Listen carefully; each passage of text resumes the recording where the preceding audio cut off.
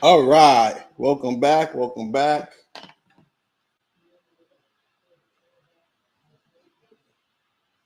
Test the 1, 2. Let me see if we're coming in loud and clear. Hold on a minute. Let me see.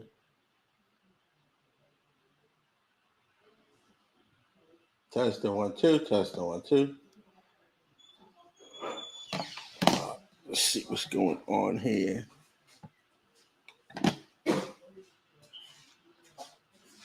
Welcome back. Welcome back.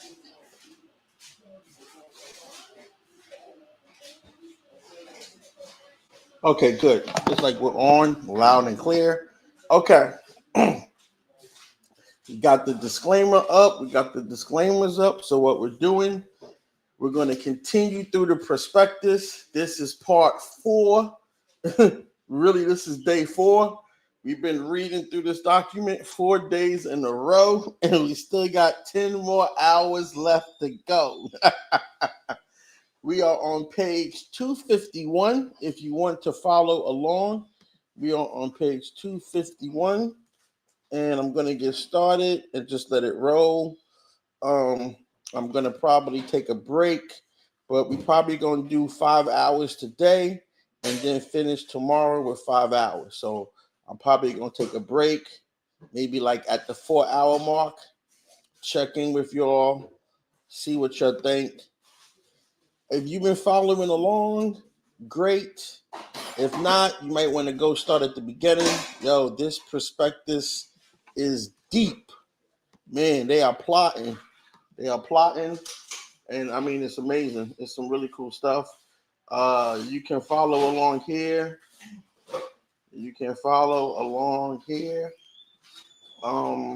At this link. I'm putting a link in here for you guys to follow along if you like. We are at page 251. This will start at page 251 of the Space IPO prospectus, the one from Fidelity. We are listening to the one from Fidelity. There's one from the SEC. That's 305 pages, I believe. And there's one from Fidelity that is 408 pages. That is the one, 405 pages. So the one from the SEC is 305. The one from Fidelity is 405. That's the one we've been listening to. We're going to continue to listen to that one. I'm just going to get started because we're way behind schedule. And let me know. I'm listening. If you want to talk to me in the comments, just hit me up in the comments. I'm listening as we go along. Man, this is deep. I hope you guys getting your chippers together. All right, let's start. Let me go on and get the page up, and we can start. Let's go on and add the page. Let's see here. And all right, let's go on and get this started.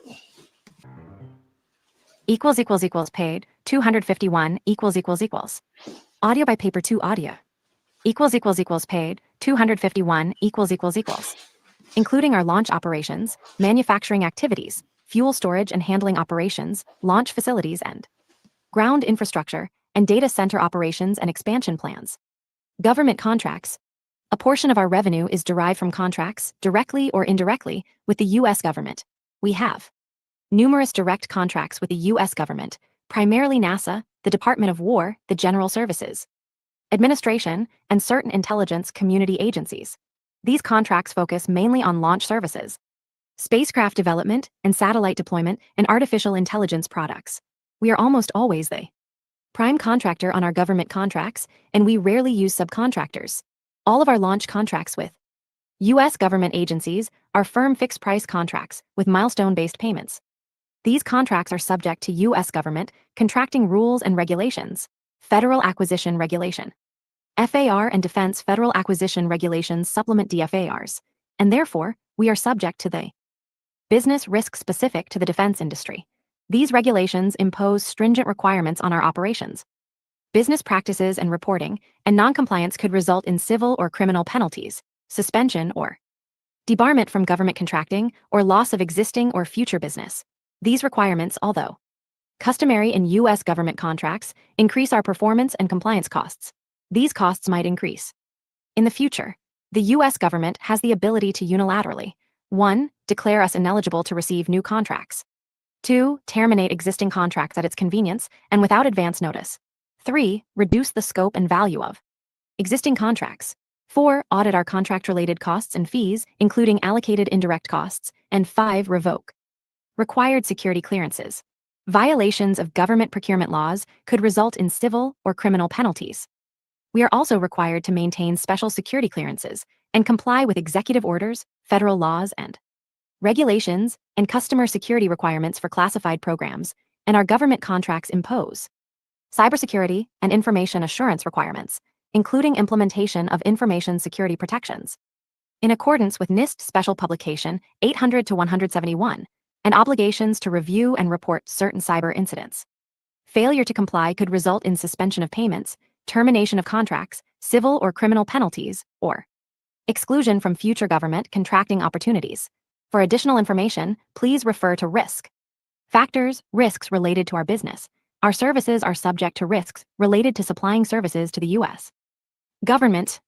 In addition, in connection with preparing leased real property for our launch operations at Kennedy Space Center and Cape Canaveral, Florida, and Space Launch Complex 4 at Vandenberg Space Force Base, California, we make significant capital improvements and install extensive real and personal property at these government-owned sites. The launch facilities we build are a unique capital improvement compared to standard commercial use sites because the federal government specifically designates these launch sites for aerospace activities, such as rocket launches. Given the specific use requirements of these government-owned sites, we have historically entered into handover agreements with the relevant government entities upon expiration or termination of the leases, pursuant to which the improvements are transferred to the government rather than removed. This fact pattern has historically been the case with previous leases, such as at Cape Canaveral Space Force Station. Legal proceedings. We are involved in the legal proceedings described in Note 17, Commitments and Contingencies, in our audited consolidated financial statements, and Note 16, Commitments and Contingencies, in our unaudited consolidated financial statements included elsewhere in this prospectus, and we are subject to other claims and litigation arising in the ordinary course of business. The outcome of any litigation is inherently uncertain, and if decided adversely to us, or if we determine that settlement of particular litigation is appropriate, we may be subject to liability that could have a material adverse effect on our business. 225 paid, 252 management. Below is certain information as of May 1, 2026, regarding individuals who are expected to serve as our executive officers and directors upon the completion of this offering. Name, age, position. Elon Musk, 54, Chief Executive Officer, Chief Technical Officer, and Chairman of the Board. Gwynne Shotwell, 62, President, Chief Operating Officer and Director. Brett Johnson, 57, Chief Financial Officer. Ira Ehrenpreis, 57, Director. Randy Glein, 60, Director. Antonio J. Gracias, 55, Director. Donald Harrison, 54, Director. Steve Jurvetson, 59, Director. Luke Nosek, 50, Director. Executive Officers and Management Directors. Elon Musk has served as our Chief Executive Officer, Chief Technical Officer, and Chairman of our board since May 2002. Mr. Musk is also the techno-king of Tesla and has served as Chief Executive Officer of Tesla since October 2008. Mr. Musk was Chief Technology Officer and on the Board of Directors of X, beginning October 2022, and served as the Chief Executive Officer and on the Board of Directors of XAI, beginning March 2023, in each case. Through the March 2025 merger of X and XAI.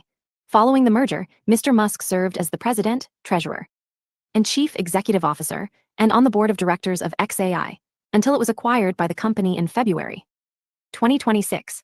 Mr. Musk is also a founder and Chief Executive Officer of Neuralink Corp., a company focused on developing brain-machine interfaces, and The Boring Company, an infrastructure company. Prior to the company, Mr. Musk co-founded PayPal, an electronic payment system, which was acquired by eBay in October 2002, and Zip2 Corporation, a provider of Internet enterprise software and services, which was acquired by Compaq in March 1999. Mr. Musk serves on the Board of Directors of Tesla and previously served on the Board of Directors of Endeavor Group Holdings, Inc., from April 2021 to June 2022. Mr. Musk holds a BA in physics from the University of Pennsylvania and a BS in business from the Wharton School of the University of Pennsylvania. Mr. Musk brings to our board historical knowledge, operational and technical expertise, and continuity. Gwynne Shotwell has served as our President and Chief Operating Officer since 2008 and has been a member of our board since March 2009. Previously, Ms. Shotwell served as our Vice President, Business Development from 2002 to 2008. Prior to joining the company, Ms. Shotwell held positions with Microcosm, Inc., an aerospace company, as a director, and the Aerospace Corporation, an independent, nonprofit organization performing objective technical analyses and assessments for a variety of government, civil, and commercial customers, as a senior project engineer. Ms. Shotwell also serves on the board of directors of Polaris, Inc., a manufacturer of power sports vehicles, and on Northwestern University's Board of Trustees. Ms. Shotwell was inducted into the National Academy of Engineering and was previously named the Satellite Executive of the Year, included on Time's 100 Most Influential People and Fortune magazine's World's 50 Greatest Leaders. Ms. Shotwell holds a BS in Mechanical Engineering and an MS in Applied Mathematics from Northwestern University. As one of the key members of our leadership team, Ms. Shotwell brings to our board extensive operational experience and in-house knowledge of the company's operations, technology, research and development, and business management. Brett Johnson has served as our Chief Financial Officer since 2011. In this role, Mr. Johnson leads our global finance organization and is responsible for our long-term financial strategy, internal financial operations, interactions with the financial community, and the financial aspects of our growth initiatives. With more than 2 decades of experience in financial leadership, primarily in high-profile technology and semiconductor companies, his leadership continues to play a key role in driving our financial performance, long-term value creation, and operational discipline. Prior to joining the company, Mr. Johnson served as Chief Financial Officer at Mindspeed Technologies, Inc., a publicly traded semiconductor company, from 2008 to 2011. Prior to that role, he spent nearly 226 paid, 253 a decade at Broadcom, Inc., a global semiconductor company, from 1999 to 2008, holding roles of increasing responsibility within the organization, including serving as Vice President and Corporate Controller. Mr. Johnson serves as a trustee of the University of Southern California and holds a BS in accounting from the University of Southern California and an MS in finance from San Diego State University, and he is a certified public accountant CPA. Non-management directors. Ira Ehrenpreis has served on our board since February 2026. Mr. Ehrenpreis is a founder and managing member of DBL Partners, a leading impact investing venture capital firm formed in 2015. Previously, he was a partner at Technology Partners, a venture capital firm. Mr. Ehrenpreis serves on the board of directors of Tesla. He serves as the chairman of the VC Network, the largest and most active California venture capital organization. Mr. Ehrenpreis also serves as the chair of the National Association of Corporate Directors, NACD, Northern California, and the co-chair of the Stanford Precourt Institute for Energy Advisory Council. Among several other awards and honors, Mr. Ehrenpreis has been named a member of the NACD Directorship 100 for being one of the most influential leaders in the boardroom and corporate governance community. Mr. Ehrenpreis holds a BA from the University of California, Los Angeles, and a JD and MBA from Stanford University.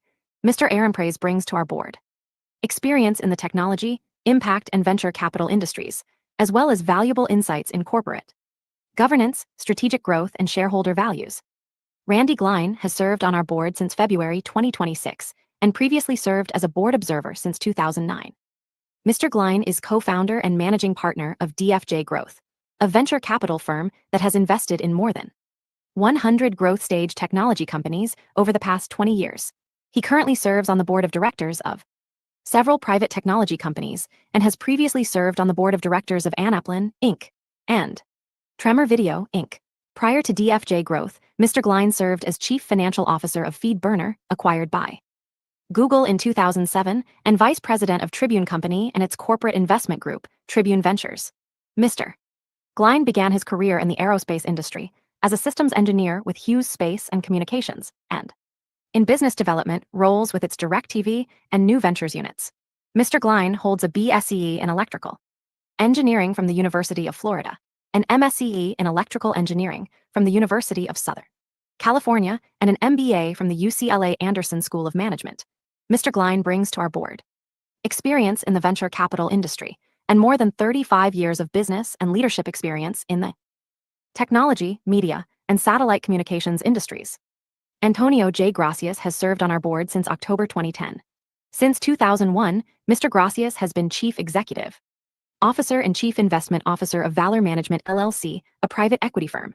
As founder, CEO, and CIO of Valor, he oversees one of the leading growth-focused investment firms in the United States, with over $55 billion in assets under management. He has served on the board of Neuralink Corp., a company focused on developing brain-machine interfaces, since May 2026, served on the board of The Boring Company, an infrastructure company, since May 2026, and served as a director of Harmony Biosciences Holdings, Inc., a pharmaceutical company from September 2017 to May 2026. He also served as a director of Marathon Pharmaceuticals, LLC, from November 2013 until its acquisition by PTC Therapeutics in May 2017, and Solar City Corporation from 2012 to 2016. Mr. Gracias previously served as a director of Tesla from 2007 to 2021, helping take the company public, and acting as lead independent director for 8 years. Prior to founding Valor Management LLC in 2001, Mr. Gracias served as founder and managing member of MG Capital, a private equity firm headquartered in Chicago, where he was the lead transaction principal from 1995 through 2000. Prior to MG Capital, Mr. Gracias was an associate with Goldman, Sachs & Co. in New York, where he served the firm's institutional clients in the international equity division. Mr. Gracias is also actively involved in philanthropic activities.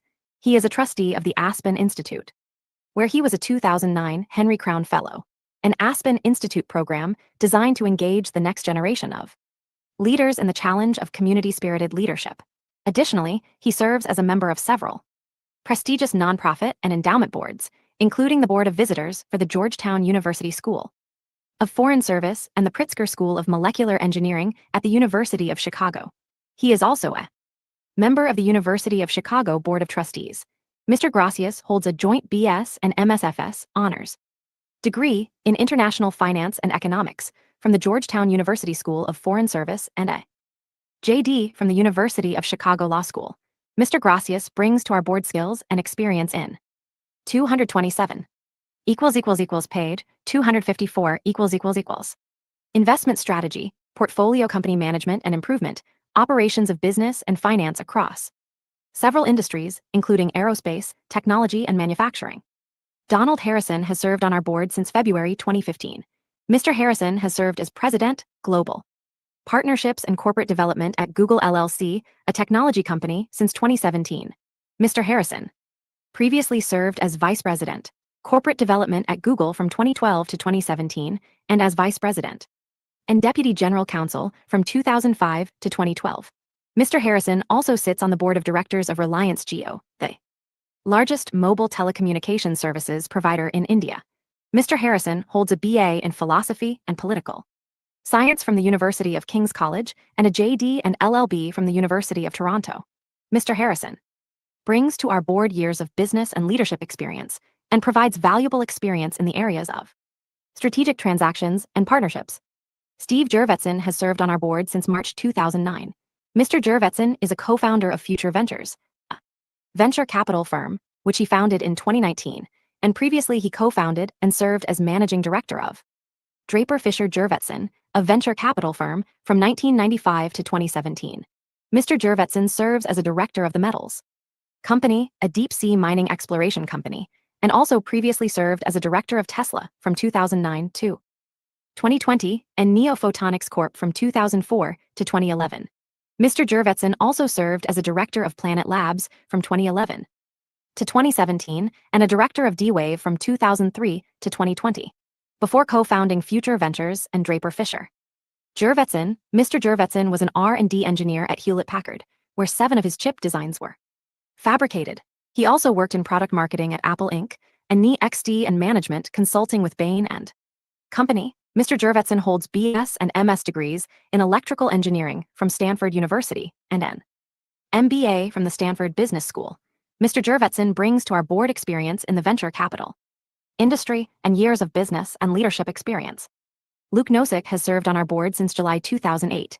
Mr. Nosek co-founded GigaFund, a venture capital firm, in July 2017 and has been managing partner since inception.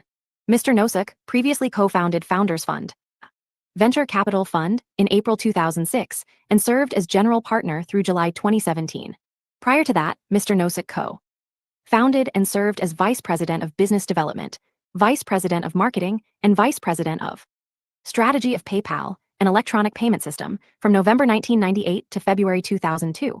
Mr. Nosek also serves as a member of the board of directors of various private companies, including Last Energy, a nuclear energy company that designs and manufactures small modular reactors, Emerald Cloud Lab, which operates remotely accessible and largely autonomous life science laboratories, and ResearchGate, an online platform connecting scientists and researchers with each other and their work.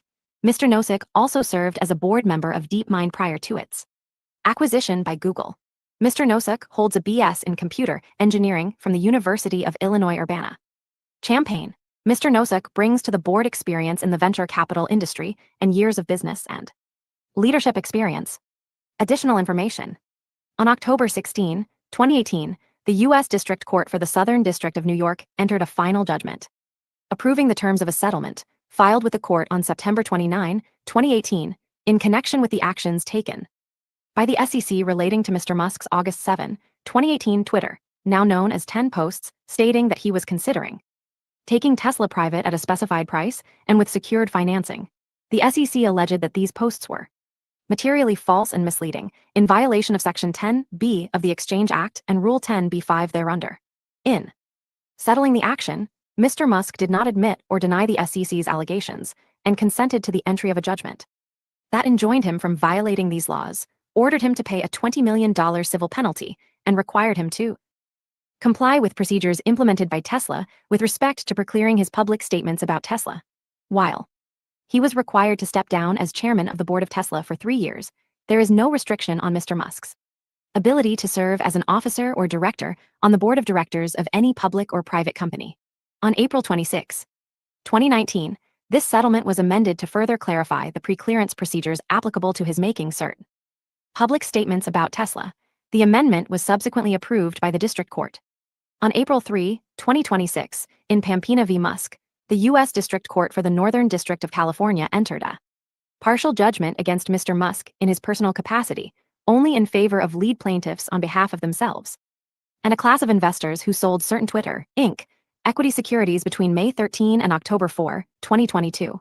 The 228 paid, 255 judgment is based on a jury verdict rendered on March 20, 2026, that found 1 in favor of plaintiffs on claims alleging that Mr. Musk violated Section 10(b) of the Exchange Act and Rule 10(b)(5) thereunder in connection with 2 statements made by Mr. Musk in May 2022, and 2 in favor of Mr. Musk on claims challenging a third statement and alleging a scheme to defraud under Rules 10(b)(5)(a) and (c).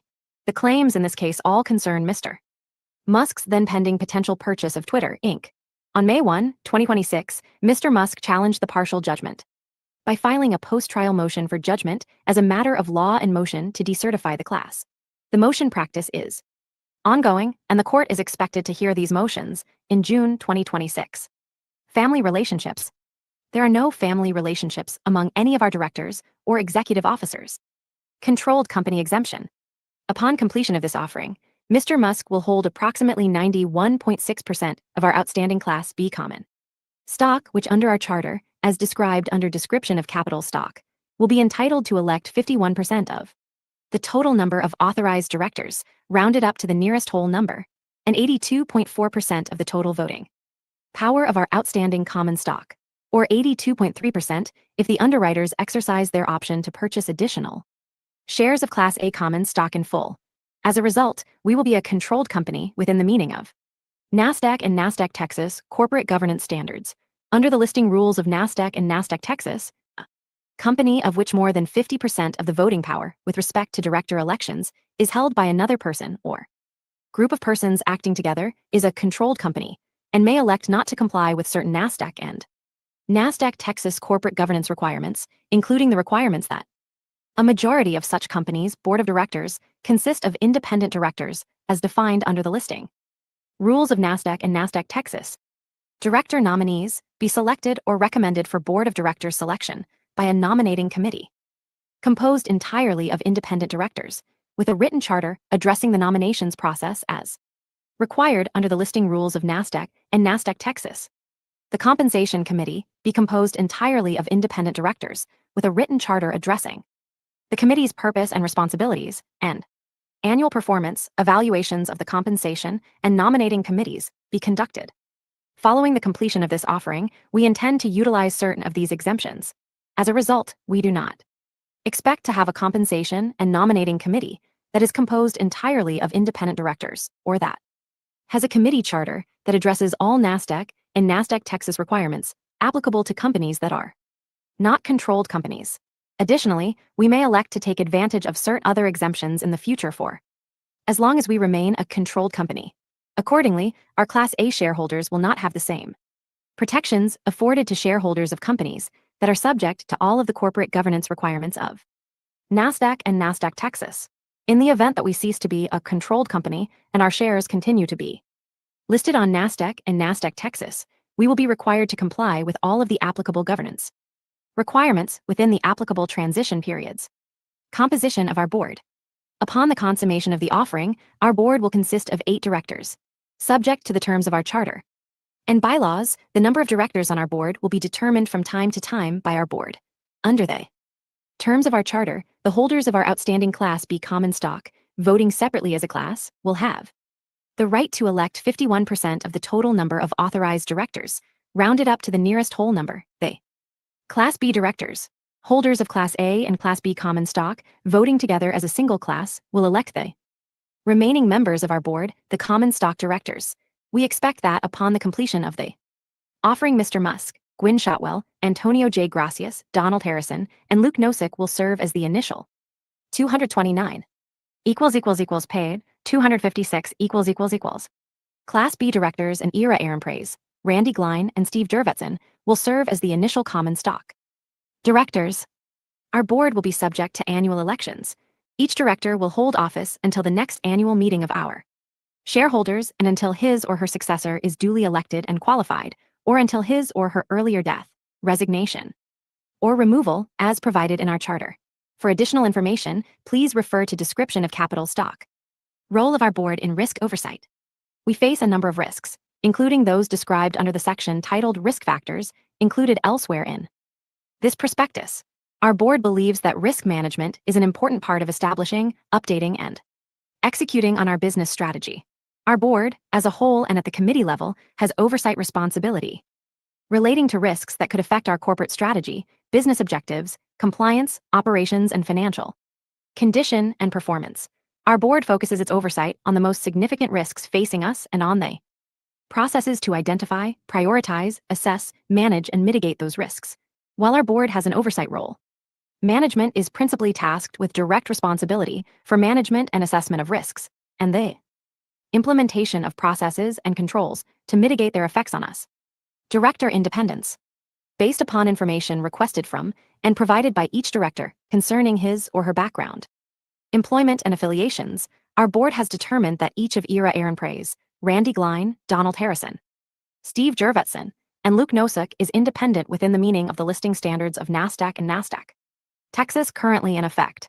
In making this determination, our board considered the relationships that each of these directors has with our company and all other facts and circumstances our board deemed relevant in determining their independence, including 1. The beneficial ownership of our capital stock by each such director and/or investment funds or other entities affiliated with them, and 2. The relationships set forth below under certain relationships and related person transactions. The board also considered that Donald Harrison was employed by an organization that does business with company. The amount received by the company or such other organization in each of the last 3 fiscal years did not exceed the greater of $200,000, or 5% of either the company's or such organizations consolidated gross revenues. Board leadership structure. Upon the completion of this offering, as provided in our charter, our board will continue to be led by Mr. Musk, Pursuant to the terms of our charter, he can only be removed from the board and these leadership positions by the affirmative vote of the holders of a majority of the outstanding shares of our Class B common stock, voting separately as a class. Our board has concluded that our current leadership structure is appropriate at this time. Board committees. In connection with the completion of this offering, our board will establish an audit committee and a compensation and nominating committee. Audit and compensation and nominating committees will be governed by their charters. That will be available on our website at www.spacex.com. Pursuant to our bylaws, our board may, from time to time, establish other committees to facilitate the management of our business and operations. Information contained on our website or linked therein or otherwise connected thereto does not constitute part of nor is it incorporated by reference into this prospectus or the registration statement of which this prospectus forms a part. Audit Committee. The primary responsibilities of our Audit Committee will include, among other things, assisting our board in its oversight responsibilities regarding the integrity of our financial statements, our compliance with legal and regulatory requirements, the independent accountant's qualifications and independence, and our accounting and financial reporting processes of and the audits of our financial statements. 230 paid, 257 preparing the report required by the SEC for inclusion in our annual proxy or information statement.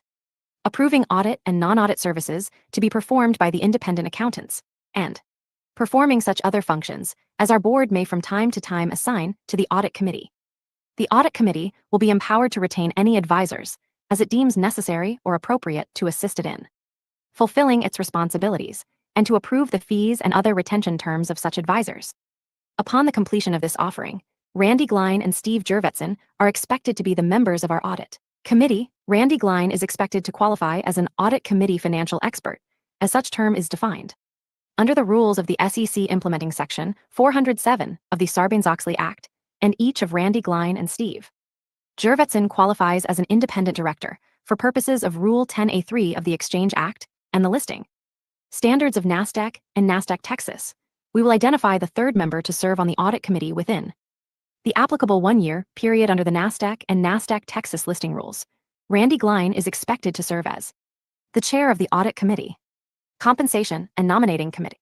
The primary responsibilities of our Compensation and Nominating Committee will include, among other things, overseeing the company's overall compensation philosophy, reviewing and approving or recommending to the full board for approval the compensation and other benefits for executive officers, reviewing and recommending to our board for approval the form and amount of compensation for our independent directors, making recommendations to our board regarding director candidates, and assisting our board in determining the composition of our board and its committees, subject to the terms of our charter, and performing such other functions as our board may from time to time assign to the committee.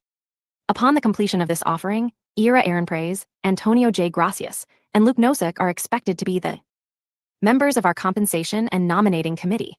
As a controlled company, we will rely upon the exemption from NASDAQ's and NASDAQ Texas requirement that we have a Compensation and Nominating Committee that is composed entirely of independent directors with a committee charter that addresses all NASDAQ and NASDAQ Texas requirements applicable to companies that are not controlled companies.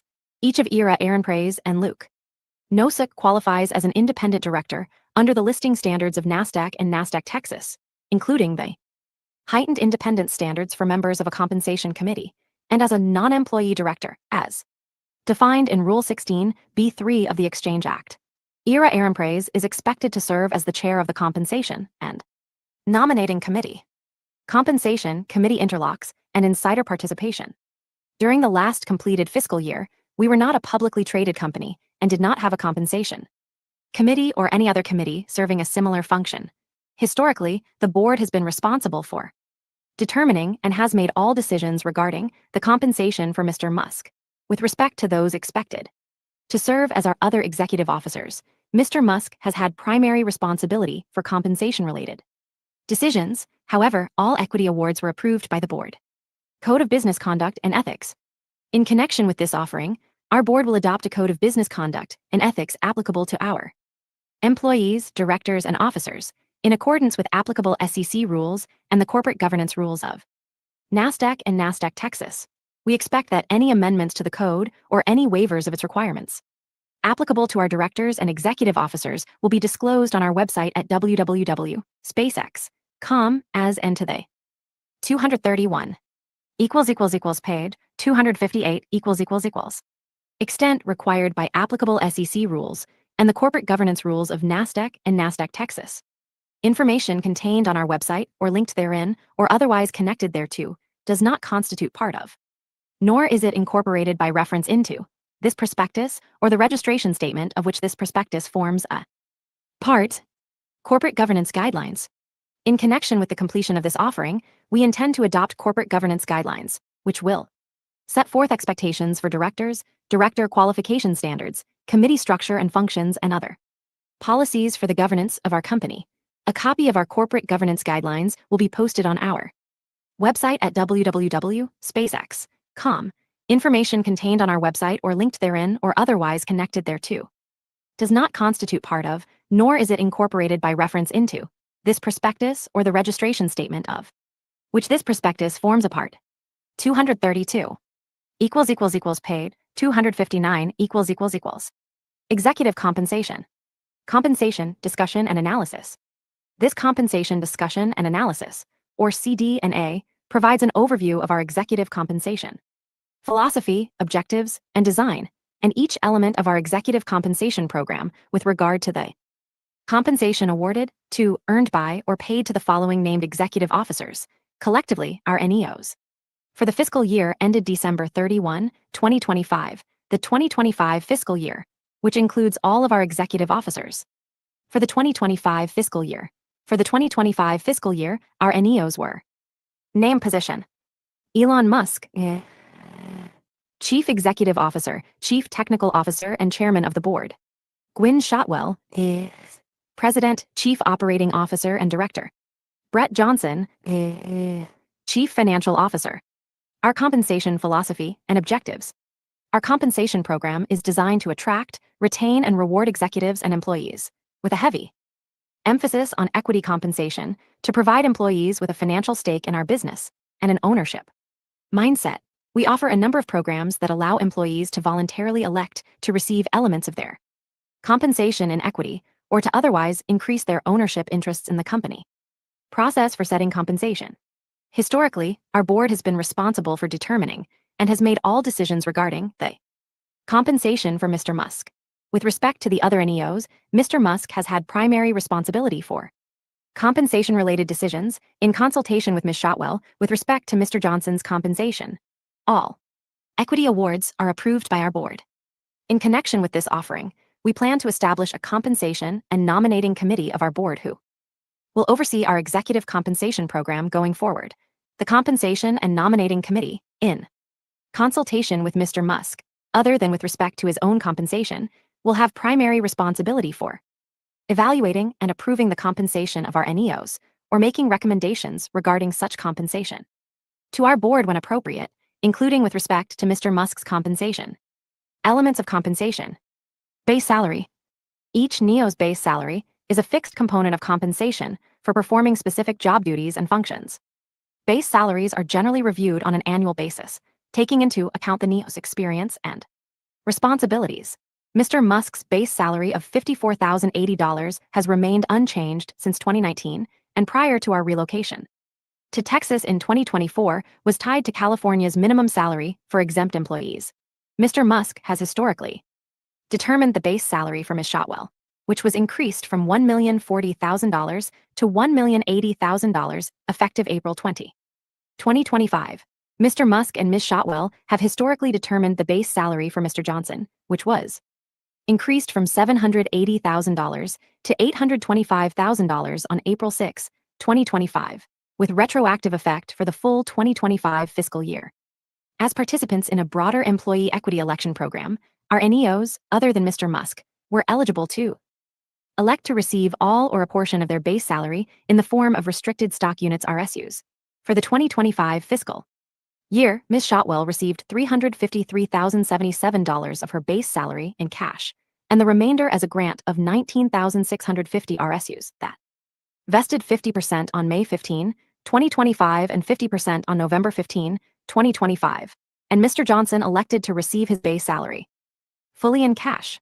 The base salaries paid to our NEOs reflect the only cash compensation that they are eligible to receive, as no NEO participates in an annual bonus program. 233 paid, 260 long-term incentive compensation. In 2025, we granted long-term incentive compensation under our 2024 Equity Incentive Plan, the 2024 Plan, which replaced our 2015 Equity Incentive Plan, the 2015 Plan, with respect to new grants, however outstanding.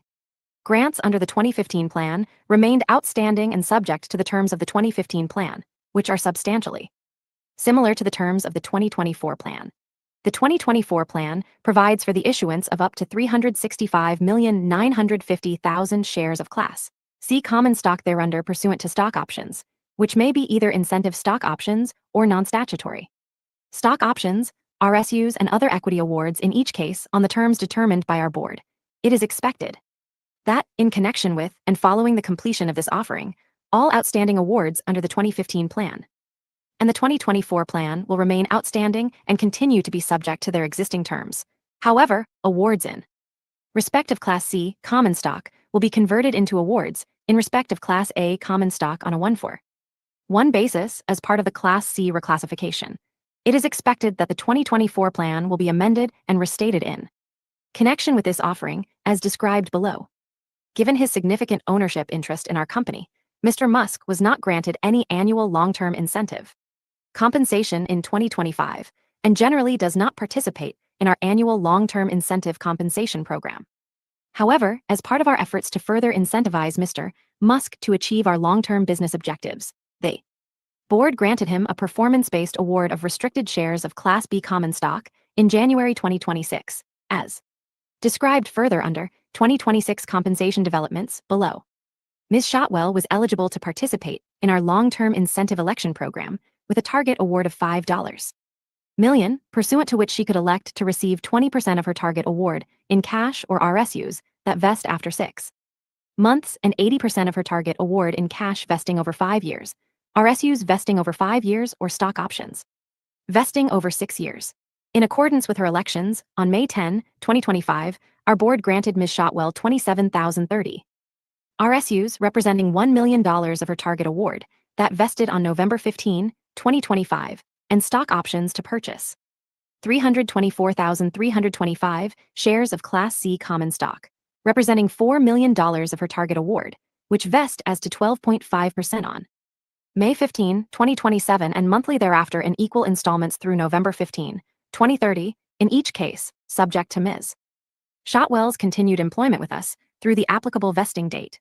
Because Mr. Johnson held outstanding stock options tied to aggressive performance milestones, a portion of which were adjusted in 2026 as described further under 2026 compensation developments. Below, he was not eligible to participate in the long-term incentive election program described above. Instead, Mr. Johnson's long-term incentive award for the 2025 fiscal year consisted exclusively of stock options to purchase 324,325 shares of Class C common stock, which was granted by our board on May 10, 2025. These stock options vest as to 40% in equal monthly installments from January 1, 2027 through December 1, 2027, and as to 60% in equal monthly installments from January 1, 2028 through December 1, 2030, in each case, subject to Mr. Johnson's continued employment with us through the applicable vesting date. On October 20, 2025, as a special equity grant intended to further promote their retention, reward their individual performance, and encourage efforts to continue growing the company, our board granted Ms. Shotwell stock options to purchase 3,537,740 shares of Class C common stock, and granted Mr. Johnson stock options to purchase 141,510 shares of Class C common stock. These special stock options vest as to 20% on September 30, 2027, and monthly thereafter in equal installments through September 30, 2031, in each case, subject to the NEO's continued employment with us through the applicable vesting date. Other elements of compensation. Retirement benefits. All of our U.S. employees, including our NEOs, are eligible to participate in our 401(k) plan, which is a broad-based tax-qualified defined contribution retirement plan. Under the 401(k) plan, we may make discretionary matching and non-elective contributions, subject to certain limits under the Internal Revenue Code of 1986, as amended, the code, and such contributions would vest ratably and would be 100% vested after 5 years of credited service. However, no such company contributions were made for 2025. 234 paid. 261 employee stock purchase plans. Historically, we have provided 2 employee stock purchase plans in which all of our U.S. employees, including the NEOs, are eligible to participate. Our amended and restated 2017 Employee Stock Purchase Plan, the 2017 ESBP, is intended to qualify under Section 423 of the Code and allows eligible employees to purchase shares of Class C common stock using accumulated payroll contributions at a discount. It is expected that the 2017 ESBP will be amended and restated in connection with this offering, as described below. Our 2023 non-qualified ESBP, the NQ ESBP, is not intended to qualify under Section 423 of the Code and allows eligible employees to purchase shares of Class C common stock using accumulated payroll contributions at fair market value. Our NQ ESBP will be discontinued in connection with this offering. Perquisites. The company provides security equipment to enhance security at Ms. Shotwell's personal residence. The aggregate incremental cost of these security benefits are reported in the Executive Compensation Table's 2025 summary. Compensation table below. No other material perquisites are provided to our NEOs. Other matters. 2026 compensation developments. On January 13, 2026, our board approved the grant of 1 billion performance-based restricted shares of Class B common stock to Mr. Musk. The restricted shares vest upon 1. Our achievement of specified market capitalization milestones across 15 equal tranches, and 2. The company's establishment of a permanent human colony on Mars, with at least 1 million inhabitants, in each case, subject to Mr. Musk's continued employment with us through the date on which achievement is certified by our board. Mr. Musk has the right to vote all of these performance-based restricted shares of Class B common stock that remain outstanding. For any tranche of the award to vest, both the applicable market capitalization milestone for such tranche and the human colony milestone must be met. In connection with the XAI merger that closed on February 2, 2026, the market capitalization milestones were equitably adjusted in accordance with the terms of the award agreement to the following: restricted shares subject to tranche.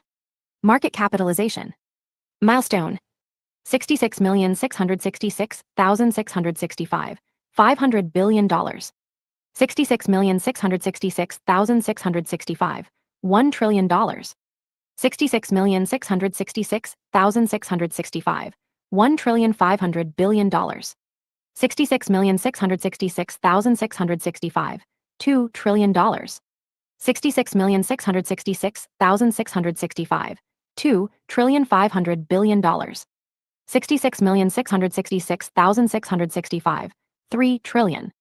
$66,666,665 $3,500 billion. $66,666,665 $4 trillion. $66,666,665 $4,500 billion. $66,666,665 $5 trillion. $66,666,675 $1,500 billion. $66,666,676 trillion. $66,666,676 $1,500 billion. $66,666,677 trillion. $66,666,677 $1,500 billion. In connection with the XAI merger, we also assumed a performance stock award originally granted to Mr. Musk by XAI on November 26, 2025.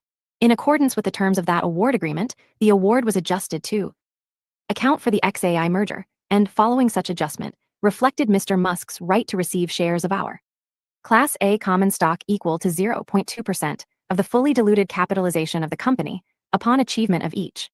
235 paid. 262 of 12 valuation milestones ranging from $1.065 trillion to $6.565 trillion, with each milestone reflecting $500 billion. An additional valuation, in each case, subject to Mr. Musk's continued employment with us.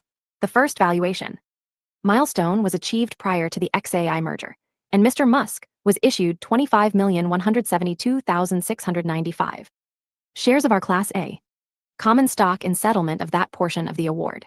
On March 23, 2026, this award and the 25,172,695 shares earned upon achievement of the first valuation milestone were canceled and replaced with a grant of 302,072,285 performance-based restricted shares of Class B common stock, which vest upon both 1. Achievement of specified market capitalization milestones across 12 equal tranches ranging from $1.065 trillion to $6.565 trillion, with each milestone reflecting $500 billion in additional valuation, and 2. The company's completion of non-Earth-based data centers capable of delivering 100 terawatts of compute per year, in each case, subject to Mr. Musk's continued employment with us through the date on which achievement is certified by our board. Mr. Musk has the right to vote all of these performance-based restricted shares of Class B common stock that remain outstanding. On January 4, 2026, our board approved an amendment to Mr. Johnson's 4 million performance-based stock options, originally granted in 2024. In lieu of vesting based on free cash flow achievement in excess of a baseline, 371,125 of the stock options will vest for each $10 billion in adjusted EBITDA achieved during the 2025 through 2029 fiscal years assessed on an annual basis. For purposes of this award, adjusted EBITDA is calculated as income from operations excluding 1. Depreciation and amortization, 2. Share-based compensation, 3. Impairment, and 4. Restructuring impacts. Once a tranche of the stock options have become earned as a result of our adjusted EBITDA performance as of the end of a particular fiscal year, such stock options remain subject to an additional 1 year and 1 day service-based vesting requirement following December 30, one of the fiscal year in which such tranche was earned. None of the stock options became earned on account of our 2025 fiscal year adjusted EBITDA performance. Clawback policy. In connection with this offering, we will adopt a compensation recoupment clawback policy that complies with the NASDAQ and NASDAQ Texas listing standards implementing Rule 10D, 1 of the Exchange Act. Executive compensation tables. 2025 Summary Compensation Table. The following table presents information regarding the total compensation awarded to, earned by, and paid to the NEOs for the 2025 fiscal year. Name and principal position year. Salary. Option. Awards. $1. Stock. Awards. $2. All other. Compensation. A3. Total. Compensation. Elon Musk. Chief Executive Officer, Chief Technical Officer and Chairman of the Board, 2025 54,080, 54,080. Gwynne Shotwell.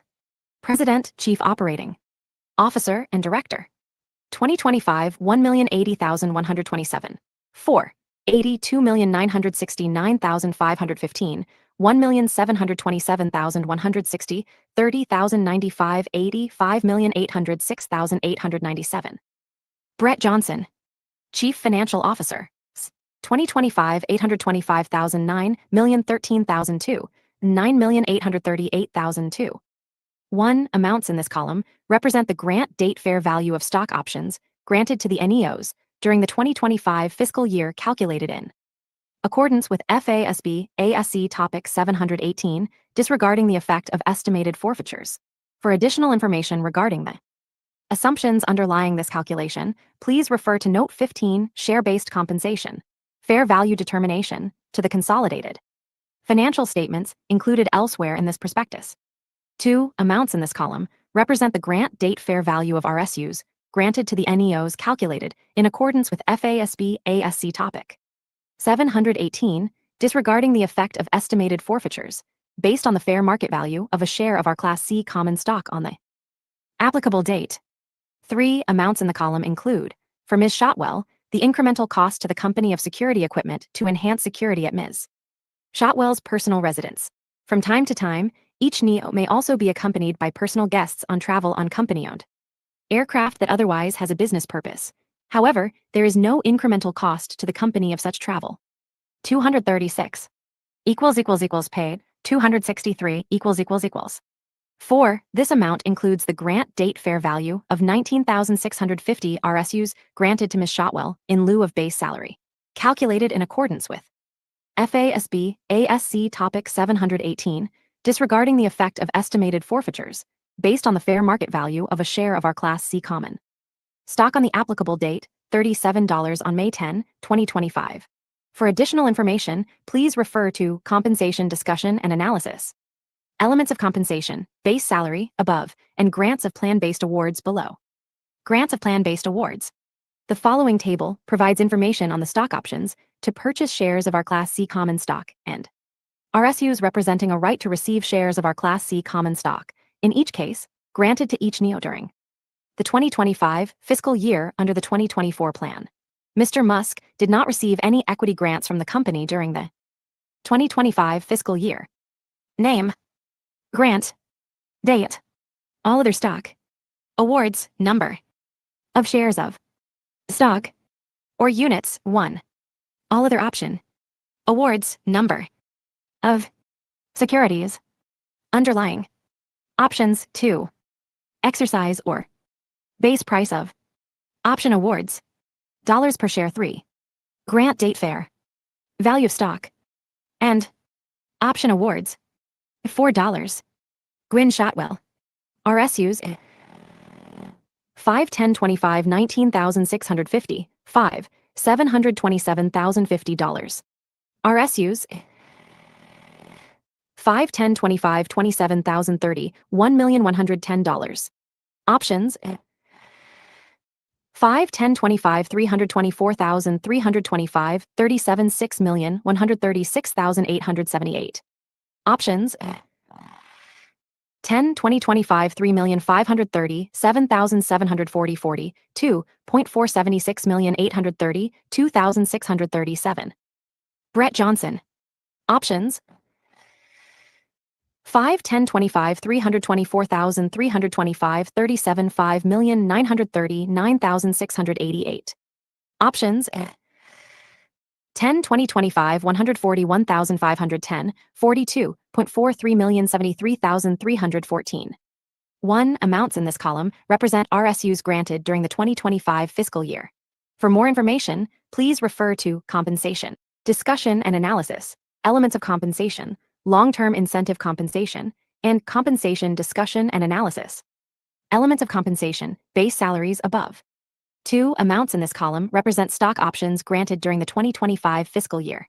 For more information, please refer to Compensation Discussion and Analysis, Elements of Compensation, Long-Term Incentive Compensation, above. 3. The exercise price of each stock option granted during the 2025 fiscal year reflects the fair market value of a share of our Class C common stock on the date of grant and was determined based on a third-party valuation obtained in accordance with Section 409A of the Code. 4. Amounts in this column represent the grant date fair value of stock options and RSUs, calculated in accordance with FASB ASC Topic 718. Disregarding the effect of estimated forfeitures. For additional information regarding the assumptions underlying this calculation, refer to Note 15, Share-Based Compensation, Fair Value Determination, to the audited financial statements included elsewhere in this prospectus. 5. Represents the RSUs granted to Ms. Shotwell in lieu of $726,923 of her 2025 base salary. For additional information, please refer to Compensation Discussion and Analysis, Elements of Compensation, Base Salary, above. Outstanding equity awards at fiscal year end. The following table presents information regarding the outstanding stock option awards held by our NEOs as of December 31, 2025. No NEOs held outstanding RSUs or other unvested stock awards in the company as of December 31, 2025. Awards in respect of Class C common stock reflected in this following table will be converted into awards in respect of Class A common stock on a 1-for-1 basis as part of the Class C reclassification. 237 paid, 264 Elon Musk. Class B options 344,166,650, 8,333,350, 1, 8.399, 82, 1131. Gwynn Shotwell. Class C options 27,800 300 5,552, 8.399, 84 2031. Class C options. 14,885 163,690, 2, 11.24 2732. Class C options. 618,563, 19.45 1634. Class C options. 324,325, 4, 37.5 1035. Class C options. 3,537,745, $42.40 10 2035. Brett Johnson. Class C options. 711,850, 4.44 2430. Class C options. 1,019,400 480,600, 2, 8.399, 84 2031. Class C options. 535,715, 2,142,860, 6, 11.24 2732. Class C options. 139,280, 5 375,005, 7, 15.45 133.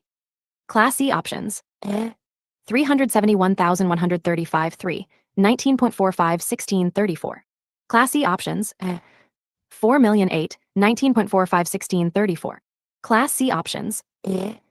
324,325, 9, 37.5 1035.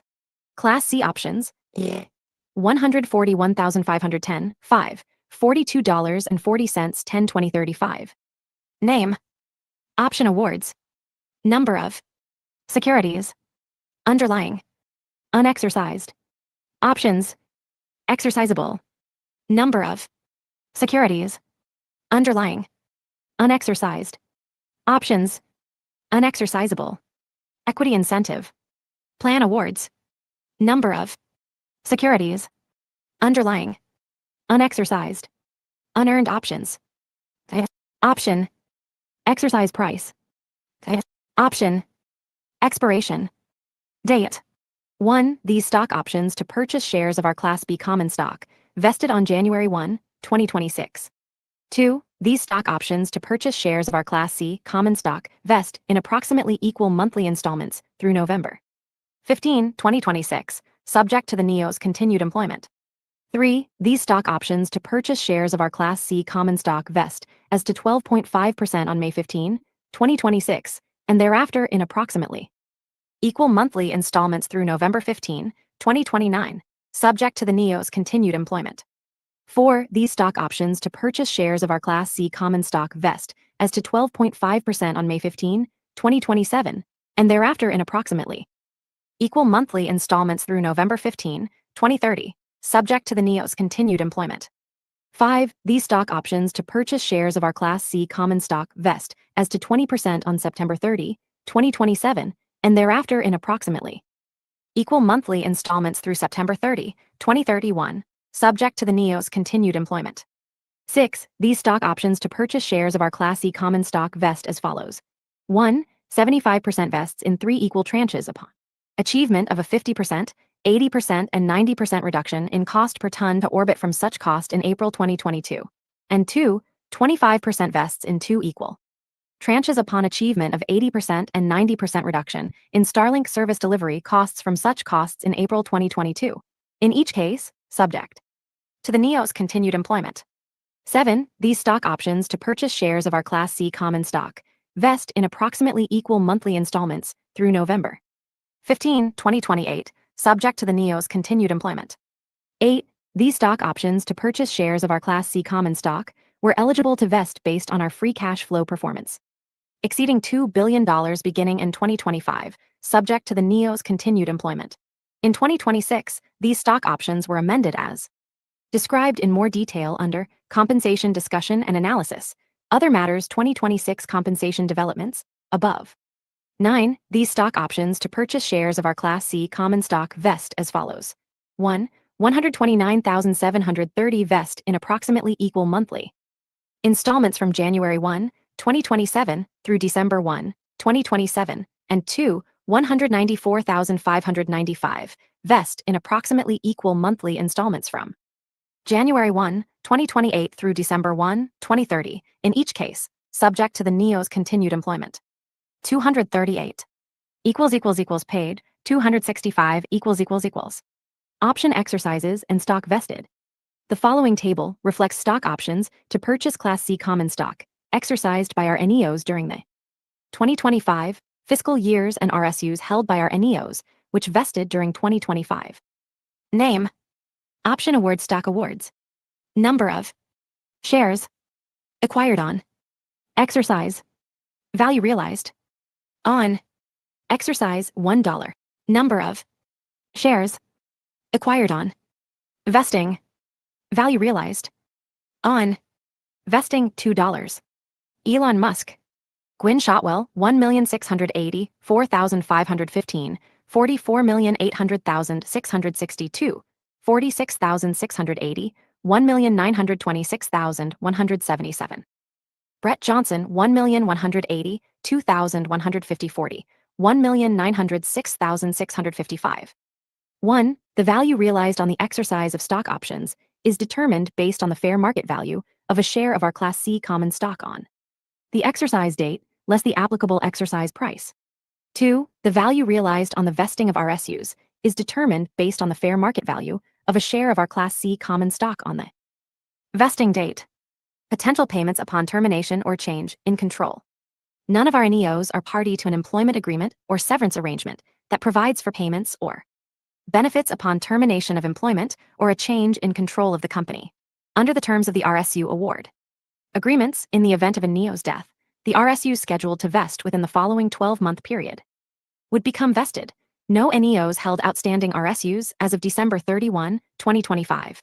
No other equity award agreements provide for benefits upon termination of employment or a change in control of the company. Amended and restated 2024 Equity Incentive Plan.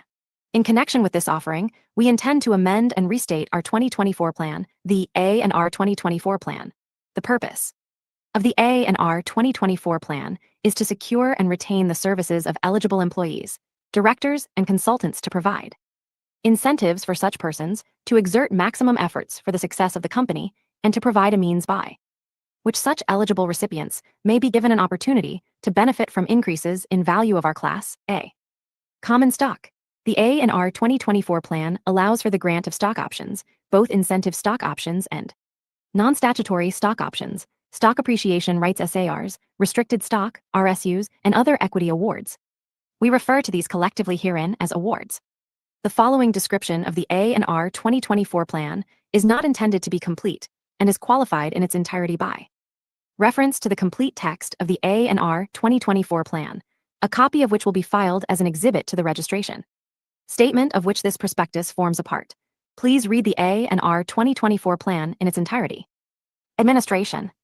The A&R 2024 plan will be administered by our board or a committee thereof designated by our board to administer the A&R 2024 plan, which we refer to herein as the plan administrator.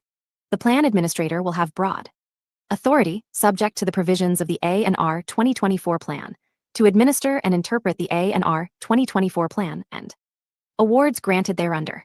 All decisions and actions of the plan administrator will be final, binding, and conclusive on all persons.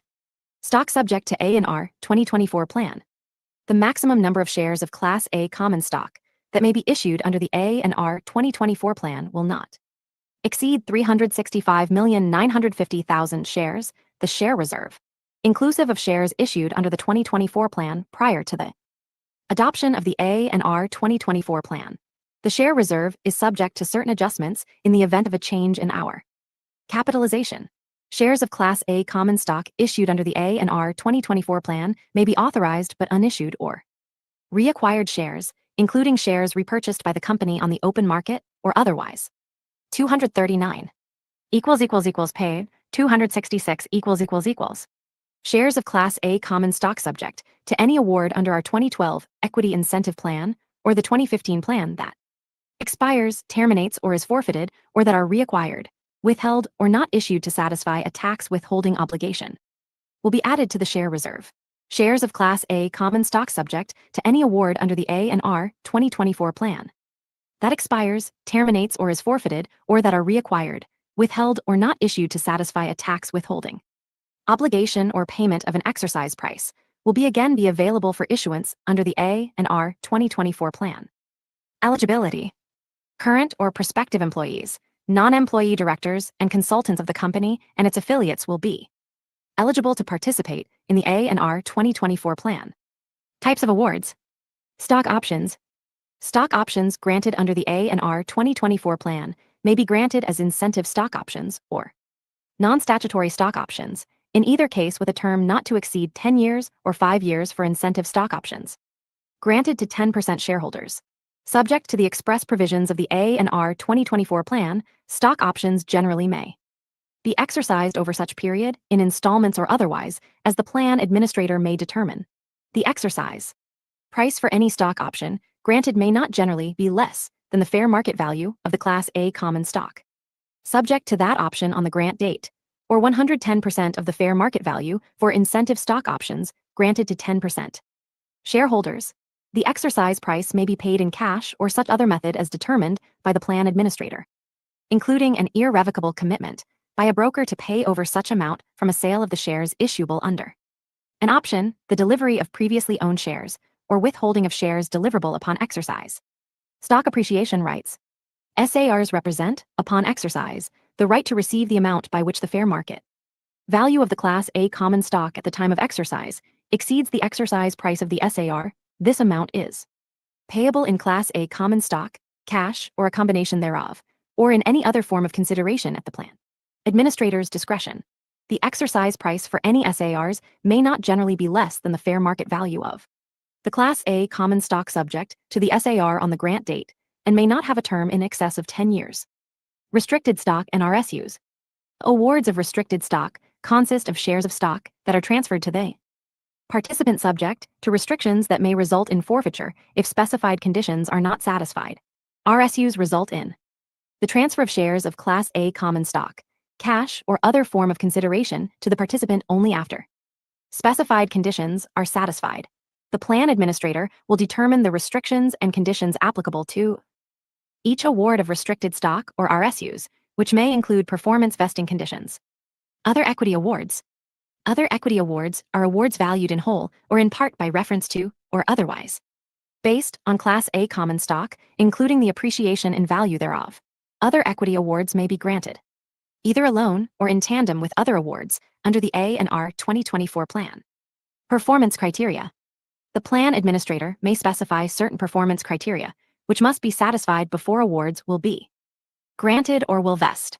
The performance goals may vary from participant to participant, group to group, and period to period. Transferability.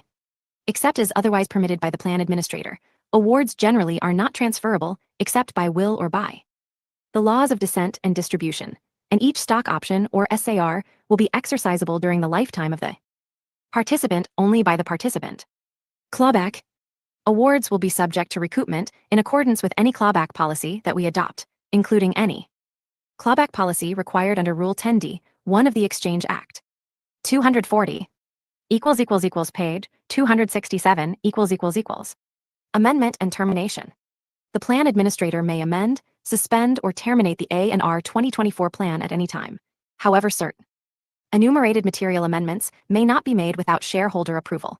Suspension or termination of the A&R 2024 plan may not impair the rights and obligations of any outstanding award. The plan administrator may also amend any outstanding award, subject to the participant's consent in the event such amendment impairs such participants' rights under such award. The A&R 2024 plan is expected to be adopted by our board in connection with this offering and will terminate on December 10, 2034, unless earlier terminated by our board. Second amended and restated 2017 Employee Stock Purchase Plan.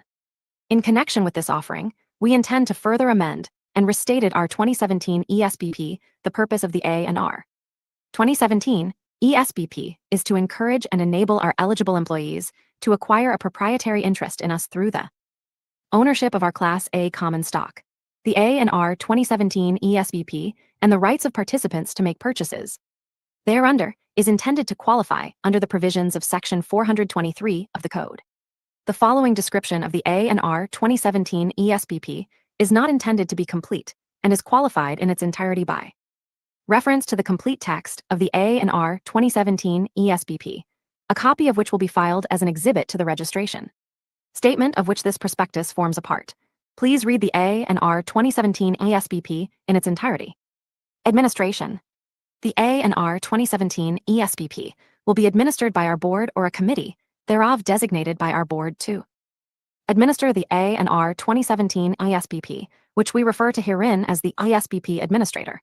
The ESBP Administrator has the final power to determine all questions of policy and expediency that may arise in the administration of the A&R 2017 ESBP. The ESBP Administrator may delegate its responsibilities under the A&R 2017 ESBP to one or more other persons. Stock subject to A&R 2017 ESBP. The maximum number of shares of Class A common stock that may be issued under the A&R 2017 ESBP will not exceed 75 million shares, the ESBP share pool, inclusive of shares issued under the 2017 ESBP prior to the adoption of the A&R 2017 plan. The ESBP share pool is subject to certain adjustments in the event of a change in our capitalization. Shares of Class A common stock issued under the A&R 2017 ESBP may be either authorized and unissued shares or previously issued shares acquired by us. A participant does not have the rights of a shareholder until the shares are actually issued to the participant. Eligibility limitations. An employee is eligible to participate in the A&R 2017 ESBP if the employee has been continuously employed by us, one of our related corporations incorporated in the United States since at least the last day of the calendar month preceding the month in which the offering date occurs, and does not own 5% or more of the combined voting power of the company or any related corporations, as determined under Section 423 and 424 of the Code.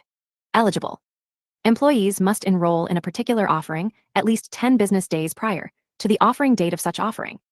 And once enrolled for an offering, employees will be automatically enrolled in subsequent offerings unless the employee withdraws. A participant is not permitted to purchase shares of our Class A common stock with a fair market value in excess of $25,000 in any one calendar year, calculated based on the fair market value on the offering date. Offerings.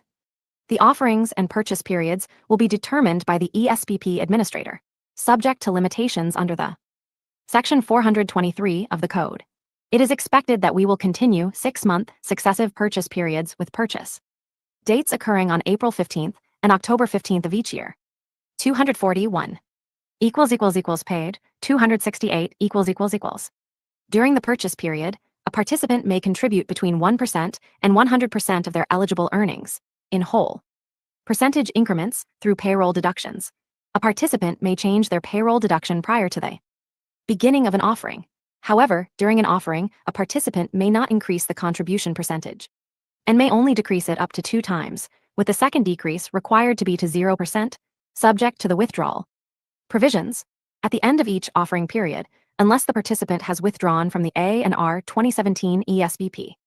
Payroll deductions are applied automatically to purchase shares of Class A common stock at the purchase price described below. The number of shares purchased is determined by dividing the payroll deductions by the applicable purchase price, with any remaining funds held in the participant's account for the subsequent purchase period, subject to the withdrawal provisions. In the event of a participant's termination of employment or a participant's withdrawal from an offering, which may occur at any time prior to the 10 business day period preceding the purchase date, such participants' accumulated deductions will be returned to the participant as soon as administratively practicable. Purchase price. The price per share at which shares are purchased under the A&R 2017 ESBP in a particular offering period is determined by the ESBP Administrator, but in no event will be less than 85% of the lower of the fair market value of the Class A common stock on the offering date or the fair market value of the Class A common stock on the purchase date. Adjustments. In the event of any reorganizations, recapitalizations, stock splits, reverse stock splits, stock dividends, extraordinary dividends or distributions, or similar events, the ESBP Administrator will appropriately adjust the number and class of shares available under the A&R 2017 ESBP, and subject to the purchase limits under each ongoing offering and the applicable purchase price of such shares in each ongoing offering. Transferability. Rights to purchase Class A common stock under the A&R 2017 ESBP may not be transferred by a participant and may be exercised during a participant's lifetime only by the participant. Amendment and termination. The A&R 2017 ESBP will become effective when it is approved by our board. Our board may amend, alter, or discontinue the A&R 2017 ESBP in any respect at any time, subject to shareholder approval as required by applicable laws and regulations. Director compensation. During 2025, our non-employee directors did not receive cash or equity compensation for their service on our board. Mr. Musk and Ms. Shotwell do not receive any additional compensation for their respective services as directors. 242 paid. 269 certain relationships and related person transactions. The following is a description of certain relationships and transactions that exist, are proposed to exist or have existed, or that we have entered into or propose to enter into with our directors, executive officers, holders of more than 5% of our capital stock or their affiliates and immediate family members since January 1, 2023, and where we have been or are to be a participant. The amount involved exceeded or will exceed $120,000, and any of our directors, executive officers, or holders of more than 5% of our capital stock, or any immediate family member of, or persons sharing their household with, any of these individuals, had or will have a direct or indirect material interest. Note regarding the XAI merger. On February 2, 2026, we effected the XAI merger, pursuant to which we acquired XAI, which includes 10, for the purposes of the disclosures set forth in this section, pursuant to Item 404 of Regulation S-K. The transactions described below also include certain agreements and transactions originally entered into by XAI or X Holdings prior to the XAI merger, to the extent that such agreements and transactions are ongoing following the consummation of the XAI merger. Transactions with Elon Musk and affiliated entities. Elon Musk, our founder, chief executive officer, chief technical officer, chairman of our board, and principal shareholder, also serves as the Technoking chief executive officer and director of Tesla, and is an approximately 20% shareholder of Tesla as of November 10, 2025. Mr. Musk is also the founder of several other ventures, including the Boring Company and Infrastructure Company. In addition, Mr. Musk was a stockholder, director, and officer of each of XAI and X prior to the X merger and the XAI merger. We have certain relationships and or transactions with Mr. Musk and affiliated entities, as described below. Transactions with Tesla. Tesla is the beneficial owner of 18,990,195 shares of our Class A common stock as of May 1, 2026, representing an ownership interest of less than 1% of the total outstanding number of shares of our Class A common stock, after giving effect to the sale of shares of Class A common stock in this offering. Tesla designs, develops, manufactures, sells, and leases fully electric vehicles and energy generation and storage systems that deliver AI-related and enhanced software and services to its customers. We have historically collaborated with Tesla through commercial, licensing, and support agreements. Certain amounts presented below that may have been incurred in one year could be paid in another year. SpaceX commercial, licensing, and support agreements. We are party with Tesla to certain agreements which generally relate to commercial, licensing, and support agreements, and standardized commercial transactions with Tesla done on terms no less favorable to SpaceX than those generally available to unaffiliated third parties.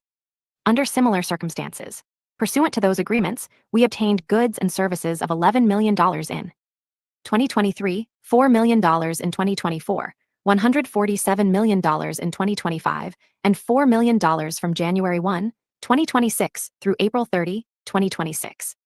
XAI commercial, licensing, and support agreements. XAI is party to certain commercial, licensing, and support agreements with Tesla. Under these agreements, XAI obtained goods and services of $191 million in 2024, $506 million in 2025, and $303 million from January 1, 2026 through April 30, 2026, $269 million of which relates to purchases of megapacks in April 2026, and XAI recognized revenue of $2 million in 2025 and $1 million from January 1, 2026 through April 30, 2026 from Tesla. X Holdings advertising agreements. Tesla has directly and indirectly purchased advertising on our X platform. These amounts totaled $0.5 million in 2024, $4 million in 2025, and $0.1 million from January 1, 2026 through April 30, 2026. 243 paid, 270 Aircraft usage.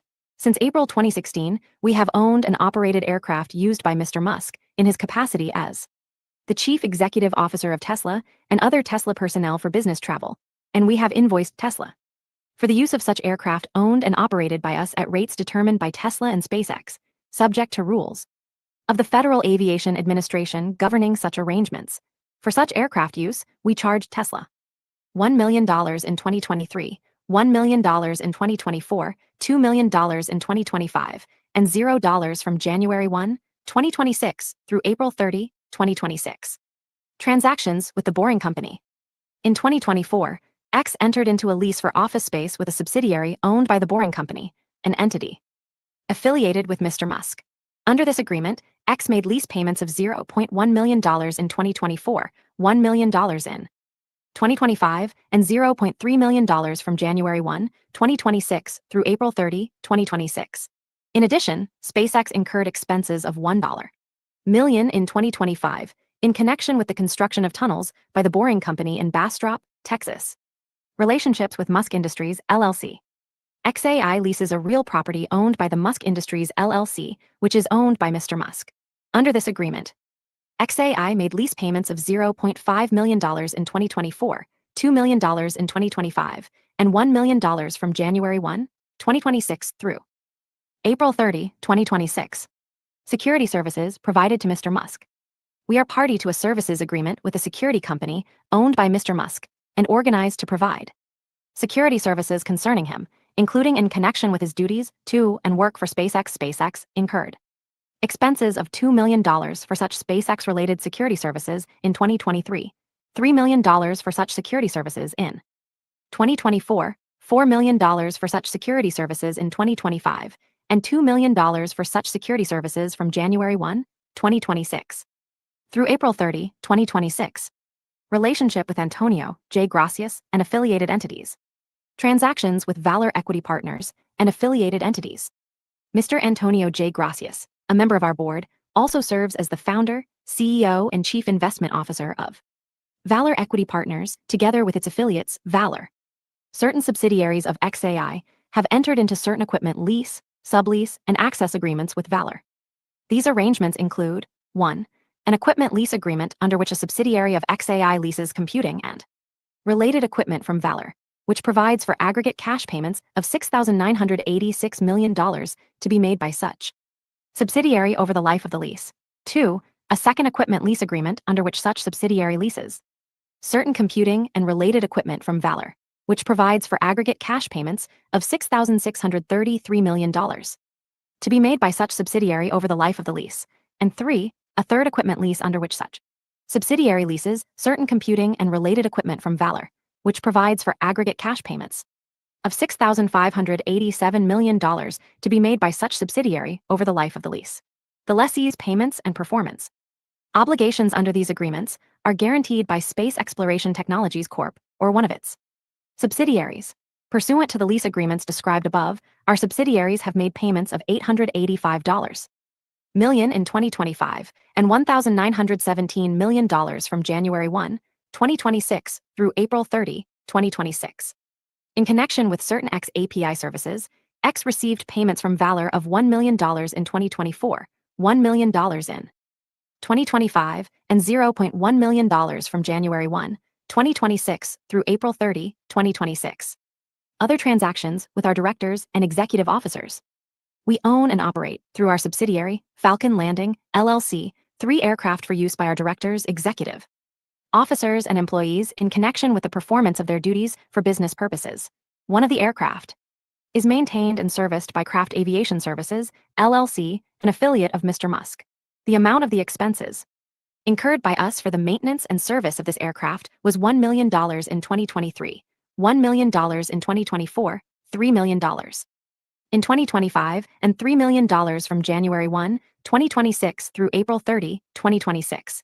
As disclosed above, we have also invoiced 244 Paid, 271 Tesla for their use of one of the aircraft owned and operated by us at rates determined by Tesla and SpaceX, subject to rules of the Federal Aviation Administration governing such arrangements. In certain circumstances, when our aircraft are unavailable, Mr. Musk uses his personal aircraft for SpaceX business purposes and is reimbursed by us, subject to rules of the Federal Aviation Administration governing such arrangements. In connection with the use of such aircraft, SpaceX has incurred expenses of $0.1 million in 2023, $3 million in 2024, $2 million in 2025, and $0.2 million from January 1, 2026 through April 30, 2026. Ms. Shotwell, our President, Chief Operating Officer and Director, and Mr. Johnson, our Chief Financial Officer, separately co-own an aircraft for their personal use, in certain circumstances when none of our aircraft are available. For business use, our directors and employees, including Ms. Shotwell and Mr. Johnson, have used this aircraft for SpaceX business purposes. Any leasing fees for the use of such aircraft for our business purposes have been waived by the owners, and we have agreed to assume the cost of maintenance, crew, and operation of such aircraft for such use, subject to rules of the Federal Aviation Administration governing such arrangements. In connection with the use of this aircraft, SpaceX has incurred expenses of $3 million in 2023, $3 million in 2024, $3 million in 2025, and $1 million from January 1, 2026 through April 30, 2026. Investors' Rights Agreement.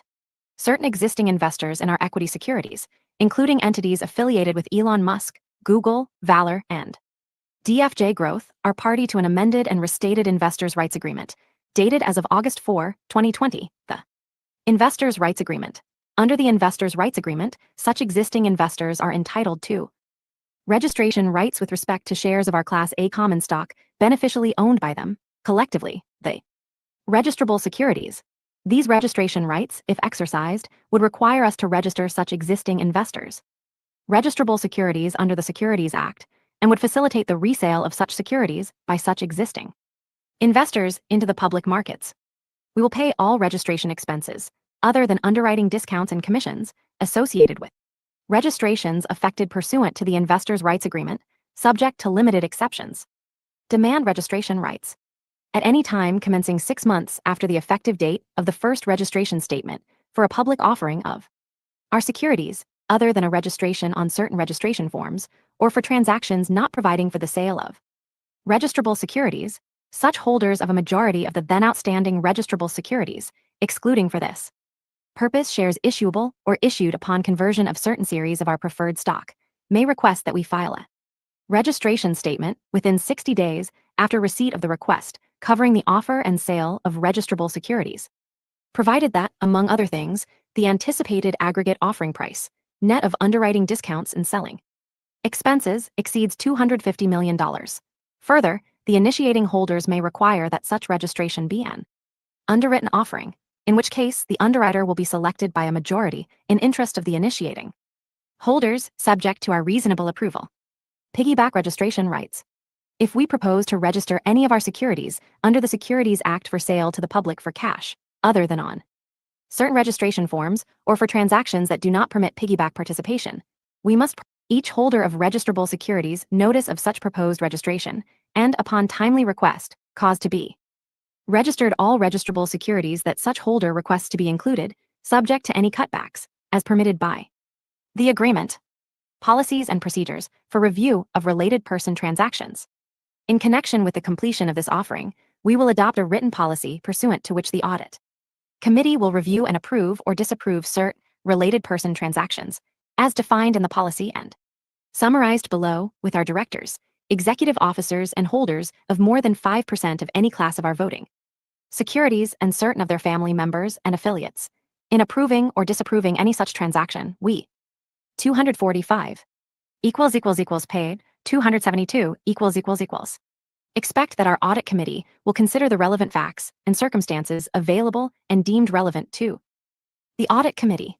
Any member of the audit committee who is a related person with respect to a transaction under review will not be permitted to participate in the deliberations or vote on approval or disapproval of the transaction.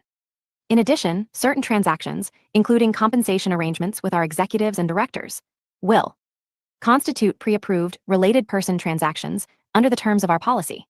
For purposes of the policy, 1. Related person transaction is a transaction, arrangement, or relationship in which we or any of our subsidiaries was, is, or will be a participant, the amount of which involved exceeds $120,000, and in which any related person had, has, or will have a direct or indirect material interest.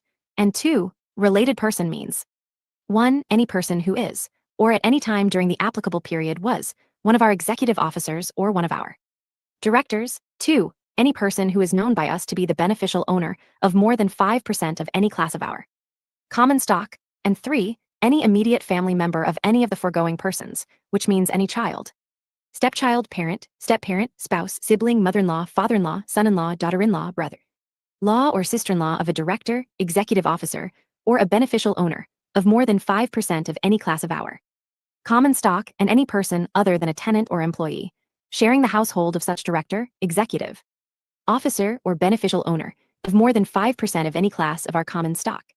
246 paid. 273 security ownership of certain beneficial owners and management.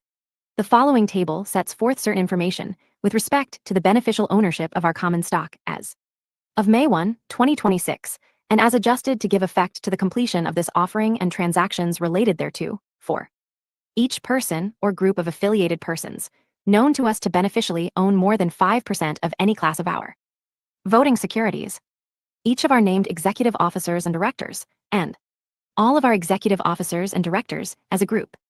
Unless otherwise indicated, the address of each beneficial owner listed below is care of Space Exploration Technologies, Corp. 1 Rocket Road, Starbase, Texas 78521. The percentage ownership information before this offering shown in the table is based on 6,932,508,000 shares of our Class A common stock and 5,602,790,410 shares of our Class B common stock outstanding as of May 1, 2026. After giving effect to the Class C reclassification, the preferred conversion, and the 2026 stock split, the percentage ownership information after this offering shown in the table is based on 7,488,063,555 shares of our Class A common stock and 5,602,790,410 shares of our Class B common stock outstanding as of May 1, 2026, after giving effect to the sale of 555,555,555 shares of Class A common stock in this offering, and to the Class C reclassification, the preferred conversion, and the 2026 stock split. To the extent that the underwriters sell more than 555,555,555 shares of Class A common stock, the underwriters have the option to purchase up to an additional 83,333,333 shares of Class A common stock from us. These amounts are shown assuming no exercise of the underwriter's option to purchase additional shares of Class A common stock. The following table does not reflect any of the shares of Class A common stock that may be purchased in this offering through the directed share program described in Underwriting, Directed Share Program. We have determined beneficial ownership in accordance with the rules of the SEC shares of common stock subject to options, warrants, and rights that are exercisable within 60 days of May 1, 2026 are considered outstanding and beneficially owned by the person holding such options or warrants for the purpose of computing the percentage ownership of that person, but are not treated as outstanding for the purpose of computing the percentage ownership of any other person, except with respect to the percentage ownership of all directors and executive officers as a group. 247 paid. 274 5% shareholders. Elon Musk 1 849,494,440 12.3%. 5,569,053,075 93.6%. 85.1%. 849,494,440 11.3%. 5,569,053,075 93.6%. 84.4%. Named executive officers and directors. Elon Musk 1 849,494,440 12.3%. 5,569,053,075, 93.6%. 85.1%, 849,494,440, 11.3%, 5,569,053,075, 93.6%, 84.4%. Gwyn Shotwell 2. 5,759,610, asterisk 7,113,550, asterisk 5,759,610, asterisk 7,113,550. Brett Johnson 3. 9,048,565, and 9,048,565. Ira Aaron Praise 4. 809,050, 564,650, 809,050, asterisk 564,650. Randy Glein 5. 277,800, asterisk 277,800. Antonio J. Gracias 6. 503,414,537.3%, 503,414,530, Donald Harrison, Steve Jurvetson, Luke Nosek, 7, 32,987,360, asterisk 32,987,360. All executive officers and directors as a group, 9 persons. 1,401,790, 1,355, 20.2%, 5,576,730, 1,275, 93.7%, 86%, 1,402,027,270, 18.7%, 5,576,730, 1,275, 93.7%, 85.3%. Shares beneficially owned before this offering, shares beneficially owned after this offering, no exercise. Class A common stock 8, Class B common stock. Combined. Voting. Power Class A common stock, Class B common stock. Combined. Voting. Power. Number percent, number percent percent, number percent, number percent percent. Represents beneficial ownership or voting power of less than 1%. 1 includes 1,302,072,285 shares of restricted Class B common stock issued to and held of record by Mr. Musk, which may be voted by Mr. Musk, and the vesting of which is subject to the satisfaction of certain performance and other conditions. 2. 842,090,1,670 shares of Class A common stock and 3,788,654,145 shares of Class B common stock held of record by the Elon Musk Revocable Trust dated July 22, 2003, of which Mr. Musk serves as trustee. 3. 900,495 shares of Class B common stock held of record by the Musk 2017 Sprinkling Trust dated 12/12/2017, of which Mr. Musk serves as trustee. 4. 7,402,770 shares of Class A common stock held of record by the EM 2024 GRATA under agreement dated November 26, 2024, of which Mr. Musk serves as trustee. 5. 127,426,150 shares of Class B common stock held of record by the Mission Trust dated December 12, 2019, of which Mr. Musk serves as trustee. And 6. 350 million shares of Class B common stock issuable to Mr. Musk upon exercise of options exercisable within 60 days of May 1, 2026. The reported amounts include 237,530 shares of Class A common stock pledged as security for personal indebtedness. 2. Includes 1. 2,472,035 shares of Class A common stock and 7,113,550 shares of Class B common stock held of record by Ms. Shotwell. 2. 1,556,055 shares of Class A common stock held of record by QMGS 2021 Exempt Trust, of which Ms. Shotwell and her spouse serve as trustees. 3. 1,556,005 shares of Class A common stock held of record by QMRS 2021 Exempt Trust, of which Ms. Shotwell and her spouse serve as trustees. And 4. 175,515 shares of Class A common stock issuable to Ms. Shotwell upon exercise of options exercisable within 60 days of May 1, 2026. 3 includes 1. 2,518,540 shares of Class A common stock, held of record by B and C Johnson Holdings LLC, of which Mr. Johnson and his spouse serve as managers. 2. 3,867,560 shares of Class A common stock, held of record by the Brett and Catherine Johnson Family Trust, dated July 2, 2015, of which Mr. Johnson and his spouse serve as trustees. And 3. 2,662,465 shares of Class A common stock, issuable to Mr. Johnson, upon exercise of options exercisable within 60 days of May 1, 2026.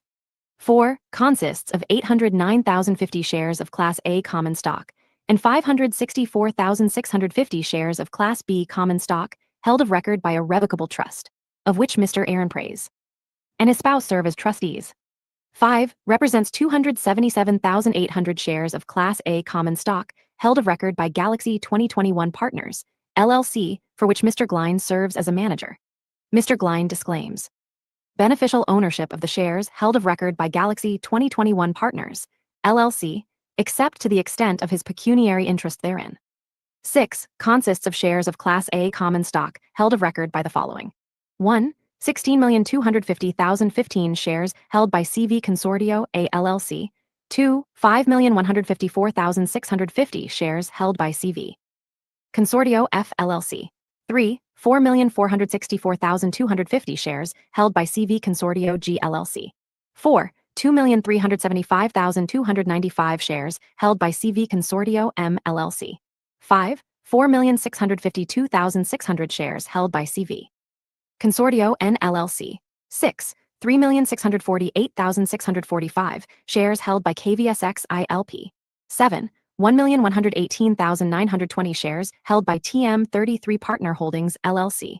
8. 911,430 shares held by Valor Equity Partners Opportunity Fund ILP.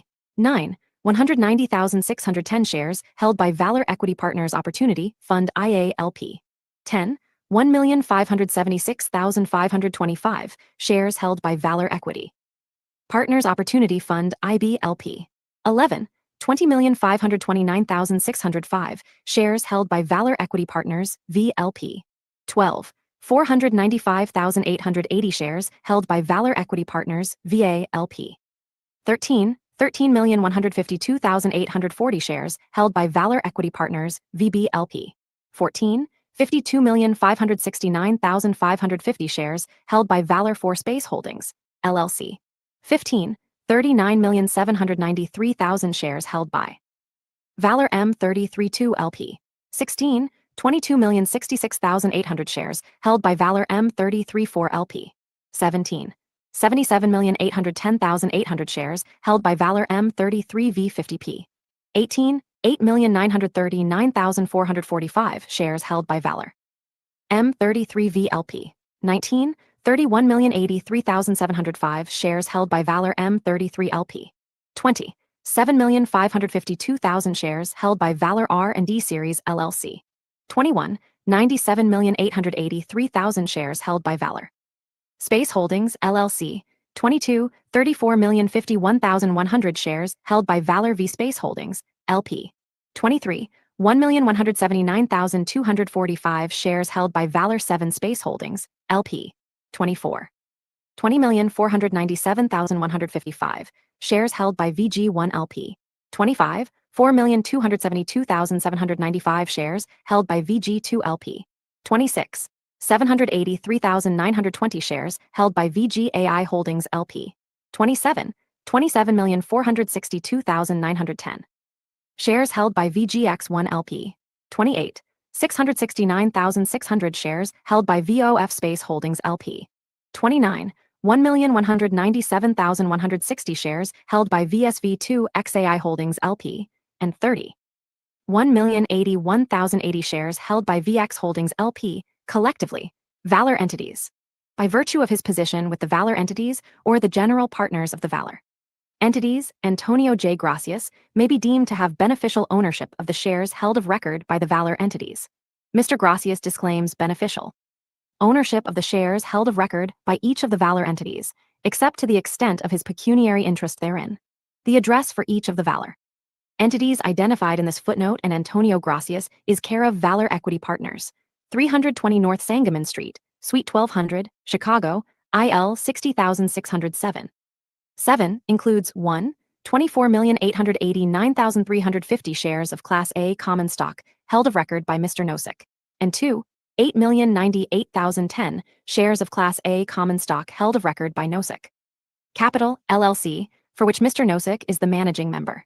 The reported amounts include 2,381,000 shares of Class A common stock pledged as security for personal indebtedness, 248 paid, 275 8. The amounts in the table with respect to Class A common stock do not include the shares of Class B common stock beneficially owned by the persons listed. Therein, each share of Class B common stock is convertible at any time at the option of the holder into one share of our Class A common stock. In addition, subject to certain exceptions, each share of Class B common stock will convert automatically into one share of Class A common stock upon any sale of such share of Class B common stock or any legal or beneficial interest in such share, as described in description of capital stock, common stock, conversion. Beneficial ownership is determined in accordance with the rules of the SEC, which generally attribute ownership to persons who have or share voting or investment power with respect to the relevant securities. Shares of Class A common stock that may be acquired within 60 days upon conversion of outstanding Class B common stock are deemed to be beneficially owned. Securities not outstanding, but included in the beneficial ownership of each such person, are deemed to be outstanding for the purpose of computing the percentage of outstanding securities of the class owned by such person, but are not deemed to be outstanding for the purpose of computing the percentage of the class E's of securities owned by any other person, except as indicated in these footnotes and subject to community property laws where applicable. The persons named in the table have sole voting and investment power with respect to all securities shown as beneficially owned by them. Moreover, as described in description of capital stock, voting rights, subject to the terms of our charter, each holder of our Class A common stock is entitled to 1 vote per share, and each holder of our Class B common stock is entitled to 10 votes per share. Holders of our Class B common stock, voting separately as a class, are entitled to elect 51% of the total number of authorized directors, rounded up to the nearest whole number. 249 paid, 276 Description of capital stock. The following summary of the company's capital stock and charter and bylaws, each as in effect upon completion of this offering, does not purport to be complete and is qualified in its entirety by reference to the provisions of applicable law and to our charter and bylaws, which are filed as exhibits to the registration statement of which this prospectus is a part. To understand the material terms of our common stock and preferred stock, you should read our charter and our bylaws in their entirety. For purposes of this section, the term common stock refers to our Class A, Class B, and Class C common stock. General. Upon completion of this offering, the authorized capital stock of the company will consist of 36,132,150,000 shares of Class A common stock, par value 0.001 per share, of which 7,380,196,910 shares will be issued and outstanding. 6,125,000,000 shares of Class B common stock, par value 0.001 per share, of which 5,695,668,265 shares will be issued and outstanding. 10 billion shares of Class C common stock, par value 0.001 per share, of which no shares will be issued and outstanding, and 2,400,000,000 shares of preferred stock, par value 0.001 per share, of which no shares will be issued and outstanding. Common stock. Voting rights. General. Subject to the terms of our charter, each holder of our Class A common stock is entitled to 1 vote per share. Each holder of our Class B common stock is entitled to 10 votes per share, and the holders of our Class C common stock will have no voting rights, generally speaking, with respect to matters to be voted on by shareholders of the company. The holders of all classes of our voting common stock will vote together as a single class. Notwithstanding the foregoing, our charter will provide that 1, as further described below, 1. Holders of our Class B common stock, voting separately as a class, are entitled to elect 51% of the total number of authorized directors, rounded up to the nearest whole number, and And 2, removal of Mr. Musk from his board and leadership roles, Chief Executive Officer and Chairman of our board, requires the approval of the holders of at least a majority of the voting power of the outstanding shares of Class B common stock, voting separately as a class. And 2, in addition to any other required vote under our charter, the approval of the Class B common stock, voting separately as a class, is required to approve 1, any amendment to our charter that would make any change in the rights, powers, preferences, and privileges of the Class B common stock, including with respect to Class B directors, and 2, certain combinations, mergers or sales, as described in our charter. Otherwise, classes of common stock will not be entitled to any separate class votes, as our charter will provide for an opt-out from class votes that would otherwise be required under the TBOC. Election and removal of directors. With respect to the election of directors, our charter will provide that 1, holders of our Class B common stock, voting separately as a class, are entitled to elect 51% of the total number of authorized directors, rounded up to the nearest whole number, for so long as any shares of Class B common stock remain outstanding, and that 2, holders of all classes of our voting common stock, voting together as a single class, are entitled to elect the remaining directors, the common stock directors. Class B directors may be removed with or without cause by the affirmative vote of the holders of at least a majority of the voting power of the outstanding shares of Class B common stock, voting separately as a class. Vacancies occurring with respect to the Class B directors, including as a result of newly created directorships on the board, may be filled at any time by the affirmative vote of the holders of at least a majority of the voting power of the outstanding shares of Class B common stock, voting separately as a class or by the remaining Class B directors and not any other persons, subject to the terms of our charter. Common stock directors may be removed with or without cause by the affirmative vote of the holders of at least a majority of the voting power of the outstanding shares of voting common stock, voting together as a single class. Vacancies occurring with respect to the common stock directors, including as a result of newly created directorships on the board, may be filled at any time by the affirmative vote of the holders of at least a majority of the voting power of 250 paid 277 the outstanding shares of voting common stock, voting together as a single class, or by the remaining directors, subject to the terms of our charter. Upon completion of this offering, Mr. Musk will continue to serve as our Chief Executive Officer, Chief Technical Officer, and Chairman of the Board, notwithstanding the preceding paragraph, pursuant to the terms of our charter. Mr. Musk will only be subject to removal from the board and from his Chief Executive Officer and Chairman of the board leadership positions with the approval of the holders of at least a majority of the voting power of the outstanding shares of our Class B common stock, voting separately as a class. Notwithstanding the above, each of the voting rights described above will be subject to the rights that may be granted in the future to the holders of any one or more series of preferred stock, as applicable. Dividends. Subject to the prior rights of holders of all classes and series of the company's capital stock, at the time outstanding. Having prior rights as to dividends, the holders of shares of Class A common stock, Class B common stock, and Class C common stock will be entitled to receive such dividends as may be declared from time to time by the board. Any dividends paid to the holders of shares of Class A common stock, Class B common stock, and Class C common stock will be paid pro rata on an equal priority pari passu basis. Dissolution and liquidation. Upon the company's liquidation, dissolution, or winding up, holders of shares of Class A common stock, Class B common stock, and Class C common stock are entitled to share ratably in all assets remaining after payment of liabilities and the liquidation preference of any then outstanding shares of capital stock of the company. Conversion. Holders of our Class A common stock and Class C common stock do not have conversion rights.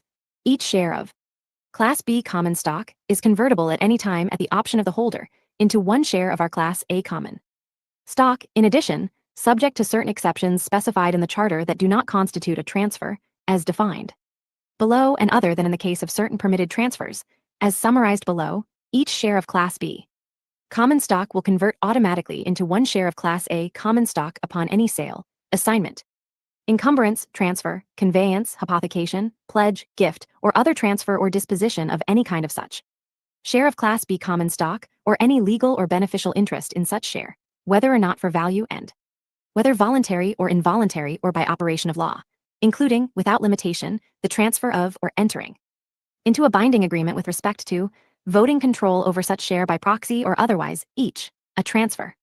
For purposes of our charter, permitted transfers will include transfers to and from 1. The registered holders of Class B common stock. 2. Each natural person who transferred shares of Class B common stock or equity awards, including any option or warrant exercisable or convertible into shares of Class B common stock, to certain permitted entities, as defined in the charter. 3. One or more family members of shareholders specified in clauses 1 and 2. 4. Certain other trusts, general partnerships, limited liability companies, corporations, or other entities owned by certain qualified shareholders, as defined in the charter, including certain permitted non-for-profits, as well as 5. Certain transfers to bona fide trusts for the benefit of a charitable organization, contributions to which are deductible for federal income, estate, gift, and generation skipping transfer, tax purposes to certain retirement accounts, and for certain estate or succession planning purposes. Permitted transferees will include a transferee of shares of Class B common stock received in a transfer that constitutes a permitted transfer. No preemptive or other rights. Holders of the company's Class A common stock, Class B common stock, and Class C common stock do not have preemptive, subscription, redemption rights, or sinking fund. 251 page 278 issuance of additional shares. We may issue additional authorized shares of Class A common stock, Class B common stock, and Class C common stock at any time or from time to time, subject to applicable provisions of our charter, our bylaws, and Texas law. Our charter will provide that additional shares of Class B common stock may only be issued in the future to Mr. Musk, his family members, and certain entities permitted under our charter.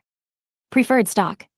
Our charter authorizes our board, subject to any limitations prescribed by applicable law and any stock exchange, without further shareholder approval, to establish and to issue from time to time one or more series of preferred stock. Each series of preferred stock will have the powers, designations, preferences, and relative participation, optional or other rights, if any, including voting rights, and the qualifications, limitations, or restrictions thereof, if any, and the number of shares constituting the series, as determined by the board.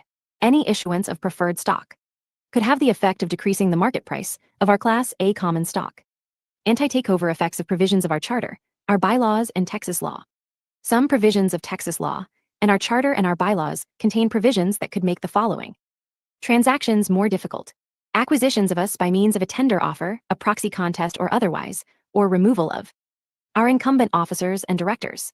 These provisions may also have the effect of preventing changes in our management. It is possible that these provisions could make it more difficult to accomplish or could deter transactions that shareholders may otherwise consider to be in their best interest or in our best interests, including transactions that might result in a premium over the market price for our shares of Class A common stock. These provisions, as summarized below, are expected to discourage coercive takeover practices and inadequate takeover bids. These provisions are also designed to encourage persons seeking to acquire control of us to first negotiate with us. We believe that the benefits of increased protection and our potential ability to negotiate with the proponent of an unfriendly or unsolicited proposal to acquire or restructure us outweigh the disadvantages of discouraging these proposals because, among other things, negotiation of these proposals could result in an improvement of their terms. Anti-takeover statute under Texas law. We will be subject to Section 21.606 of the TBOC, which in general prohibits a publicly held Texas corporation, like the company after the completion of this offering, from engaging, under certain circumstances, in a business combination with an affiliated shareholder, as defined in the TBOC, for a period of 3 years following the date the person became an affiliated shareholder unless the board approved either the business combination or the transaction that resulted in the shareholder becoming an affiliated shareholder before the affiliated shareholder's share acquisition date, or at or subsequent to the date of the transaction. The business combination is approved by the board and authorized at an annual or special meeting of shareholders, and not by written consent, by the affirmative vote of at least 2/3 of the outstanding voting shares not beneficially owned by the affiliated shareholder or any of its affiliates or associates at a meeting of shareholders called for that purpose not less than 6 months after the affiliated shareholders' share acquisition date. Provisions of our charter and our bylaws that may have an anti-takeover effect. Election of Class B directors.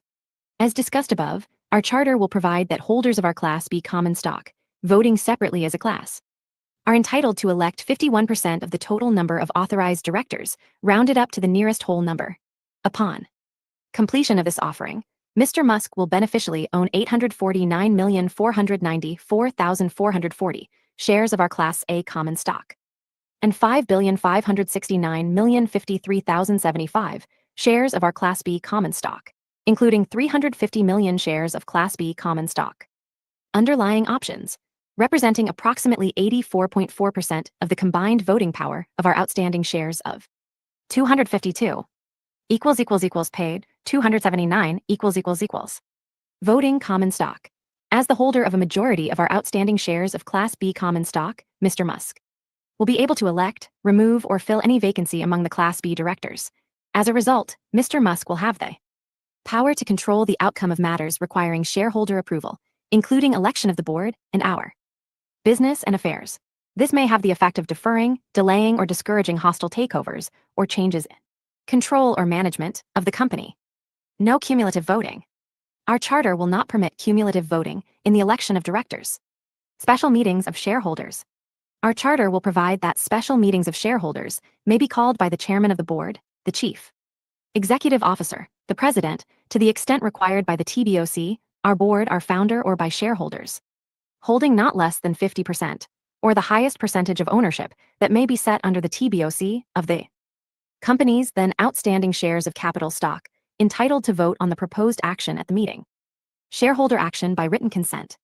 Our charter will provide that any action required to be taken at any annual or special meeting of the shareholders may be taken without a meeting, without prior notice, and without a vote if a consent or consents in writing, setting forth the action so taken, is signed by the holders of outstanding stock, having not less than the minimum number of votes that would be necessary to authorize or take such action at a meeting at which all shares of stock entitled to vote thereon were present and voted. Our charter will also provide that any action required or permitted to be taken by the holders of Class B common stock, voting separately as a class, may be taken without a meeting, without prior notice, and without a vote if a consent or consents in writing, setting forth the action so taken, is signed by the holders of outstanding Class B common stock, having not less than the minimum number of votes that would be necessary to authorize or take such action at a meeting at which all shares of Class B common stock, entitled to vote thereon were present and voted. Requirements for advance notification of shareholder meetings, nominations, and proposals. Our bylaws will establish advance notice procedures with respect to shareholder proposals and the nomination of candidates for election as a director. In order for any matter to be properly brought before a meeting, a shareholder, other than Mr. Musk and his permitted transferees, must comply with such advance notice procedures and provide us with certain information. Section 21.373 of the TBOC permits a nationally listed corporation to amend its governing documents to elect to impose stock ownership requirements on shareholders seeking to submit a proposal on a matter other than director nominations and procedural resolutions ancillary to the conduct of a shareholder meeting to the shareholders of such corporation for approval at a shareholder meeting. If a nationally listed corporation elects to be governed by Section 21.373 of the TBOC, a shareholder or group of shareholders may submit a proposal on a matter to the shareholders of such corporation for approval at a meeting of shareholders, only if such shareholder or group of shareholders 1. Holds an amount of voting shares, determined as of the date of submission of the proposal, equal to at least $1 million in market value or 3% of the corporation's voting shares, and 2. Holds such amount for continuous period of at least 6 months before the date of the meeting, and throughout the entire duration of the meeting, and 3. Solicits the holders of shares representing at least 67% of the voting power of shares entitled to vote on the proposal at the shareholder meeting. For the purpose of this paragraph, voting shares means shares that entitle the holder of the shares to vote on the proposal. Our bylaws will adopt these requirements for submitting a shareholder proposal to go into effect immediately upon the completion of this offering, when we will qualify as a nationally listed corporation. Authorized but unissued shares. As mentioned above, our authorized but unissued shares of common stock and preferred stock will generally be available for future issuance without the approval of our shareholders. The TBOC does not require shareholder 253 page 280 approval for any issuance of authorized shares. However, the NASDAQ and NASDAQ Texas listing requirements require shareholder approval of certain issuances equal to or exceeding 20% of the then outstanding voting power, or the then outstanding number of shares of common stock. We may issue additional shares for a variety of corporate purposes, including future public offerings to raise additional capital, corporate acquisitions, and employee benefit plans. Corporate opportunities. Under our charter, to the fullest extent permitted by applicable law, we will renounce any interest or expectancy of the company or its subsidiaries in, or in being offered an opportunity to participate in, certain business opportunities, as specified in our charter, that are from time to time presented to any member of the board or board observer or attendee, regardless of whether any such person is an employee of the company and their respective affiliates, other than the company and its subsidiaries, together the business opportunities exempt party, even if the business opportunity is one that we or our subsidiaries might reasonably be deemed to have pursued or had the ability or desire to pursue if granted the opportunity to do so, and no business opportunities exempt party shall have any duty to present any such business opportunity to us, or be liable to us or any of our subsidiaries or any shareholder, including for breach of any fiduciary or other duty, as a director or officer, or controlling shareholder or otherwise. And we shall indemnify each business opportunities exempt party against any claim that such person is liable to us or our shareholders for breach of any fiduciary duty, by reason of the fact that such person 1. Fails to present any such business opportunity, 2. Pursues, acquires or exploits any such business opportunity, or 3. Directs, sells, assigns or transfers any such business opportunity to another person or entity, unless, in the case of a person who is our director or officer, such business opportunity is presented to, or acquired, created or developed by, or otherwise comes into the possession of, such business opportunities exempt party expressly and solely in his or her capacity as an employee, director, board observer or attendee, or shareholder of the company. Exclusive forum and venue and arbitration, jury trial waiver. Our bylaws will provide that, unless the company consents in writing to the selection of an alternative forum, the sole and exclusive forum for any of the filing, adjudication and trial of all disputes, internal disputes, between 1. One or more shareholders and 2. The company or its directors, officers or controlling persons, or any underwriter of securities issued by the company or controlling person thereof, relating to any of the following. 1. Any derivative proceeding, meaning a civil dispute brought in the right of the company. 2. Any action based on the governance, governing documents, or internal affairs of the company. 3. Any action based on state or federal securities or trade regulation laws. 4. Any action based on the alleged act S or omission S by a person in its capacity as a shareholder, controlling person, director, officer, or other managerial official of the company. 5. Any action based on the alleged breach ease by one or more shareholders, controlling persons, directors, officers, or other managerial officials of a duty owed in his or her capacity as such to the company or to any shareholder thereof. 6. An action seeking to hold a shareholder, controlling person, director, officer, or other managerial official of the company liable for an obligation of the company, other than on account of a written contract signed by the person to be held liable in a capacity other than as a shareholder or managerial official. And 7. Any action arising out of the TBOC will be the business court. Please read carefully risk factors, risks related to our corporate structure, ownership of our Class A common stock and this offering. The TBOC and our charter include provisions that may limit shareholders' ability to bring a cause of action against our directors or officers for certain acts or omissions in their capacity as directors or officers of the company, including minimum share ownership for derivative proceedings, and the presumption of the business judgment rule. Risk factors, risks related to our corporate structure, ownership of our Class A common stock, and this offering. Our bylaws will impose minimum stock ownership and solicitation requirements on shareholders seeking to submit proposals for shareholder approval, which could limit the ability of our shareholders to bring matters before a meeting of shareholders. And risk factors, risks related to our corporate structure, ownership of our Class A common stock, and this offering. Our bylaws place restrictions on the forum, venue, and procedures for legal actions or proceedings initiated by our shareholders, including certain requirements for mandatory arbitration. These provisions could limit our shareholders' ability to pursue certain claims and or increase the cost of doing so, and could also affect the procedures, rights, and remedies available to our shareholders in such legal actions or proceedings. 254 == page 281 == Our bylaws will further provide that to the extent, and solely to the extent, that a court of competent jurisdiction, which is a court that possesses personal and subject matter jurisdiction, declines in a final and unappealable judgment to transfer an internal dispute to the business court, such internal dispute, such other dispute, irrespective of the amount in dispute, shall be exclusively and finally settled by arbitration before the International Chamber of Commerce, ICC, in Houston, Texas, conducted under the expedited procedure. Provisions of the rules, the arbitration rules, of the ICC as those rules may be periodically updated. If a court declines to transfer an internal dispute to the business court, but such court is later held not to have personal or subject matter jurisdiction with respect to such internal dispute, the arbitration provision would not be triggered, because such action would be required to be dismissed and subsequently brought in a court of competent jurisdiction. Our bylaws will provide the following for arbitration. The tribunal will include one arbitrator for claims of $5 million or less, or a panel of 3 arbitrators for claims exceeding $5 million, and our bylaws will specify procedures governing the selection of the panel. The ICC fees.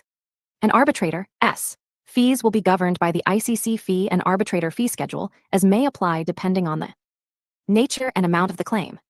If more than 3 claims arising from the same or similar conduct, transaction, or occurrence are submitted to arbitration within any 3-year period, all but the first filed claim shall be stayed pending final resolution of that first filed claim.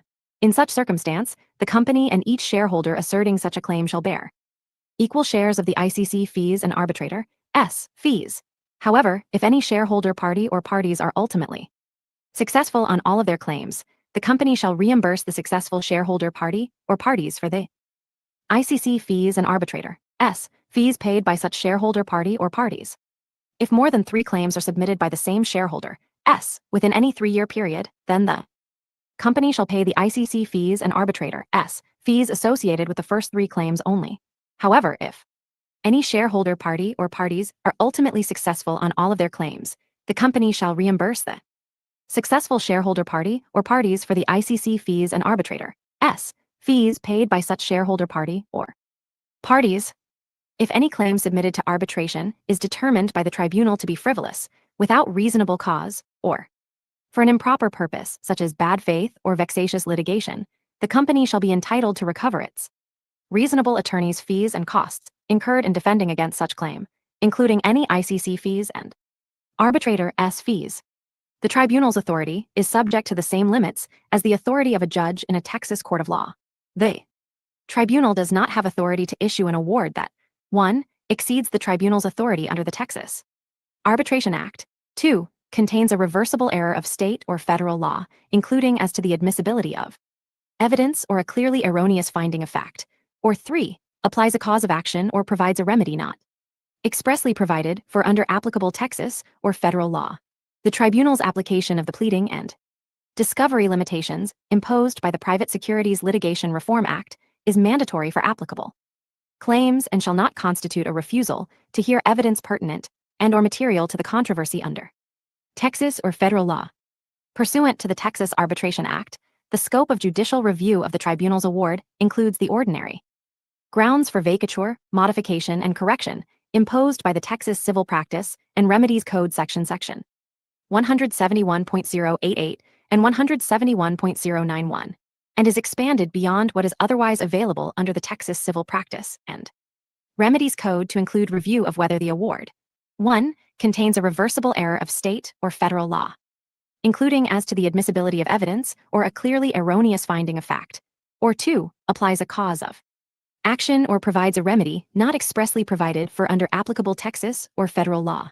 The arbitral tribunal's award and the findings of fact and conclusions of law shall be reviewable upon the same standards of review as if said award and supporting findings of fact and conclusions of law were entered by a Texas court. 255 paid. 282 any action seeking to confirm, vacate, modify, correct, or otherwise challenge the tribunal's award shall be brought in the business court. In any such action, the parties shall file all court filings under seal to the fullest extent allowed by applicable law. Our bylaws will further provide that to the extent, and solely to the extent, that a court of competent jurisdiction determines in a final and unappealable judgment that the requirement that other disputes be exclusively and finally settled by arbitration is unenforceable in whole or part, the sole and exclusive forum and venue for such other disputes which are determined not to be subject to mandatory arbitration shall be the United States District Court for the Southern District of Texas, Houston Division, the federal court, or if a court of competent jurisdiction determines in a final and unappealable judgment that the federal court lacks jurisdiction over any such other dispute, the sole and exclusive forum and venue for such other dispute shall be the state district courts of Harris County, Texas. Our bylaws will further provide that other disputes will be governed either by Texas state law or federal law, depending on the claim asserted.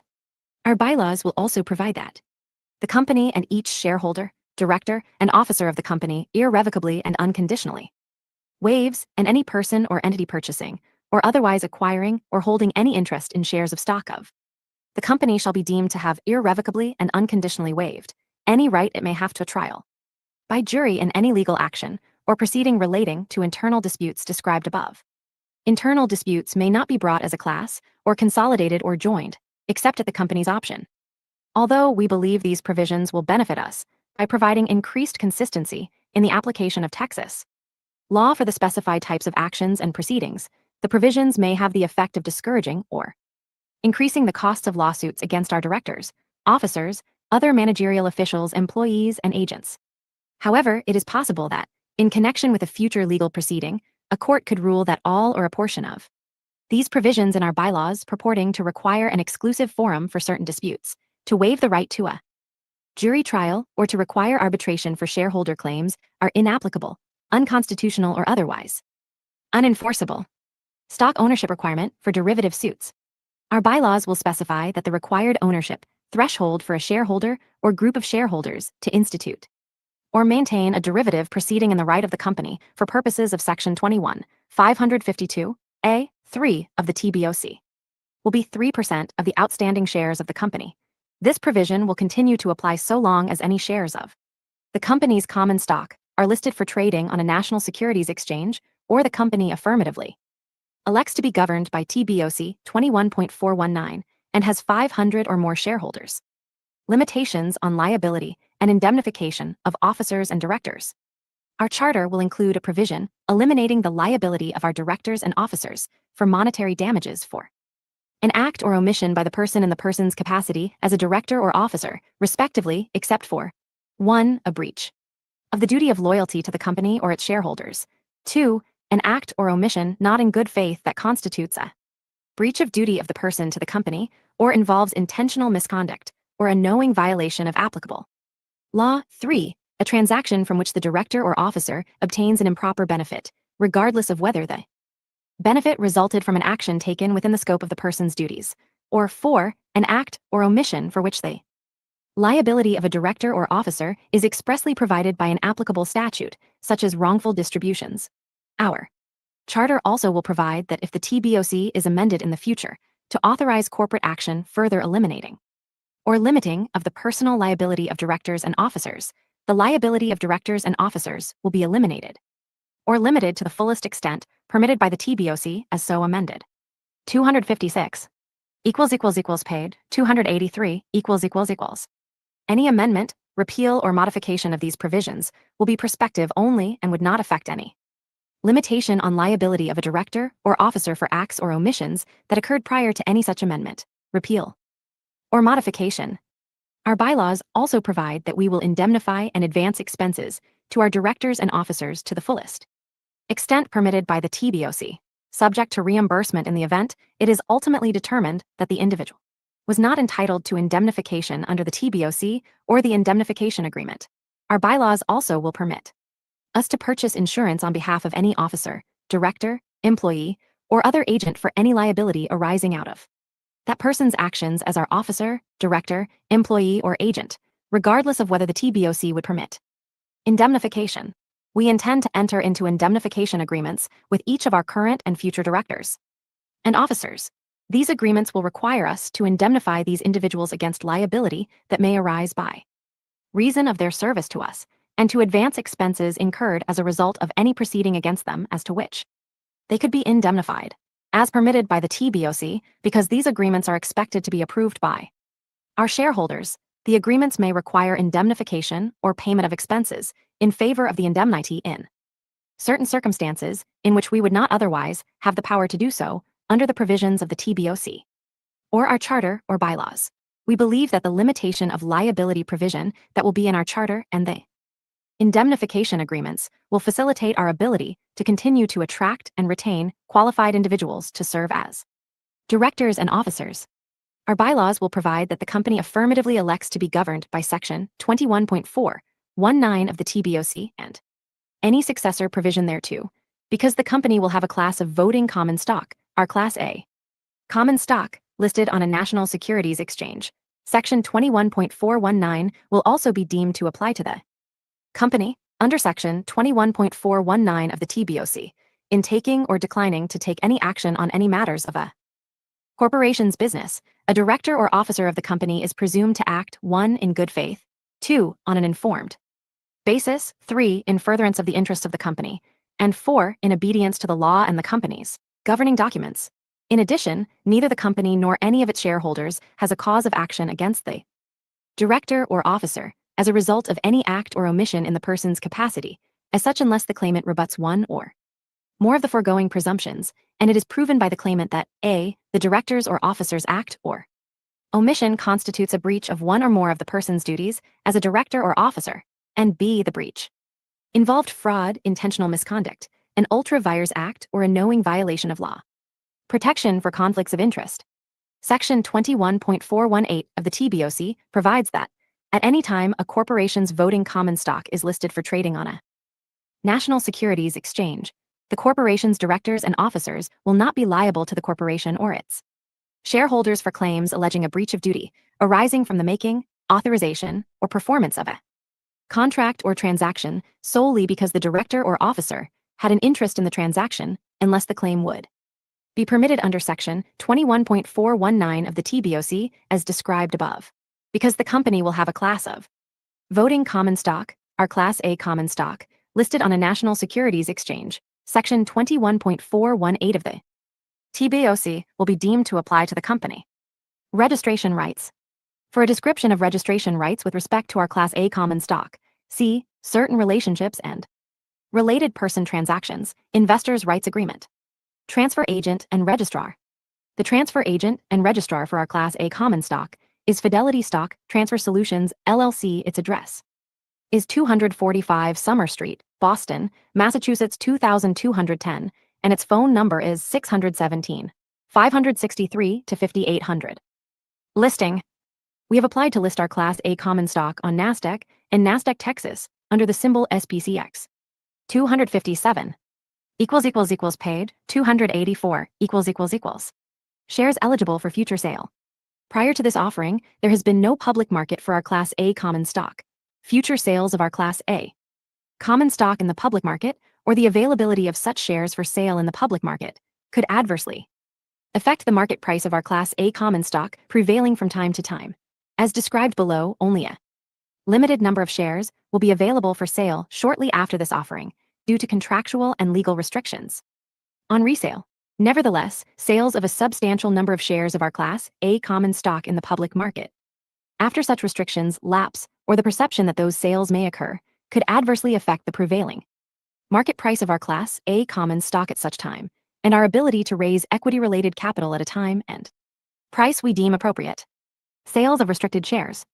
Upon the completion of this offering, based on the number of shares of our common stock outstanding as of March 31, 2026, we will have outstanding an aggregate of 7,380,196,910 shares of Class A common stock, and 5,695,668,265 shares of Class B common stock.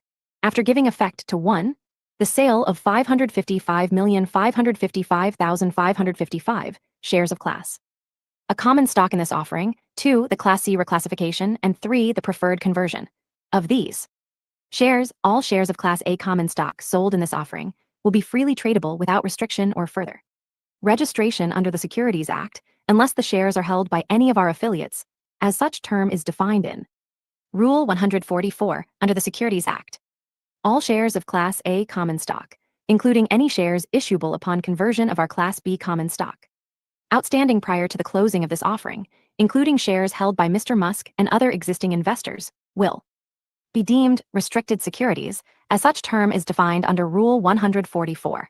The restricted securities were issued in private transactions and are eligible for public sale only if registered under the Securities Act, or if they qualify for an exemption from registration under Rule 144 or Rule 701 under the Securities Act, which rules are summarized below. Restricted securities may also be sold outside of the United States to non-U.S. persons in accordance with Rule 904 of Regulation S under the Securities Act.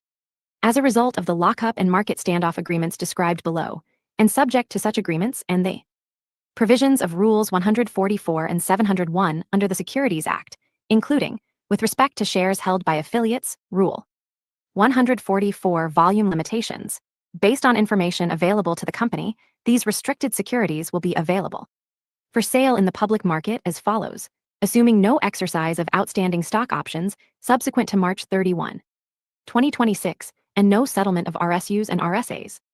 Earliest date available for sale in the public market, approximate number of shares of Class A common stock.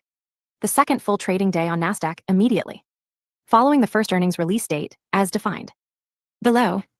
Up to 911.5 million shares of Class A common stock, representing the shares subject to the 180-day lockup period released from restrictions under the lockup and market standoff agreements on such date, excludes shares held by affiliates, as such term is defined in Rule 144 under the Securities Act. If the reported closing price of our Class A common stock on Nasdaq is at least 30% greater than the public offering price set forth on the cover page of this prospectus for at least 5 of the 10 consecutive trading days ending on and including the first earnings release date, the second full trading day immediately after the first earnings release date, up to 455.8 million additional shares of Class A common stock, the additional release shares, representing the shares subject to the 180-day lockup period released from restrictions under the lockup and market standoff agreements on such date, excludes shares held by affiliates, as such term is defined in Rule 144 under the Securities Act. 70th day after the date of this prospectus, up to 319 million shares of Class A common stock, representing 7% of the shares subject to the 180-day lockup period, exclude shares held by affiliates as such term is defined in Rule 144 under the Securities Act. 258 paid, 285 90th day after the date of this prospectus, up to 319 million shares of Class A common stock, representing 7% of the shares subject to the 180-day lockup period, exclude shares held by affiliates as such term is defined in Rule 144 under the Securities Act. 91st day after the date of this prospectus, up to 59.1 million shares of Class A common stock, representing the shares subject to the 180-day lockup period held by affiliates, as such term is defined in Rule 144 under the Securities Act and released from restrictions under the lockup and market standoff agreements prior to such date. 105th day after the date of this prospectus, up to 328.4 million shares of Class A common stock, representing 7% of the shares subject to the 180-day lockup period. 120th day after the date of this prospectus, up to 328.4 million shares of Class A common stock, representing 7% of the shares subject to the 180-day lockup period. 135th day after the date of this prospectus, up to 328.4 million shares of Class A common stock, representing 7% of the shares subject to the 180-day lockup period. The second full trading day on Nasdaq immediately following the public release of our quarterly financial results for the quarter ended September 30, 2026. Up to 1.3 billion shares of Class A common stock, representing 28% of the shares subject to the 180-day lockup period. 180th day after the date of this prospectus, up to 328.4 million shares of Class A common stock, if the additional release shares were released on the first earnings release date, or 2, up to 797.6 million shares if the additional release shares were not released on the first earnings release date, in each case. representing the remaining shares subject to the 180-day lockup period. The second full trading day on Nasdaq immediately following the public release of our quarterly financial results for the quarter ended December 31, 2026, up to 351.9 million shares of Class A common stock, representing 20% of the shares subject to the extended lockup period other than Mr. Musk. 280th day after the date of this prospectus, up to 176 million shares of Class A common stock, representing 10% of the shares subject to the extended lockup period other than Mr. Musk. The second full trading day on Nasdaq immediately following the public release of our quarterly financial results for the quarter ended March 31, 2027, up to 351.9 million shares of Class A common stock, representing 20% of the shares subject to the extended lockup period other than Mr. Musk. 340th day after the date of this prospectus, up to 176 million shares of Class A common stock, representing 10% of the shares subject to the extended lockup period other than Mr. Musk. 366th day after the date of this prospectus, up to 351.9 million shares of Class A common stock, representing 20% of the shares subject to the extended lockup period other than Mr. Musk. 366th day after the date of this prospectus, up to 6.4 billion shares of Class A common stock, representing all shares held by Mr. Musk, including Class A common stock issuable upon conversion of Class B common stock, which includes 350 million shares of Class B common stock underlying options. The second full trading day, immediately following the public release of our quarterly financial results for the quarter ended June 30, 2027, up to 351.9 million shares of Class A common stock, representing the remaining shares subject to the extended lockup period. 259 paid, 286 lockup and market standoff agreements. Mr. Musk has agreed with the underwriters that during a period of 366 days after the date of this prospectus, all of the shares owned by him are subject to the restrictions described in the paragraph below, and certain shareholders have agreed that, until the release of our financial results for the quarter ending June 30, 2027, certain shares owned by them are subject to the restrictions described in the paragraph below, subject to timed automatic releases described in the underwriting lockup agreements section of this prospectus. Together, the shares subject to these restrictions for over 1 year include an aggregate of 7.8 billion shares owned, including 100% of the shares owned by Mr. Musk, representing approximately 60% of our shares outstanding. After giving effect to this offering, shares held by Mr. Musk will not be subject to any early release provisions.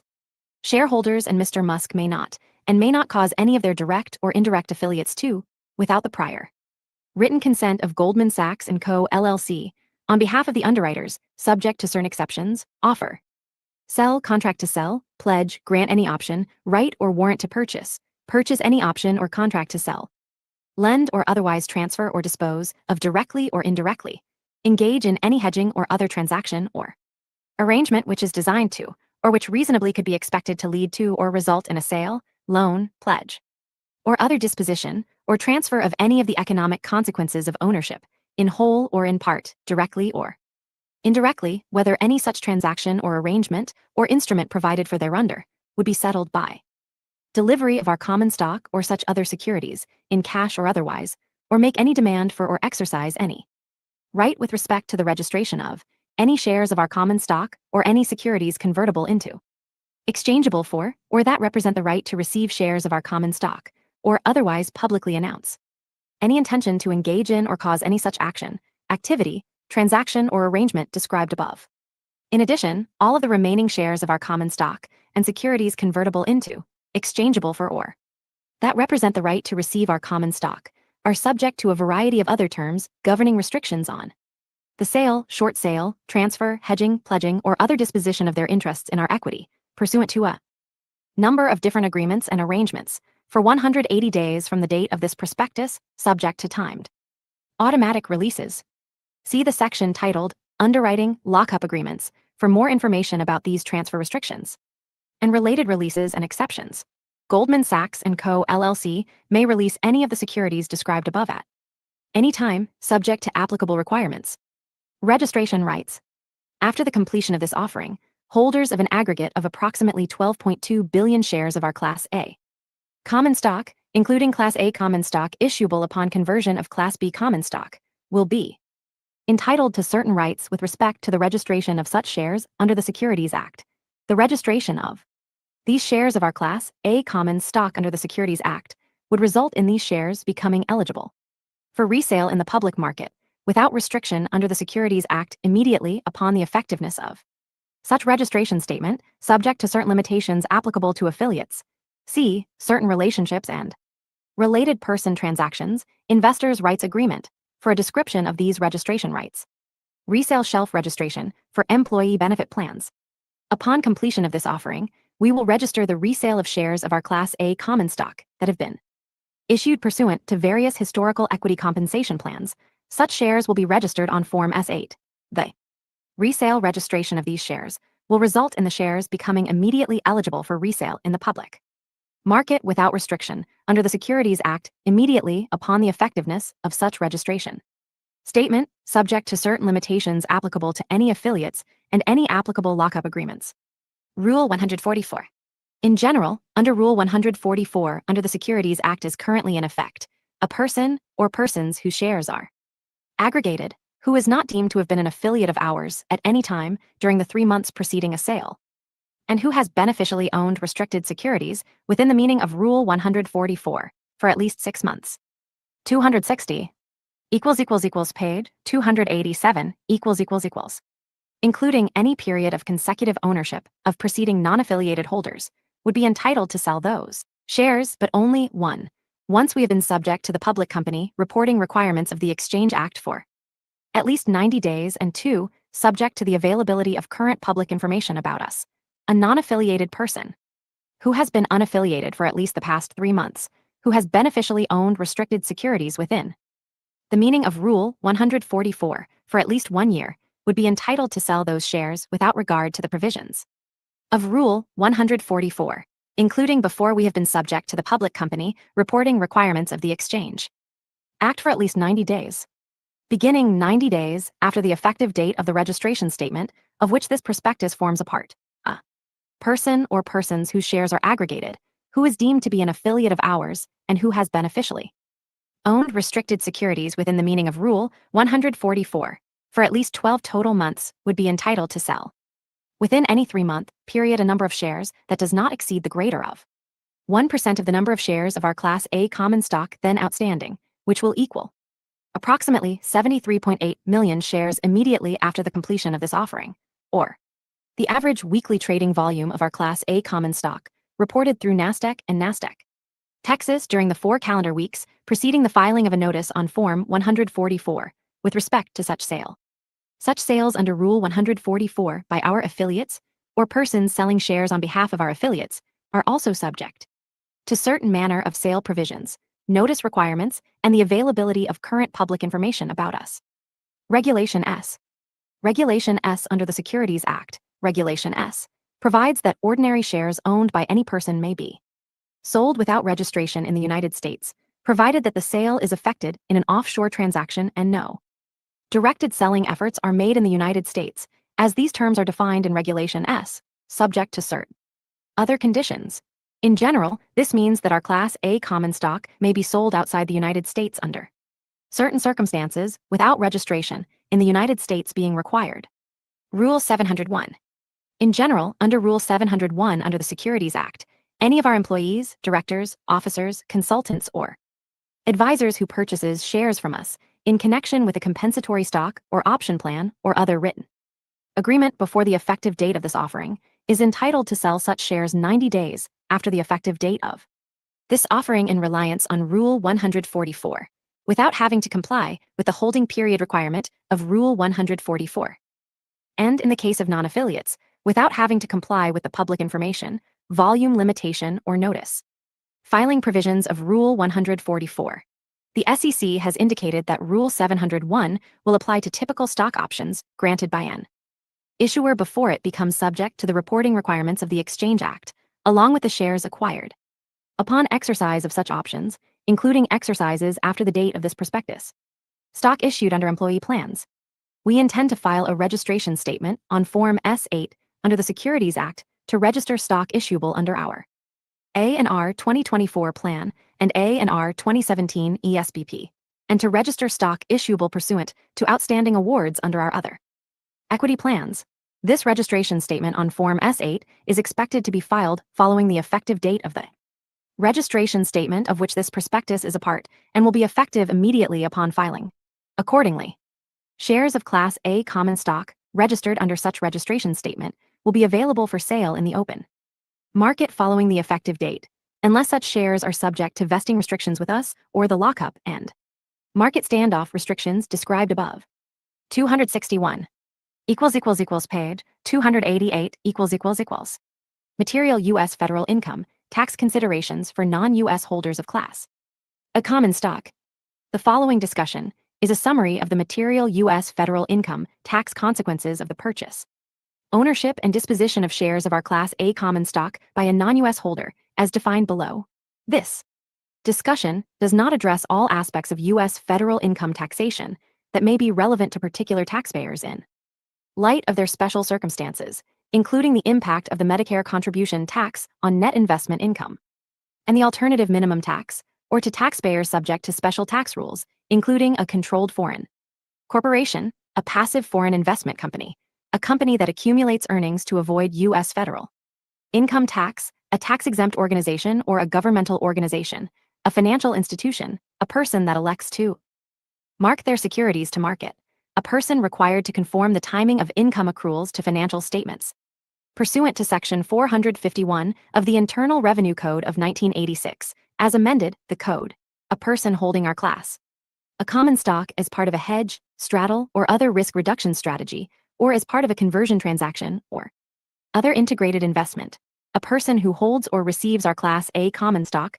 pursuant to the exercise of any employee stock option or otherwise as compensation, a tax-qualified retirement plan, a qualified foreign pension fund, as defined in Section 897L(2) of Code, or an entity all of the interests of which are held by qualified foreign pension funds, a broker or dealer in securities or currencies, a U.S. expatriate, a former U.S. citizen or resident, or a partnership or other entity or arrangement treated as a partnership for U.S. federal income tax purposes.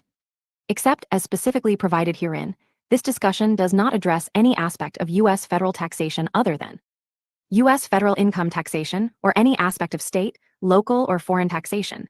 In addition, this discussion deals only with U.S. federal income tax consequences to a non-U.S. holder that acquires our Class A common stock in this offering and holds our Class A common stock as a capital asset. This discussion is based on the Code, Treasury regulations promulgated thereunder, judicial decisions, and published rulings and administrative pronouncements of the Internal Revenue Service, the IRS, in each case in effect as of the date hereof. These authorities may change or be subject to differing interpretations. Any such change or differing interpretation may be applied retroactively in a manner that could adversely affect a non-U.S. holder of our Class A common stock. We have not sought and will not seek any rulings from the IRS regarding the matters discussed below. We cannot assure that the IRS or a court will not take a contrary position to that discussed below regarding the tax consequences of the purchase, ownership, and disposition of our Class A common stock, or that change in law will not alter significantly the tax considerations that we describe in this summary. A non-U.S. holder is a beneficial owner of our Class A common stock that is an individual, corporation, or other entity treated as a corporation for U.S. federal income tax purposes, trust, or estate that is not for U.S. federal income tax purposes. An individual who is a citizen or resident of the United States. A corporation created or organized in or under the laws of the United States or any state thereof, including the District of Columbia. An estate, the income of which is subject to U.S. federal income taxation regardless of its source. Or a trust, the administration of which is subject to the primary supervision of a court within the United States and for which one or more U.S. persons have the authority to control all substantial decisions, or that has a valid election in effect under applicable Treasury regulations to be treated as a U.S. person. If a partnership or an entity or arrangement treated as a partnership for U.S. federal income tax purposes holds our Class A common stock, the U.S. federal income tax treatment of a partner generally will depend upon the status of The partner and the activities of the partnership. Partnerships holding our Class A common stock and partners in such. Partnerships should consult their tax advisors concerning the U.S. federal income and other tax consequences of investing in our Class A common stock. 262 paid. 289 This discussion of U.S. federal income tax considerations is for general information purposes only and is not tax advice. Prospective holders should consult their tax advisors concerning the U.S. federal income tax consequences to them of purchasing, owning, and disposing of our Class A common stock, as well as the application of any U.S. federal NON income, state, local, and non-U.S. income, gift, estate, and other tax laws. Distributions. As described in the section titled Dividend Policy, we do not anticipate declaring or paying dividends to holders of our Class A common stock in the foreseeable future. However, if we do make distributions of cash or property on our Class A common stock, other than certain pro rata distributions of our stock, such distributions will be treated as dividends to the extent paid out of our current or accumulated earnings and profits, as determined under U.S. federal income tax principles. Amounts not treated as dividends for U.S. federal income tax purposes will be treated as a tax-free return of capital and first be applied against and reduce a non-U.S. holder's tax basis in its shares of our Class A common stock, but not below zero. Any excess will be treated as capital gain from the sale or exchange of the non-U.S. holder shares of Class A common stock taxable, as described below under sale or disposition of Class A common stock.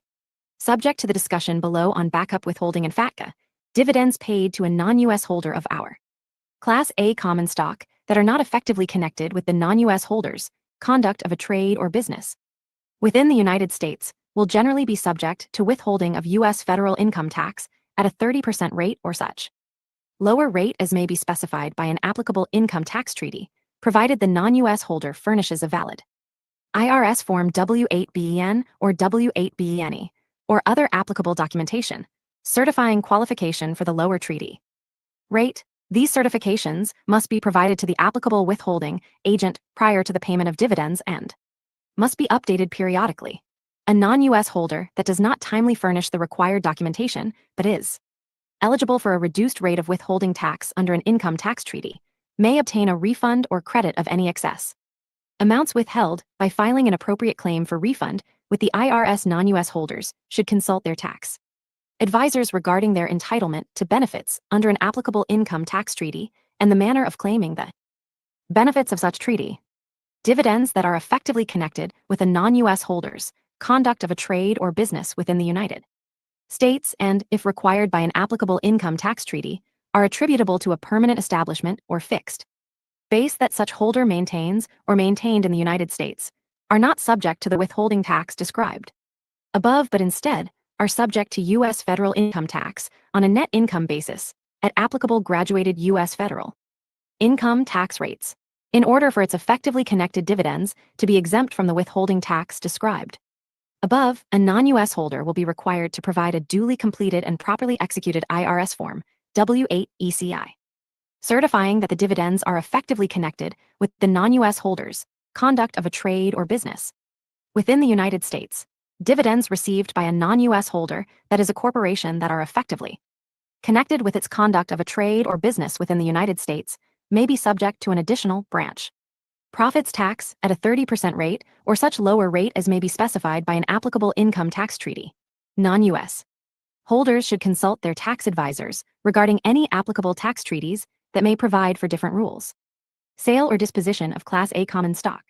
Subject to the discussion below on backup withholding and FATCA, a non-U.S. holder generally will not be subject to U.S. federal income or withholding tax on any gain recognized upon the sale, exchange, or other taxable disposition of shares of our Class A common stock, unless such gain is effectively connected with the conduct by such non-U.S. holder of a trade or business within the United States, and if the non-U.S. holder is entitled to claim treaty benefits and the non-U.S. holder complies with applicable certification and other requirements, is attributable to a permanent establishment or fixed base maintained by the non-U.S. holder within the United States. Such non-U.S. holder is a non-resident alien individual who is present in the United States for 183 days or more in the taxable year of disposition and certain other conditions are met, or 263. Page 290 We are or have been a United States real property holding corporation for U.S. federal income tax purposes at any time within the shorter of the 5-year period, ending on the date of disposition or the period that such non-U.S. holder held shares of our Class A common stock. A non-U.S. holder described in the first bullet point immediately above will be subject to tax on the gain derived from the sale or other disposition in the same manner as if the non-U.S. holder were a U.S. person as defined under the Code. In addition, if any non-U.S. holder described in the first bullet point immediately above is a corporation, the gain realized by such non-U.S. holder may be subject to an additional branch profits tax at a 30% rate or such lower rate as may be specified by an applicable income tax treaty.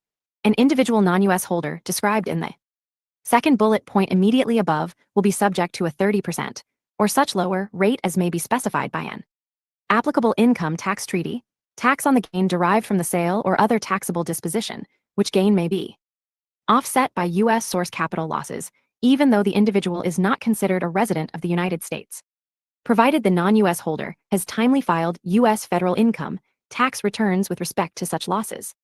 Generally, a corporation is a United States real property holding corporation, USRPHC, if the fair market value of its United States real property interest equals or exceeds 50% of the sum of the fair market value of its worldwide real property interests and its other assets used or held for use in a trade or business, all as determined for U.S. federal income tax purposes. We believe we are not and do not anticipate becoming a USRPHC for U.S. federal income tax purposes. However, because the determination of whether we are a USRPHC depends on the fair market value of our U.S. real property interests relative to the fair market value of our business assets, there can be no assurances that we are not a USRPHC or will not become one in the future. Even if we became a USRPHC, a non-U.S. holder would not be subject to U.S. federal income tax on a sale, exchange, or other taxable disposition of our Class A common stock by reason of our status as USRPHC so long as our Class A common stock is regularly traded on an established securities market within the meaning of the applicable regulations, and such non-U.S.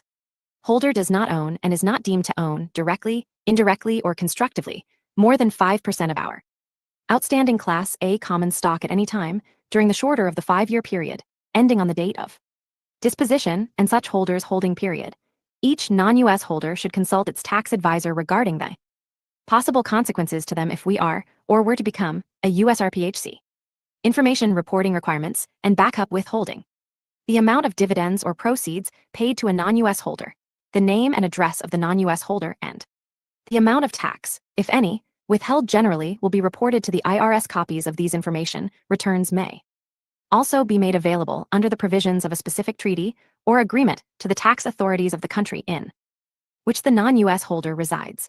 A non-U.S. holder generally will be required to provide proper certification, usually on an IRS form W-8BEN, W-8BENE, or W-8ECI, as applicable, to establish that the non-U.S. holder is not a U.S. person or otherwise qualifies for an exemption in order to avoid backup withholding tax with respect to our payment of dividends on or the proceeds from the disposition of our Class A common stock. Backup withholding is not an additional tax. Any amounts withheld under the backup withholding rules will be allowed as a refund or a credit against that non-U.S. holder's U.S. federal income tax liability, provided the required information is timely furnished to the IRS. Each non-U.S. holder should consult its tax advisor regarding the application of the information reporting rules and backup withholding to it. Additional withholding, tax on payments made to foreign accounts. Withholding taxes may be imposed under sections 1471 to 1474 of the Code, the Treasury regulations promulgated thereunder, and other official guidance, commonly referred to as FATCA, on certain types of payments made to non-U.S. financial institutions and certain other non-U.S. entities. Specifically, a 30% withholding tax may be imposed on dividends on, or, subject to the proposed Treasury regulations discussed below, gross proceeds from the sale or other disposition of our Class A common stock paid to a foreign financial institution or a non-financial foreign entity. Each is defined in the Code unless applicable exceptions apply.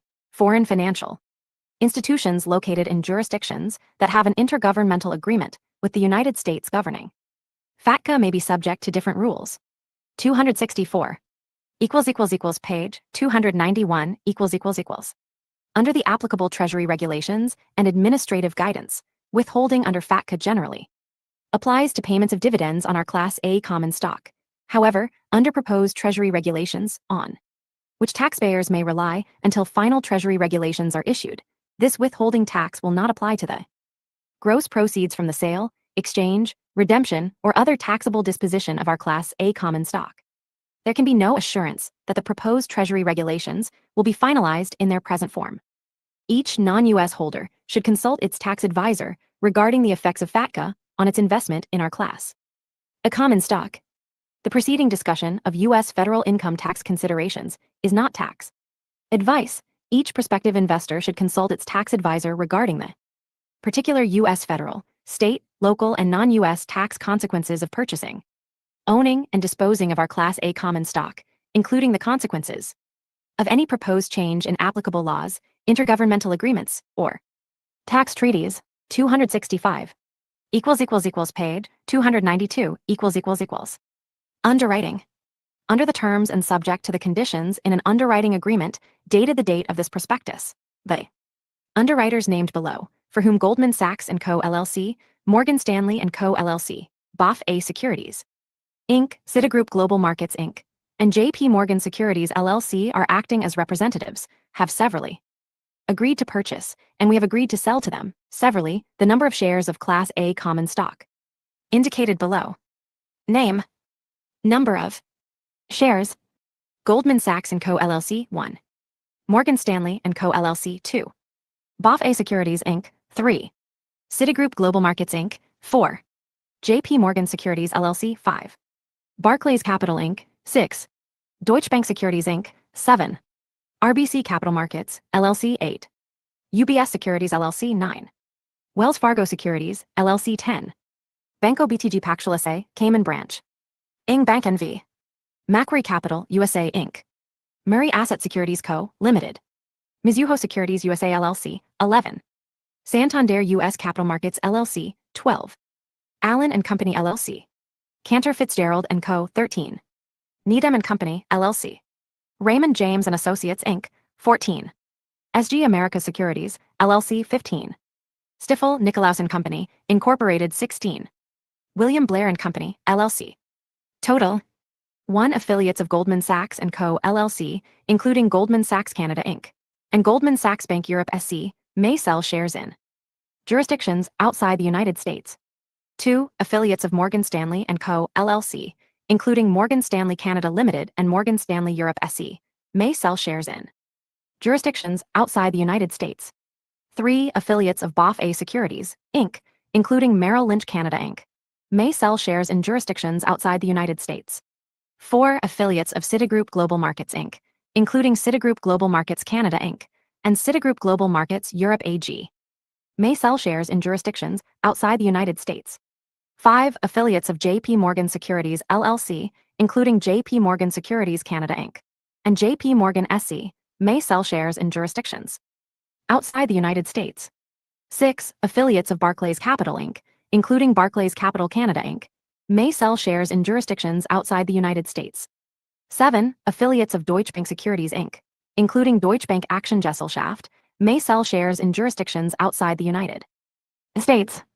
8 Affiliates of RBC Capital Markets, LLC, including RBC Dominion Securities Inc., may sell shares in jurisdictions outside the United States. 9 Affiliates of UBS Securities, LLC, including UBS AG and UBS Securities Canada Inc., may sell shares in jurisdictions outside the United States. 10 Affiliates of Wells Fargo Securities, LLC, including Wells Fargo Securities Canada Limited, may sell shares in jurisdictions outside the United States. 11 Affiliates of Mizuho Securities USA, LLC, including Mizuho Securities Canada Inc., may act as underwriters in jurisdictions outside the United States. 266 Paid 293 12 Affiliates of Santander U.S. Capital Markets, LLC, including Banco Santander, S.A., may sell shares in jurisdictions outside the United States. 13 Affiliates of Cantor Fitzgerald & Co., including Cantor Fitzgerald Canada Corporation, may sell shares in jurisdictions outside the United States. 14. Affiliates of Raymond James and Associates, Inc., including Raymond James Limited, may sell shares in jurisdictions outside the United States. 15. Affiliates of SG Americas Securities, LLC, including Société Générale SA and Société Générale Capital Canada Inc., may sell shares in jurisdictions outside the United States. 16. Affiliates of Stifel, Nicolaus and Company, Incorporated, including Stifel Nicolaus Canada Inc., may sell shares in jurisdictions outside the United States. The underwriters and the representatives are collectively referred to as the underwriters and the representatives, respectively. The underwriters are offering the shares of Class A common stock subject to their acceptance of such shares from us and subject to prior sale. The underwriting agreement provides that the obligations of the several underwriters to pay for and accept delivery of the shares of Class A common stock offered by this prospectus are subject to the approval of certain legal matters by their counsel and to certain other conditions. The underwriters are obligated to take and pay for all of the shares of Class A common stock offered by this prospectus, if any such shares are taken.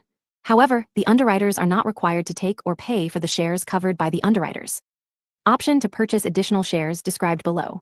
The offering of the shares of Class A common stock by the underwriters is subject to their receipt and acceptance of the shares being offered and subject to the underwriters' right to reject any order in whole or in part. The underwriters initially propose to offer part of the shares of Class A common stock directly to the public at the offering price listed on the cover page of this prospectus, and part to certain dealers at a price that represents a concession not in excess of $1 per share of Class A common stock under the public offering price. After the initial offering of the shares of Class A common stock, the offering price and other selling terms may from time to time be varied by the representatives. Sales of Class A common stock made outside of the United States may be made by affiliates of the underwriters. We have granted to the underwriters an option, exercisable for 30 days after the date of this prospectus, to purchase up to 83,333,333 additional shares of Class A common stock at the public offering price, listed on the cover page of this prospectus. To the extent the option is exercised, each underwriter will become obligated, subject to certain conditions, to purchase about the same percentage of the additional shares of Class A common stock as the number listed next to the underwriter's name in the preceding table bears to the total number of shares of Class A common stock listed next to the names of all underwriters in the preceding table. Ingbank NV, Banco BTG Pactual SA, Cayman Branch and Murray Asset Securities Co. Limited are not broker dealers registered with the SEC, and therefore may not make sales of any shares of Class A common stock in the United States or to U.S. persons, except in compliance with applicable U.S. laws and regulations. The following table shows the per share and total public offering price, underwriting discounts and commissions, and proceeds before expenses to us. These amounts are shown assuming both no exercise and full exercise of the underwriter's option to purchase up to an additional 83,333,333 shares of Class A common stock.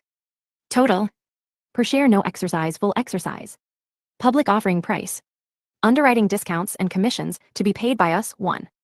Proceeds before expenses to us. 1. The underwriters will not receive any discount or commission on any shares of our Class A common stock sold pursuant to the over allotment option. The estimated offering expenses payable by us, exclusive of the underwriting discounts and commissions, are approximately $55 million. We have agreed to reimburse the underwriters for their reasonable expenses relating to clearance of this offering with the Financial Industry Regulatory Authority, up to $200,000. 267 page 294 . The underwriters have informed us that they do not intend sales to discretionary accounts to exceed 5% of the total number of shares of Class A common stock offered by them. We have applied to list our Class A common stock on NASDAQ and NASDAQ Texas under the trading symbol SPCX. In addition to allocations made to retail investors by the underwriters, we currently anticipate that certain of the shares of Class A common stock offered hereby will, at our request, be offered to retail investors through Charles Schwab & Co., Inc., Fidelity Brokerage Services LLC and Fidelity Capital Markets, a division of National Financial Services LLC, Robinhood Financial, LLC, and SoFi Securities LLC, as selling group members via their respective online brokerage platforms.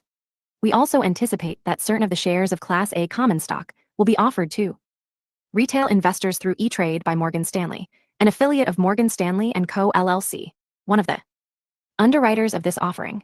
These platforms are not affiliated with us. Purchases through these platforms will be subject to the terms, conditions, and requirements set by each selling group member.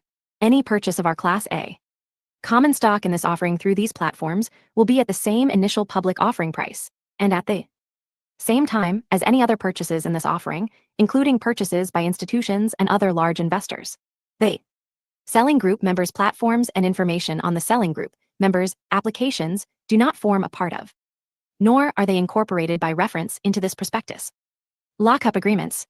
We have agreed with the underwriters that during the period of 180 days after the date of this prospectus, the lock-up period, without the prior written consent of Goldman Sachs & Co. LLC, on behalf of the underwriters, subject to certain exceptions, we will not offer, sell, contract to sell, pledge, grant any option to purchase, make any short sale or otherwise transfer or dispose of, directly or indirectly, or file with the SEC a registration statement under the Securities Act relating to any shares of our common stock or other securities substantially similar to our common stock, including but not limited to any options or warrants to purchase shares of our common stock or any securities that are convertible into or exchangeable for, or that represent the right to receive, common stock or any such substantially similar securities, lockup securities, or publicly disclose the intention to do any of the foregoing, or b. Enter into any swap or other agreement that transfers to another, in whole or in part, any of the economic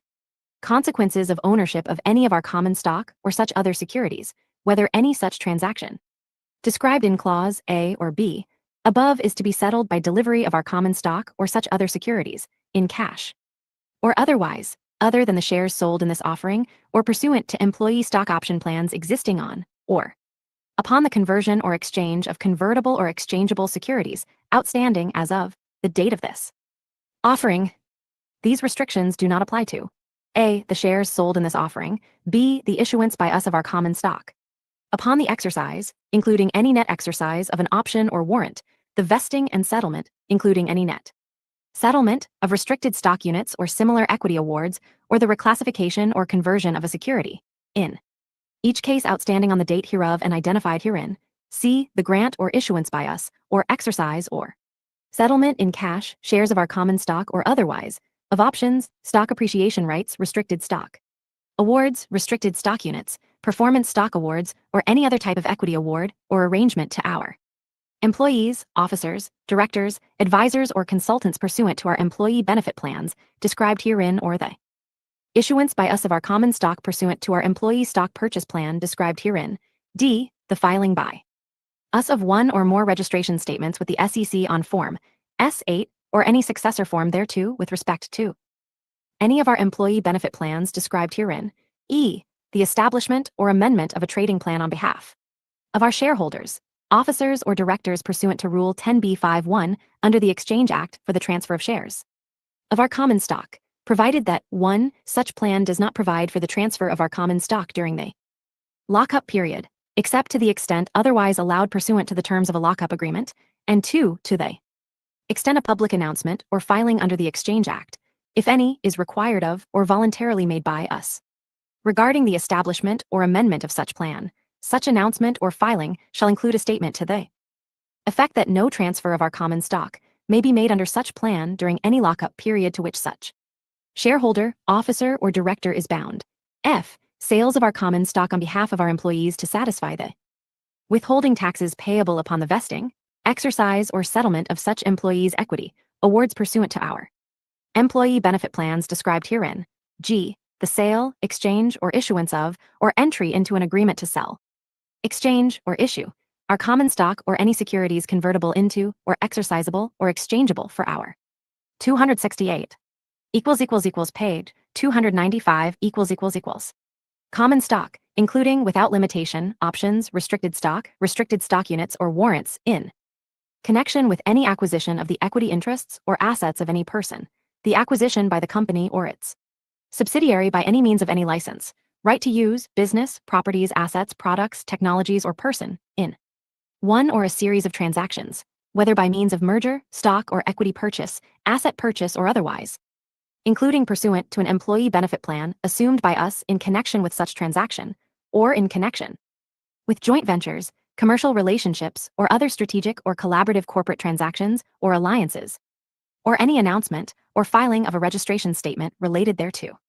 All shares of our common stock outstanding immediately prior to this offering will be subject to restrictions on transfer as defined below in connection with this offering as follows. Shareholders, including our founder, may not and may not cause or direct any of their affiliates to, without the prior written consent of Goldman Sachs & Co.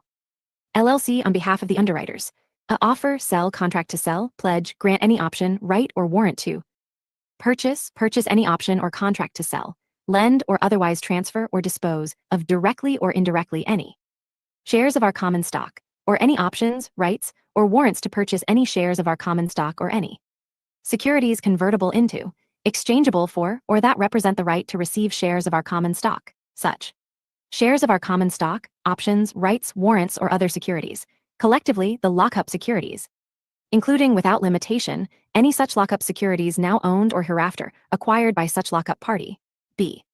Engage in any hedging or other transaction or arrangement, including, without limitation, any short sale or the purchase or sale of, or entry into, any put or call option, or combination thereof, forward swap, or any other derivative transaction or instrument, however described or defined, which is designed to, or which reasonably could be expected to lead to or result in a sale, loan, pledge, or other disposition, whether by such lockup party or someone other than such lockup party, or transfer of any of the economic consequences of ownership, in whole or in part, directly or indirectly, of any lockup securities, whether any such transaction or arrangement or instrument provided for thereunder would be settled by delivery of our common stock or such other securities, in cash or otherwise for purposes of this section, any such sale, loan, pledge, or other disposition or transfer of economic consequences, a transfer. C. Make any demand for or exercise any right with respect to the registration of any lockup securities, or D. Otherwise publicly announce any intention to engage in or cause any action, activity, transaction, or arrangement described in Clause A, B, or C above. The restrictions on transfer of the lockup securities do not apply to the A transfer by the lockup party of the lockup securities. 1. As one or more bona fide gifts or charitable contributions, or for bona fide estate planning purposes, including without limitation to charitable organizations or educational institutions. 2. Upon death by will, testamentary document, or intestate succession. 3. If the lockup party is a natural person, to any member of the lockup party's immediate family, to other dependents, or to any trust, partnership, limited liability company, or other entity, for the direct or indirect benefit of the lock-up party or the immediate family of the lockup party, or if the lockup party is a trust to a truster, trustee, or beneficiary of the trust, or the estate of a truster, trustee, or beneficiary of such trust. 4. To a corporation, partnership, limited liability company, or other entity of which the lockup party and the immediate family of the lockup party are the legal and beneficial owner of all of the outstanding equity securities or similar interests. 5. To a nominee or custodian of a person or entity to whom a disposition or transfer would be permissible under Clauses A, I through 4 above. 6. If the lockup party is a corporation, partnership, limited liability company, trust, or other business entity. A. To another corporation, partnership, limited liability company, trust, or other business entity that is an affiliate of the lockup party, or to any investment fund or other entity which fund or entity is controlling, controlled by, managing or managed by, advises or is advised by, subadvises or is subadvised by or under common control with the lockup party or affiliates of the lockup party, or B. As part of a distribution, transfer, or other disposition by the lockup party to its stockholders, current or former partners, members, managers, beneficiaries, or other equity holders of the lockup party or its affiliates, or to the estate of any such stockholders, partners, members, manager, beneficiaries, or other equity holders. 7. By operation of law, such as pursuant to a qualified domestic order, divorce settlement, divorce decree, or separation agreement, or other order of a court or regulatory agency. 8. To us from any of our subsidiaries, employee or service provider upon death, disability, or termination of employment, in each case, of such employee or service provider. 9. If the lockup party is not our officer or director, or a stockholder holding 10% or more of our common stock, in connection with the transfer of the lockup party's shares of common stock acquired, A. from 269. Paid, 296 The underwriters in this offering, or B, in open market transactions after the pricing date of this offering. 10, 2.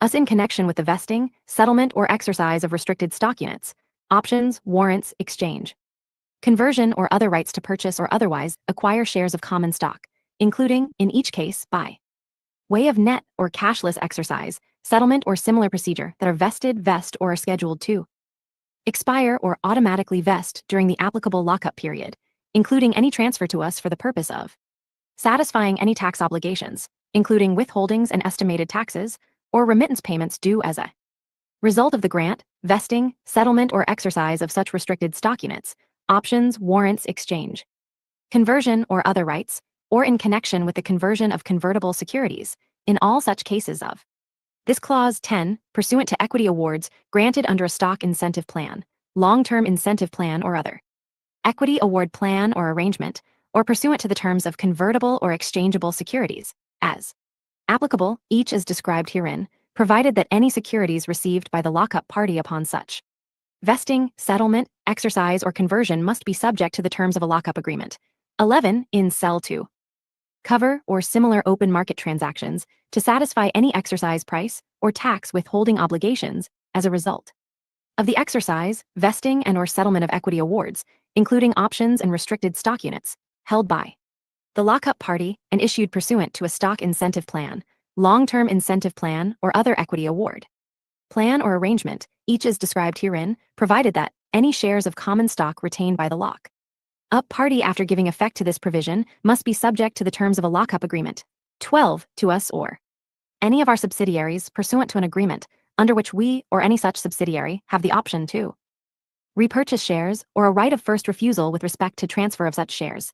13, to us or any of our subsidiaries pursuant to an agreement under which the holder of shares or other securities convertible into or exercisable for shares has the option to require us or such subsidiary to repurchase such shares or other securities convertible into or exercisable for shares. 14, to us in connection with a tender offer by us for outstanding equity securities or other repurchase transaction by us that is approved by our board of directors. 15, in certain cases, to any third-party pledgee in a bona fide transaction as collateral to secure obligations pursuant to a lending or similar financing arrangement effective on the date of this offering between such third party or its affiliates or designees and the lockup party and or its affiliates, or otherwise any action by the lockup party and or its affiliates to permit such pledgee to enforce its security interest under such arrangement by selling, transferring, appropriating, or otherwise disposing of the lockup securities.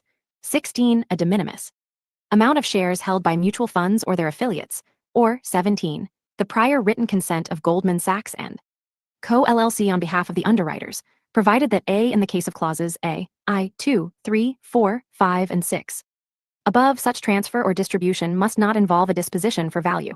B, in the case of clauses A, I, 2, 3, 4, 5, 6, 7, and 15. Above, it is a condition to the transfer or distribution that the donee, devisee, transferee, or distributee, as the case may be, must sign and deliver a lockup agreement for the balance of the applicable lockup period. C, in the case of clauses A, Roman 2, 3, 4, 5, 6, and 9. Above, no filing by any party, including, without limitation, any donor, donee, devisee, transferor, transferee, distributor, or distributee, under the Exchange Act or other public filing, report, or announcement reporting a reduction in beneficial ownership of lockup securities must be required, or must be voluntarily made in connection with such transfer or distribution. And D, in the case of clauses A, I, 7, 8, 9, 10, 11, 12, 13, 14, and 15. Above, no filing under the Exchange Act or other public filing, report, or announcement must be voluntarily made connection with such transfer or distribution, and if any such filing, report, or announcement reporting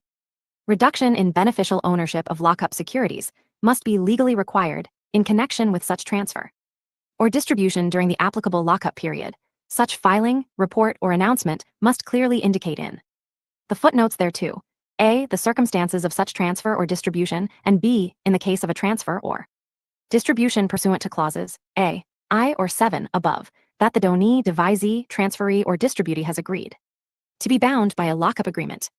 B, entry into or amendment of a written plan meeting the requirements of Rule 10b-5(1) under the Exchange Act, relating to the transfer of the lockup securities of the lockup party, if then permitted by us, provided that none of the securities subject to such plan may be transferred until after the expiration of the applicable lockup period other than as permitted by the lockup agreement, and no public announcement, report, or filing under the Exchange Act or any other public filing, report, or announcement must be voluntarily made, whether by or on behalf of the lockup party, us, or any other party, regarding, or that otherwise discloses, the establishment of such plan during the applicable lockup period, and if any such filing, report, or announcement must be legally required during the applicable lockup period, such filing, report, or announcement must clearly indicate that 270 page 297 none of the securities subject to such plan may be transferred pursuant to such plan until after the expiration of the applicable lockup period. C1. Transfer by the lockup party of the lockup securities pursuant to a bona fide third-party tender offer, merger, consolidation, or other similar transaction that is approved by our board of directors and made to all our holders of capital stock involving a change of control, and 2. Entry into any lockup, voting, or similar agreement pursuant to which the lockup party may agree to transfer, sell, tender, or otherwise dispose of shares of common stock or such other securities convertible into, or exercisable, or exchangeable for common stock in connection with a transaction described in Clause 1 above, provided that in the event that such tender offer, merger, consolidation, or other similar transaction is not completed, the lockup securities must remain subject to the lockup restrictions. Detransfer by the lockup party of the lockup securities to us in connection with 1. The conversion of our outstanding preferred stock into shares of common stock in connection with the consummation of this offering, or 2. The conversion, reclassification, redemption, exchange of any shares of any class of common stock or lockup securities into shares of another class of common stock, provided that any such shares of common stock or lockup securities received upon such conversion, reclassification, redemption, or exchange pursuant to Clause 1 or 2 must be subject to the terms of a lockup agreement, and exercise of any option to purchase any lockup securities pursuant to any of our or our subsidiaries' stock incentive plan, long-term incentive plan, stock purchase plan, or other equity award plan or arrangement, each as described herein, on a cash basis, and the receipt by the lockup party from us of lockup securities upon such exercise, provided that the underlying lockup securities must be subject to the terms of a lockup agreement. Our founder has agreed with the underwriters that all of the shares of our common stock owned by him are subject to the restrictions described above, until immediately after the close of the trading day on the 366th day after the date of this prospectus. In addition, our founder may make permitted transfers as defined in our charter, subject to the restrictions described in clauses A, B, and D of paragraph A above. Our founder's shares are not subject to any early release provisions during the lockup period. Several of our shareholders have agreed with the underwriters that certain shares of our common stock owned by them are subject to the restrictions described above until the beginning of the second full trading day immediately following public release of our quarterly financial results for the quarter ended June 30, 2027, such period of time. The extended lockup period, subject to specified early release provisions described below. The shares subject to the extended lockup period, together with the shares held by our founder, which are subject to a 366-day lockup period, represent approximately 7.8 billion shares of common stock, or greater than 63% of our shares outstanding immediately prior to this offering. For those shares subject to the extended lockup period, which does not include shares held by our founder, there are automatic early releases from the restrictions on transfer commencing in the first quarter of 2027, as follows. A. On or after the second full trading day on NASDAQ, immediately following the public release of our quarterly financial results, which for this purpose does not include flash numbers or preliminary, partial earnings for the quarter ended December 31, 2026, up to 20% of the shares may be transferred. B. On or after the date that is 280 days after the date of this prospectus, up to an additional 10% of the shares may be transferred. C. On or after the second full trading day on NASDAQ, immediately following the public release of our quarterly financial results, which for this purpose does not include flash numbers or preliminary, partial earnings for the quarter ended March 31, 2027, up to an additional 20% of the shares may be transferred. D. On or after the date that is 340 days after the date of this prospectus, Up to an additional 10% of the shares may be transferred. 271 page 298 on or after the date, that is 366 days after the date of this prospectus. Up to an additional 20% of the shares may be transferred, and F on or after the second full trading day on NASDAQ, immediately following the public release of our quarterly financial results, which for this purpose does not include flash numbers or preliminary partial earnings for the quarter ended June 30, 2027, all of the shares may be transferred. All other outstanding shares of our common stock are subject to the transfer restrictions described above until immediately after the close of the trading day on the 180th day after the date of this prospectus, such period of time. The 180-day lockup period, subject to the early release provisions described below. For those shares subject to the 180-day lockup period, there are automatic early releases from the restrictions on transfer commencing in the third quarter of 2026 as follows. A on or after the second full trading day on NASDAQ, immediately following the public release of our quarterly financial results, which for this purpose does not include flash numbers or preliminary partial earnings for the quarter ended June 30, 2026, such date, the first earnings release date, up to 20% of the shares may be transferred. B, if the reported closing price of our Class A common stock on NASDAQ is at least 30% greater than the public offering price set forth on the cover page of this prospectus for at least 5 of the 10 consecutive trading days, ending on and including the first earnings release date, on or after the second full trading day immediately after the first earnings release date, up to an additional 10% of the shares may be transferred. C, up to an additional 7% of the shares may be transferred on or after each of the dates that are 70 days, 90 days, 105 days, 120 days, and 135 days, respectively, after the date of this prospectus. D, on or after the second full trading day on NASDAQ, immediately following the public release of our quarterly financial results, which for this purpose does not include flash numbers or preliminary partial earnings for the quarter ended September 30, 2026, up to an additional 28% of the shares may be transferred, and E, on or after the date that is 180 days after the date of this prospectus, all of the shares may be transferred.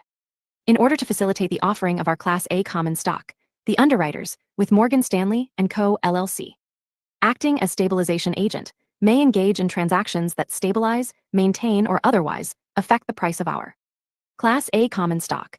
Specifically, the underwriters may sell more shares of Class A common stock than they are obligated to purchase under the underwriting agreement, creating a short position.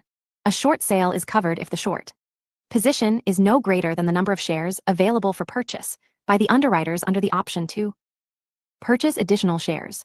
The underwriters can close out a covered short sale by exercising the option to purchase additional shares or purchasing shares in the open market. In determining the source of shares to close out a covered short sale, the underwriters will consider, among other things, the open market price of our Class A common stock compared to the price available under the option to purchase additional shares. The underwriters may also sell shares of Class A common stock in excess of the option to purchase additional shares, creating a naked short position. Underwriters must close out any naked short position by purchasing shares of Class A common stock in the open market. A naked short position is more likely to be created if the underwriters are concerned that there may be downward pressure on the price of our Class A common stock in the open market after pricing that could adversely affect investors who purchase shares of Class A common stock in this offering. As an additional means of facilitating this offering, the underwriters may bid for and purchase shares of Class A common stock in the open market to stabilize the price of our Class A common stock. These activities may raise or maintain the market price of our Class A common stock above independent market levels, or prevent or retard a decline in the market price of our Class A common stock. The underwriters are not required to engage in these activities and may end any of these activities at any time. We and the underwriters have agreed to indemnify each other against certain liabilities, including liabilities under the Securities Act. 272 page 299 . A prospectus in electronic format may be made available on websites maintained by one or more underwriters, or selling group members, if any, participating in this offering. The representatives may agree to allocate a number of shares of Class A common stock to underwriters for sale to their online brokerage account holders. Internet Distributions will be allocated by the representatives to the underwriters that may make internet distributions on the same basis as other allocations. The underwriters and their respective affiliates are full-service financial institutions engaged in various activities, which may include securities trading, commercial and investment banking, financial advisory, investment management, investment research, principal investment, hedging, financing, and brokerage activities. Certain of the underwriters and their respective affiliates have, from time to time, performed and may in the future perform various financial advisory and investment banking services for us, for which they received or will receive customary fees and expenses. Certain of the underwriters and their respective affiliates have in the past been, are currently, and may in the future be, our customers in arm's length transactions. In addition, Morgan Stanley & Co. LLC advised us, in connection with the acquisition of XAI, affiliates of Goldman Sachs & Co. LLC, Morgan Stanley & Co. LLC, BofA Securities, Inc., Citigroup Global Markets, Inc., and JP Morgan Securities LLC serve as lenders or administrative agents under the SpaceX bridge loan. Affiliates of Barclays Capital, Inc., Deutsche Bank Securities, Inc., RBC Capital Markets, LLC, UBS Securities LLC, and Wells Fargo Securities, LLC are lenders under the SpaceX bridge loan. Affiliates of BofA Securities, Inc., Citigroup Global Markets, Inc., Goldman Sachs & Co. LLC, Morgan Stanley & Co. LLC, Barclays Capital, Inc., Deutsche Bank Securities, Inc., Wells Fargo Securities, LLC, RBC Capital Markets, LLC, and UBS Securities, LLC are lenders under the SpaceX credit facility. Affiliates of Citigroup Global Markets, Inc., Goldman Sachs & Co. LLC, and Morgan Stanley & Co. LLC serve as syndication agents. Affiliates of Barclays Capital, Inc., Deutsche Bank Securities, Inc., and Wells Fargo Securities, LLC serve as co-documentation agents. Affiliates of BofA Securities, Inc., Citigroup Global Markets, Inc., Goldman Sachs & Co. LLC, and Morgan Stanley & Co. LLC serve as joint lead arrangers. Affiliates of BofA Securities, Inc., Citigroup Global Markets, Inc., Goldman Sachs & Co. LLC, Morgan Stanley & Co. LLC, Barclays Capital, Inc., Deutsche Bank Securities, Inc., and Wells Fargo Securities, LLC serve as joint bookrunners, and an affiliate of BofA Securities, Inc., serves as administrative agent under the SpaceX credit facility. In addition, in the ordinary course of their various business activities, the underwriters and their respective affiliates may make or hold a broad array of investments and actively trade debt and equity securities, or related derivative securities and financial instruments, including bank loans, for their own account and for the accounts of their customers, and may at any time hold long and short positions, or provide loans or other financing on or secured by in such securities and instruments. Such investment and securities activities may involve our securities and instruments. The underwriters and their respective affiliates may also make investment recommendations or publish or express independent research views in respect of such securities or instruments, and may at any time hold or recommend to clients that they acquire long or short positions in such securities and instruments. Pricing of the offering. Prior to this offering, there has been no public market for our Class A common stock. The initial public offering price has been determined by negotiations between us and the representatives. Among the factors considered in determining the initial public offering price were prevailing market conditions, our future prospects, and those of our industry in general, our historical financial and operating performance in recent periods, an assessment by our management, and the consideration of the above factors in relation to market valuation of companies engaged activities similar to ours. Directed share program. At our request, the underwriters have reserved up to 5% of the shares of Class A common stock offered by this prospectus for sale at the initial public offering price through a directed share program to certain employees and persons selected based on the discretion of our executive officers, which may include parties with whom we have a business relationship and friends and family of our executive officers. If purchased by these persons, these shares will not be subject to a lockup restriction. The number of shares of Class A common stock available for sale to the general public will be reduced by the number of reserved shares sold to these persons. Any reserved shares not purchased by these persons will be offered by the underwriters to the general public on the same basis as the other. 273 page 300 shares of Class A common stock offered by this prospectus. We will agree to indemnify the underwriters and their affiliates against certain liabilities and expenses, including liabilities under the Securities Act, in connection with sales of the shares reserved for the directed share program. Morgan Stanley & Co. LLC, an underwriter in this offering, and its affiliates will administer the Global Directed Share Program. Offerings outside the United States. This offering includes public offerings in Australia, certain provinces and territories of Canada, certain member states of the European Economic Area, Japan, Switzerland, and the United Kingdom. We do not currently intend to list our Class A common stock on any exchange in such jurisdictions. Subject to applicable law, the underwriters may offer shares of our Class A common stock outside of the United States, Australia, Canada, the European Economic Area, Japan, Switzerland, and the United Kingdom. The underwriters may use one or more affiliates in order to offer and sell shares outside of the United States. No shares of our Class A common stock will be offered or sold in any jurisdiction, except by or through brokers or dealers duly registered under the applicable securities laws of that jurisdiction, or in circumstances where any exemption from such registration requirements is available. Selling restrictions. Argentina. The shares of Class A common stock are not authorized for public offering in Argentina by the Comisión Nacional de Valores pursuant to Argentine Public Offering Law number 17,811, as amended, and they shall not be sold publicly. Therefore, any transaction carried out in Argentina must be made privately. Australia. This prospectus does not constitute a prospectus, product disclosure statement, or other disclosure document under Chapter 6D2 of the Corporations Act 2001, the Corporations Act, and does not purport to include the information required for a prospectus, product disclosure statement, or other disclosure document under the Corporations Act. Any offer in Australia of the shares of Class A common stock made pursuant to this prospectus may only be made to persons, the exempt investors, who are sophisticated investors, within the meaning of Section 708(8) of the Corporations Act, professional investors, within the meaning of Section 708(11) of the Corporations Act, or otherwise pursuant to one or more exemptions contained in Section 708 of the Corporations Act, so that it is lawful to offer the shares of Class A common stock without disclosure to investors under Chapter 6D of the Corporations Act.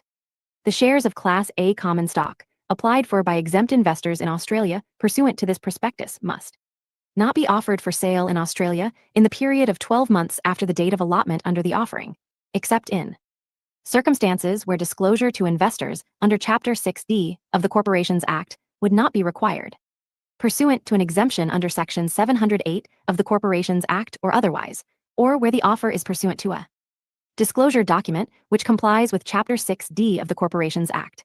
Any person acquiring the shares of Class A common stock pursuant to this prospectus must observe such Australian on-sale restrictions. The public offering in Australia will be made pursuant to a separate prospectus, Australian Prospectus, which complies with the requirements of the Corporations Act and will be lodged with the Australian Securities and Investments Commission. Any non-exempt investor who wishes to participate in the offering must apply pursuant to the Australian Prospectus through an application form which accompanies the Australian Prospectus. This prospectus contains general information only and does not take account of the investment objectives, financial situation, or particular needs of any particular person. It does not contain any securities recommendations or financial product advice. Before making an investment decision, investors need to consider whether the information in this prospectus is appropriate to their needs, objectives, and circumstances, and, if necessary, seek expert advice on those matters. 274. Page 301, Brazil. The offer and sale of the shares of Class A common stock have not been and will not be registered with the Brazilian Securities Commission, Comissão de Valores Mobiliários, or CVM, and therefore will not be carried out by any means that would constitute a public offering in Brazil under CVM Resolution Number 160, dated 13 July 2022, as amended, or unauthorized distribution under Brazilian laws and regulations. The shares of Class A common stock will be authorized for trading on organized non-Brazilian securities markets and may only be offered to Brazilian professional investors, as defined by applicable CVM regulation, who may only acquire the shares of Class A common stock through a non-Brazilian account with settlement outside Brazil in non-Brazilian currency. The trading of the shares of Class A common stock on regulated securities markets in Brazil is prohibited. Chile.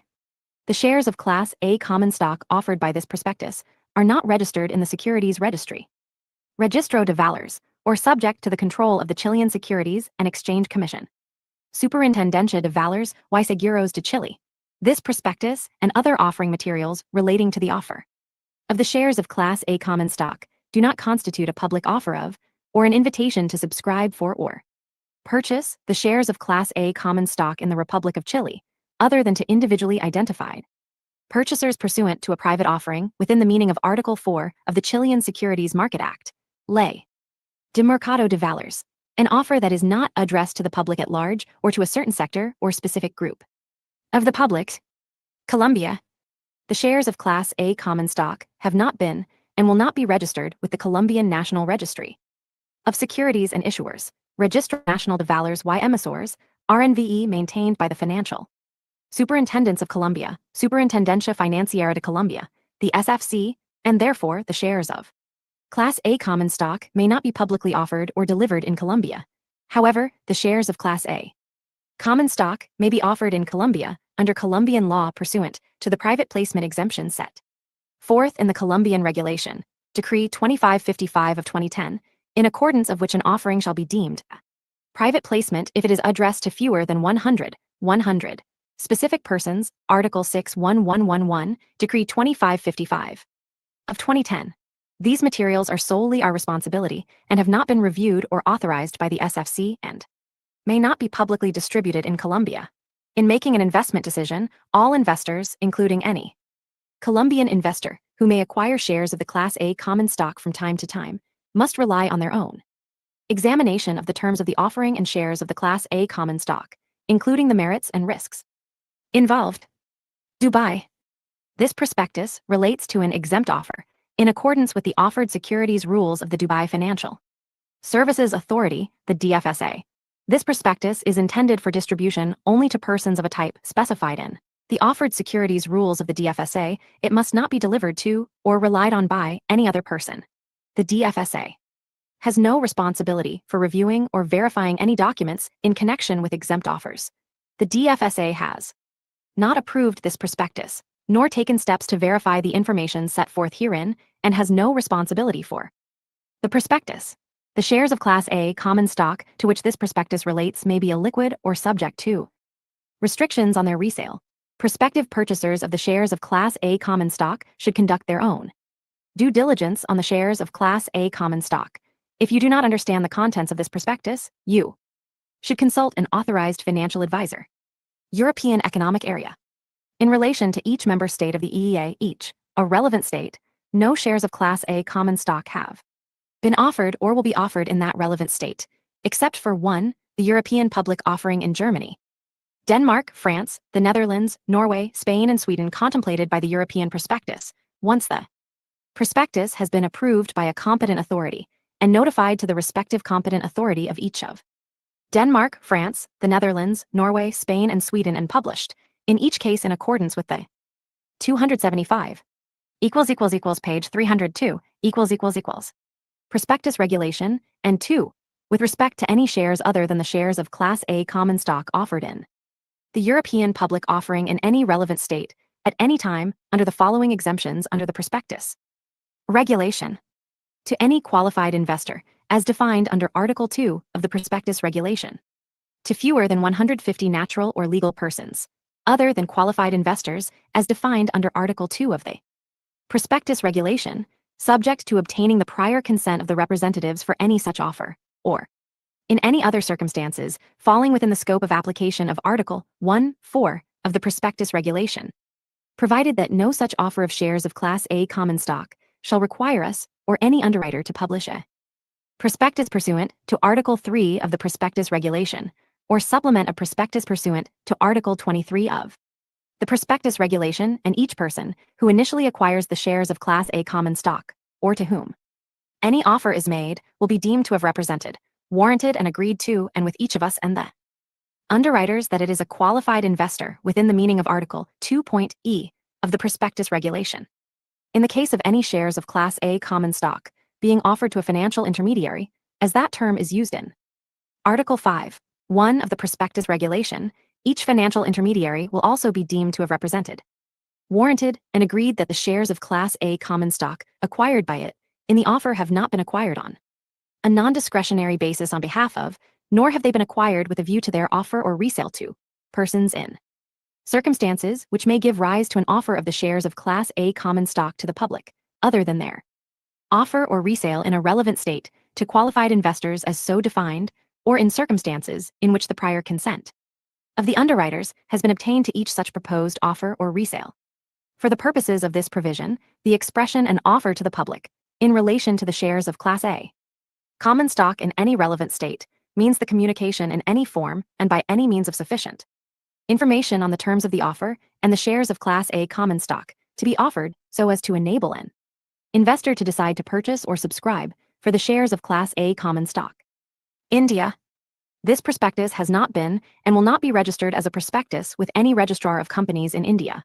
This prospectus has not been and will not be reviewed or approved by any regulatory authority in India, including the Securities and Exchange Board of India, any registrar of companies in India, or any stock exchange in India.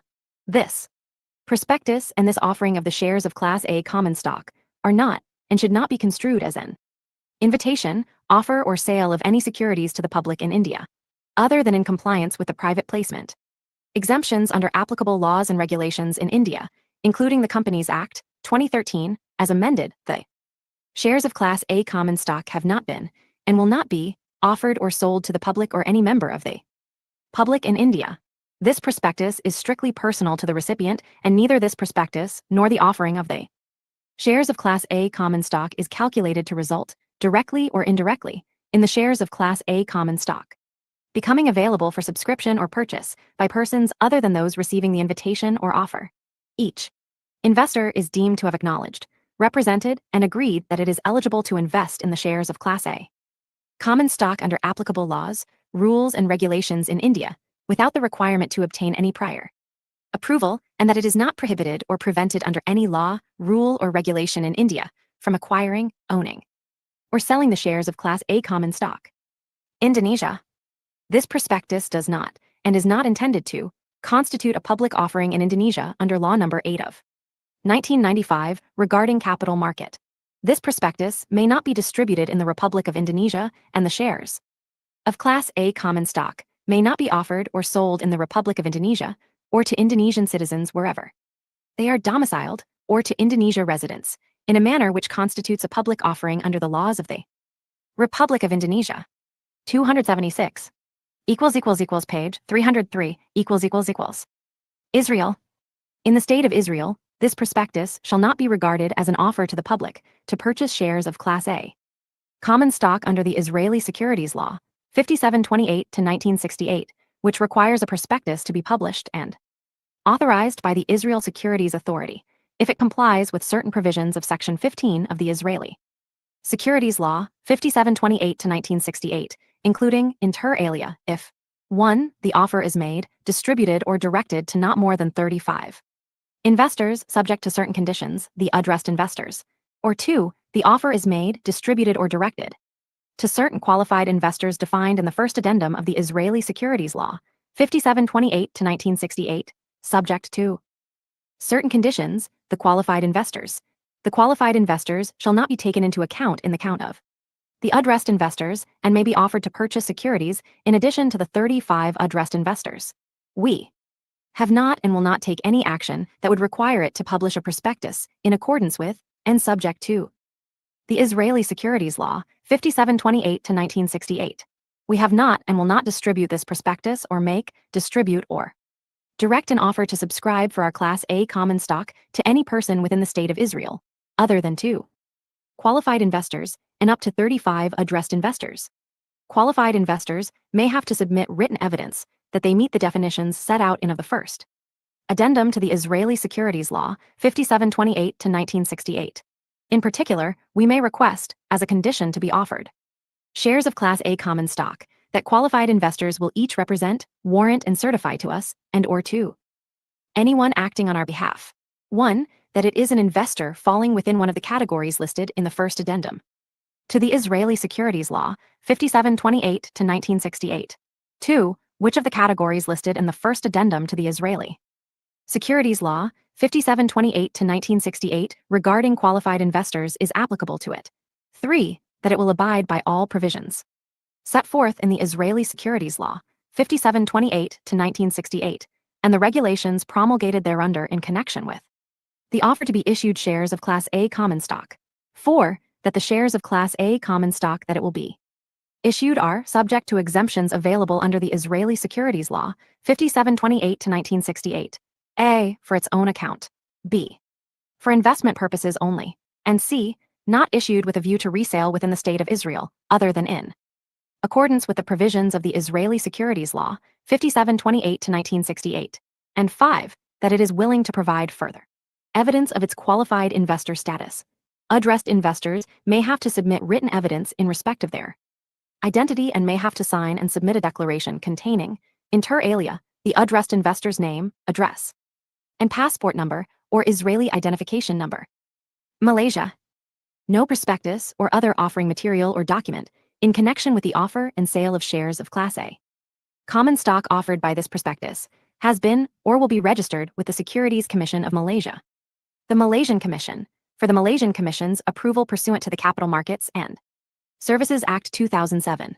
Accordingly, this prospectus and any other document or material in connection with the offer or sale or invitation for subscription or purchase of the shares of Class A common stock may not be circulated or distributed, nor may the shares of Class A common stock be offered or sold, or be made the subject of an invitation for subscription or purchase, whether directly or indirectly, to persons in Malaysia other than 1. A closed-end fund approved by the Malaysian Commission, 2. A holder of a capital market services license, 3. A person who acquires shares of Class A common stock as principal if the offer is on terms that the shares of Class A common stock may only be acquired at a consideration of not less than Rm 250,000, or its equivalent in foreign currencies, for each transaction. 4. An individual whose total net personal assets or total net joint assets with his or her spouse exceeds Rm 3 million, or its equivalent in foreign currencies, excluding the value of the primary residence of the individual. 5. An individual who has a gross annual income exceeding Rm 300,000, or its equivalent in foreign currencies per annum in the preceding 12 months. 6. An individual who, jointly with his or her spouse, has a gross annual income of Rm 400,000, or its equivalent in foreign currencies, per annum in the preceding 12 months. 7. A corporation with total net assets exceeding Rm 10 million, or its equivalent in foreign currencies, based on the last audited accounts. 8. A partnership with total net assets exceeding Rm 10 million, or its equivalent in foreign currencies. 9. A bank licensee or insurance licensee, as defined in the Labuan Financial Services and Securities Act 2010. 10. An Islamic bank licensee or Takaful licensee, as defined in the Labuan Financial Services and Securities Act 2010. And 11. Any other person as may be specified by the Commission, provided that, in each of the preceding categories, 1 to 11, the distribution of the shares of Class A common stock is made by holder of a capital market services license who carries on the business of dealing in securities. The distribution in Malaysia of this prospectus is subject to Malaysian laws. This prospectus does not constitute and may not be used. 277 page 304 for the purpose of a public offering or an issue, offer for subscription or purchase, or invitation to subscribe for or purchase any securities requiring the registration of a prospectus with the Malaysian Commission under the Capital Markets and Services Act 2007. Mexico. The shares of Class A common stock have not been and will not be registered with the Mexican National Securities Registry, Registro Nacional de Valores, or the RNV, maintained by the Mexican National Banking and Securities Commission, Comisión Nacional Bancaria y de Valores, or the CNBV, and therefore may not be offered or sold publicly in Mexico or otherwise be subject to intermediation activities in Mexico. However, the shares of Class A common stock may only be offered and sold in Mexico on a private placement basis to investors that qualify as institutional or qualified investors pursuant to the private placement exemption set forth in Article 8 of the Mexican Securities Market Law, Ley del Mercado de Valores, and regulations thereunder. The information contained in this prospectus is solely our responsibility and has not been reviewed or authorized by the CNBV and may not be publicly distributed in Mexico. In making an investment decision, all investors, including any Mexican investor who may acquire the shares of Class A common stock from time to time, must rely on their own examination of us. and the terms of this offering and the shares of Class A common stock, including the merits and risks involved. New Zealand. This document has not been registered, filed with or approved by any New Zealand regulatory authority under the Financial Markets Conduct Act 2013, the FMC Act. The shares of Class A common stock may only be offered or sold in New Zealand, or allotted with a view to being offered for sale in New Zealand, to a person who is an investment business within the meaning of Clause 37 of Schedule 1 of the FMC Act, meets the investment activity criteria in Clause 38 of Schedule 1 of the FMC Act, is large within the meaning of Clause 39 of Schedule 1 of the FMC Act, is a government agency within the meaning of Clause 40 of Schedule 1 of the FMC Act, or is an eligible investor within the meaning of Clause 41 of Schedule 1 of the FMC Act. Peru. The shares of Class A common stock and the information contained herein are not being publicly marketed or offered in Peru and will not be distributed or caused to be distributed to the general public in Peru. Peruvian. Securities laws and regulations on public offerings will not be applicable to this offering, and therefore, the disclosure obligations set forth therein will not be applicable to the company or the sellers of the shares of Class A common stock before or after their acquisition by prospective investors. The shares of Class A common stock and the information contained herein have not been and will not be reviewed, confirmed, approved, or in any way submitted to the Superintendencia del Mercado de Valores, Peruvian Capital Market Regulator, the SMV, nor have they been registered with the SMV's Securities Market Public Registry, Registro Público del Mercado de Valores. Accordingly, the shares of Class A common stock cannot be offered or sold within Peruvian territory, except to the extent any such offering or sale qualifies as a private offering under Peruvian law and regulations, and complies with the provisions on private offerings set forth therein. Philippines. The shares of Class A common stock being offered or sold have not been and will not be registered with the Philippine Securities and Exchange Commission under the Securities Regulation Code of the Philippines, the SCR. Any future offer or sale of the shares of Class A common stock within the Philippines is subject to the registration requirements under the SRC, unless such offer or sale qualifies as a transaction exempt from the registration under the SRC. 278 page 305 Accordingly, this prospectus and any other document or material in connection with the offer or sale or invitation for subscription or purchase of the shares of Class A common stock may not be circulated or distributed in the Philippines, and the shares of Class A common stock may not be offered or sold, or be made the subject of an invitation for subscription or purchase to persons in the Philippines, other than 1. To qualified investors in transactions that are exempt from the registration requirements of the SRC, and 2. By persons licensed to make such offers or sales in the Philippines. Qatar. In the state of Qatar, the offer contained in this prospectus is made on an exclusive basis to the specifically intended recipient thereof, upon that person's request and initiative, for personal use only, and shall in no way be construed as a general offer for the sale of the shares of Class A common stock to the public, or an attempt to do business as a bank, an investment company, or otherwise in the state of Qatar. This prospectus and the underlying securities have not been approved or licensed by the Qatar Central Bank or the Qatar Financial Center Regulatory Authority or any other regulator in the state of Qatar. The information contained in this prospectus shall only be shared with any third parties in the state of Qatar on a need-to-know basis for the purpose of evaluating the offering. Any distribution of this prospectus by the recipient to third parties in the state of Qatar beyond the terms hereof is not permitted and shall be at the liability of such recipient. Saudi Arabia. This prospectus may not be distributed in the Kingdom of Saudi Arabia except to such persons as are permitted under the rules on the offer of securities and continuing obligations regulations as issued by the Board of the Saudi Arabian Capital Market Authority, the CMA, pursuant to Resolution No. 3123/2017, dated 27 December 2017, as amended. The CMA does not make any representation as to the accuracy or completeness of this prospectus and expressly disclaims any liability whatsoever for any loss arising from or incurred in reliance upon any part of this prospectus. Prospective purchasers of the shares of Class A common stock offered hereby should conduct their own due diligence on the accuracy of the information relating to the shares of Class A common stock. If you do not understand the contents of this prospectus, you should consult an authorized financial advisor. Singapore. This prospectus has not been registered as a prospectus with the Monetary Authority of Singapore.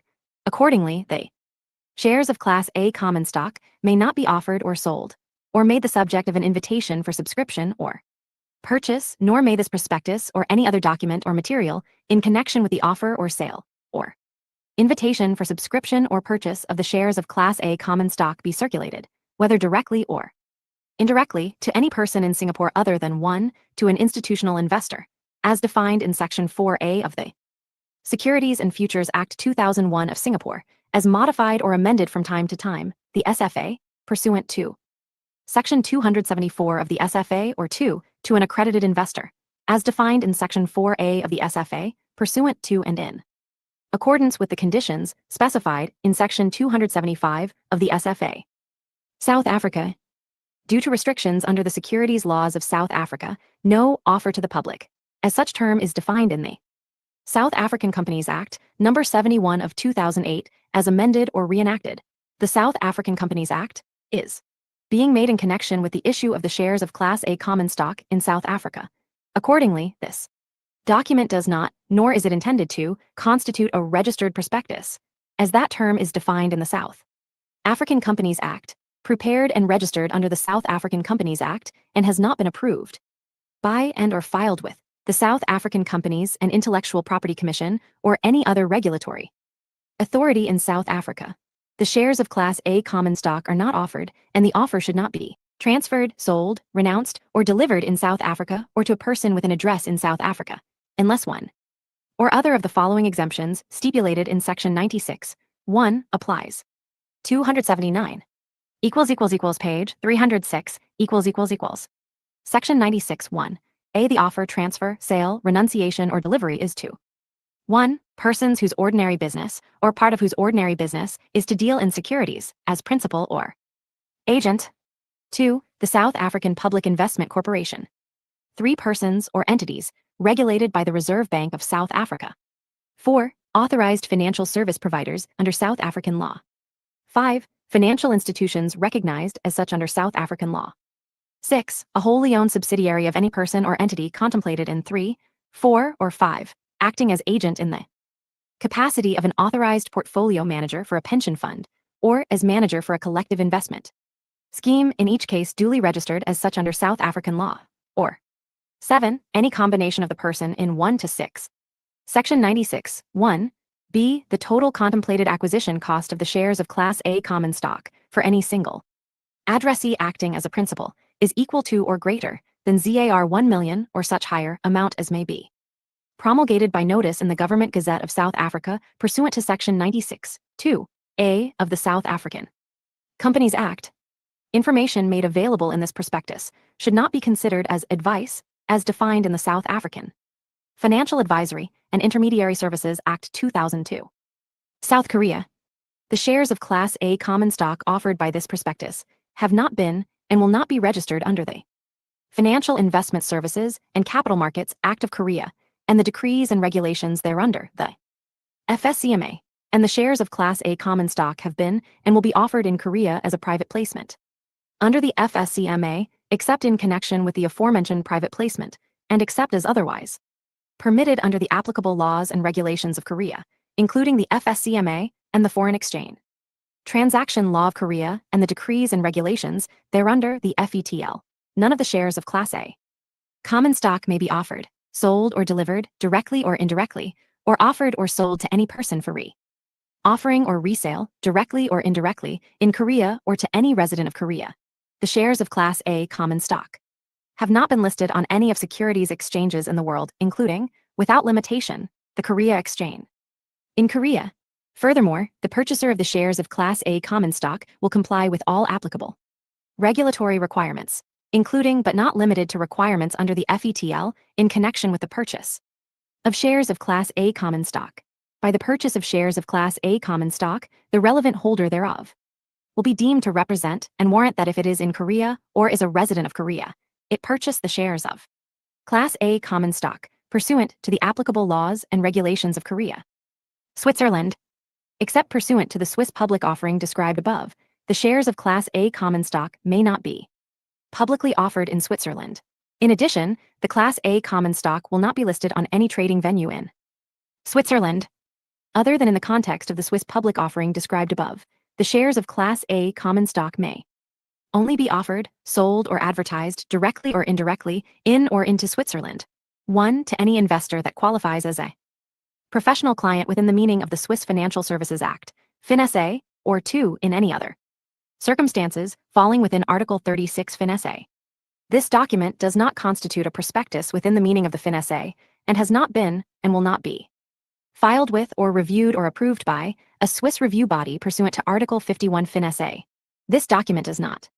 280 page 307 comply with the disclosure requirements applicable to a prospectus within the meaning of the FinSA. This document may not be publicly distributed or otherwise made publicly available in Switzerland. Taiwan. The shares of Class A common stock have not been and will not be registered with the Financial Supervisory Commission of Taiwan pursuant to relevant securities laws and regulations and may not be sold, issued, or offered within Taiwan through a public offering or in circumstances which constitutes an offer within the meaning of the Securities and Exchange Act of Taiwan that requires a registration or approval of the Financial Supervisory Commission of Taiwan. No person or entity in Taiwan has been authorized to offer, sell, give advice regarding or otherwise intermediate the offering and sale of the shares of Class A common stock in Taiwan. Thailand. This prospectus does not, and is not intended to, constitute a public offering in Thailand. The shares of Class A common stock may not be offered or sold to persons in Thailand, unless such offering is made under the exemptions from approval and filing requirements under applicable laws, or under circumstances which do not constitute an offer for sale of the shares Class A common stock to the public for the purposes of the Securities and Exchange Act of 1992 of Thailand, nor require approval from the Office of the Securities and Exchange Commission of Thailand. United Arab Emirates. The shares of Class A common stock have not been, and are not being, publicly offered, sold, promoted, or advertised in the United Arab Emirates, including the Dubai International Financial Center, other than in compliance with the laws of the United Arab Emirates and the Dubai International Financial Center, governing the issue, offering, and sale of the shares of Class A common stock. Further, this prospectus does not constitute a public offer of securities in the United Arab Emirates, including the Dubai International Financial Center, and is not intended to be a public offer. This prospectus has not been approved by or filed with the Central Bank of the United Arab Emirates, the Securities and Commodities Authority, Financial Services Regulatory Authority, or the Dubai Financial Services Authority. United Kingdom. This prospectus has been prepared on the basis that the offering of the shares of Class A common stock falls within one of the exceptions specified in Part 1 of Schedule 1 of the Public Offers and Admissions to Trading Regulations 2024, the POATRs, and accordingly, there will not be a prospectus prepared or published for the purposes of the POATRs. This prospectus does not constitute a prospectus for the purposes of the POATRs.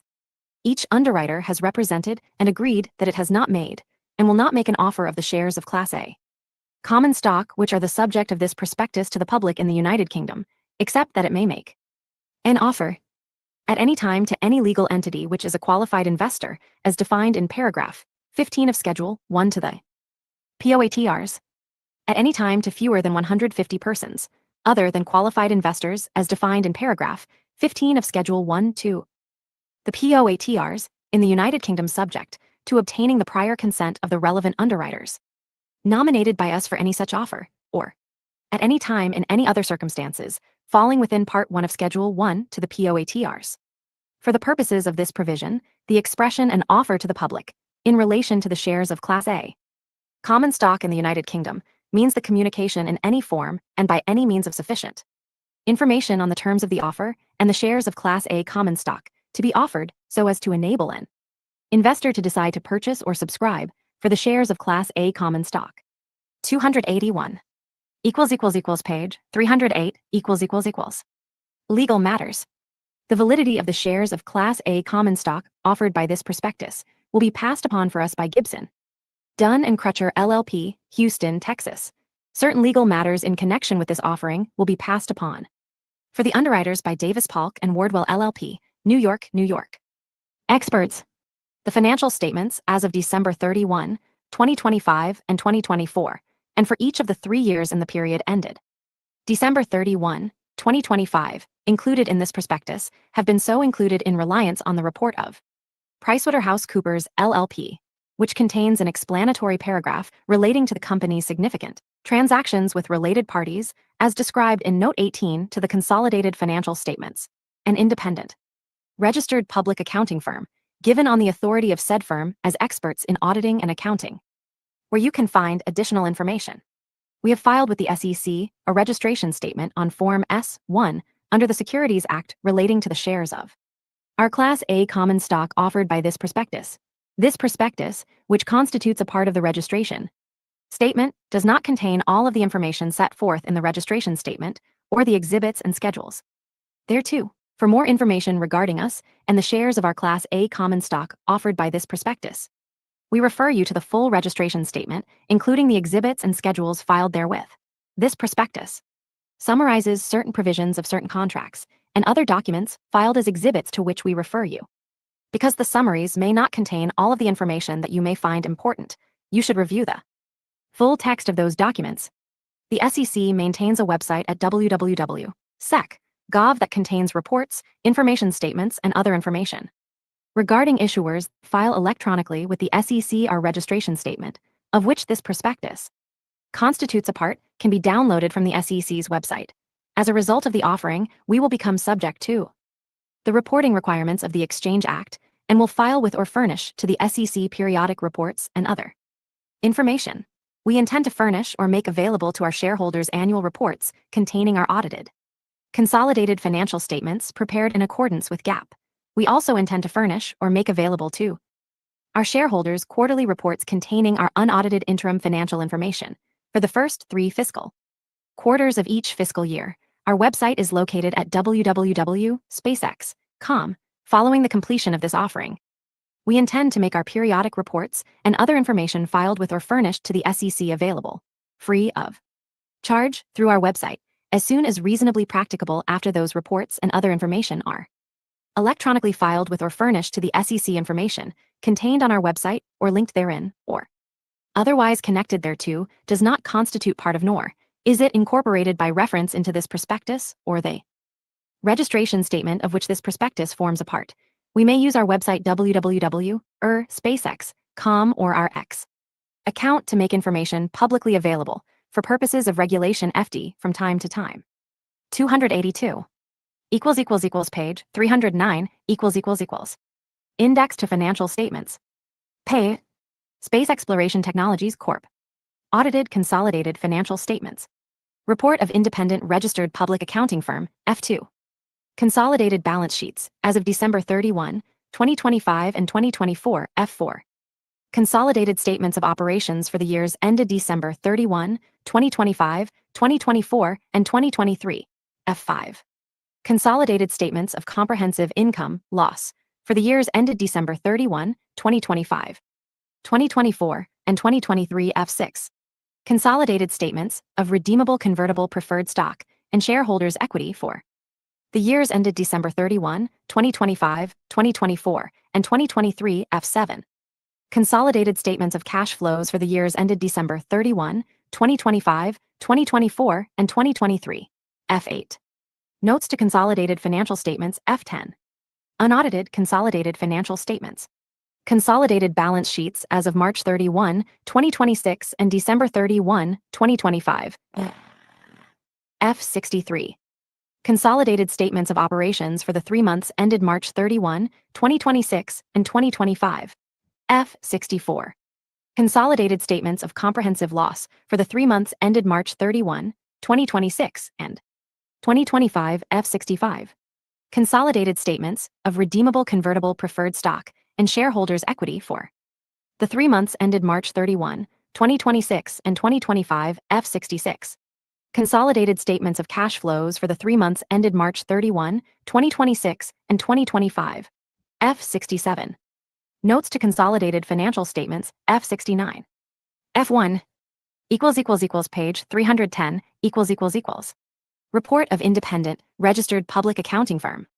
To the Board of Directors and Shareholders of Space Exploration Technologies, Corp.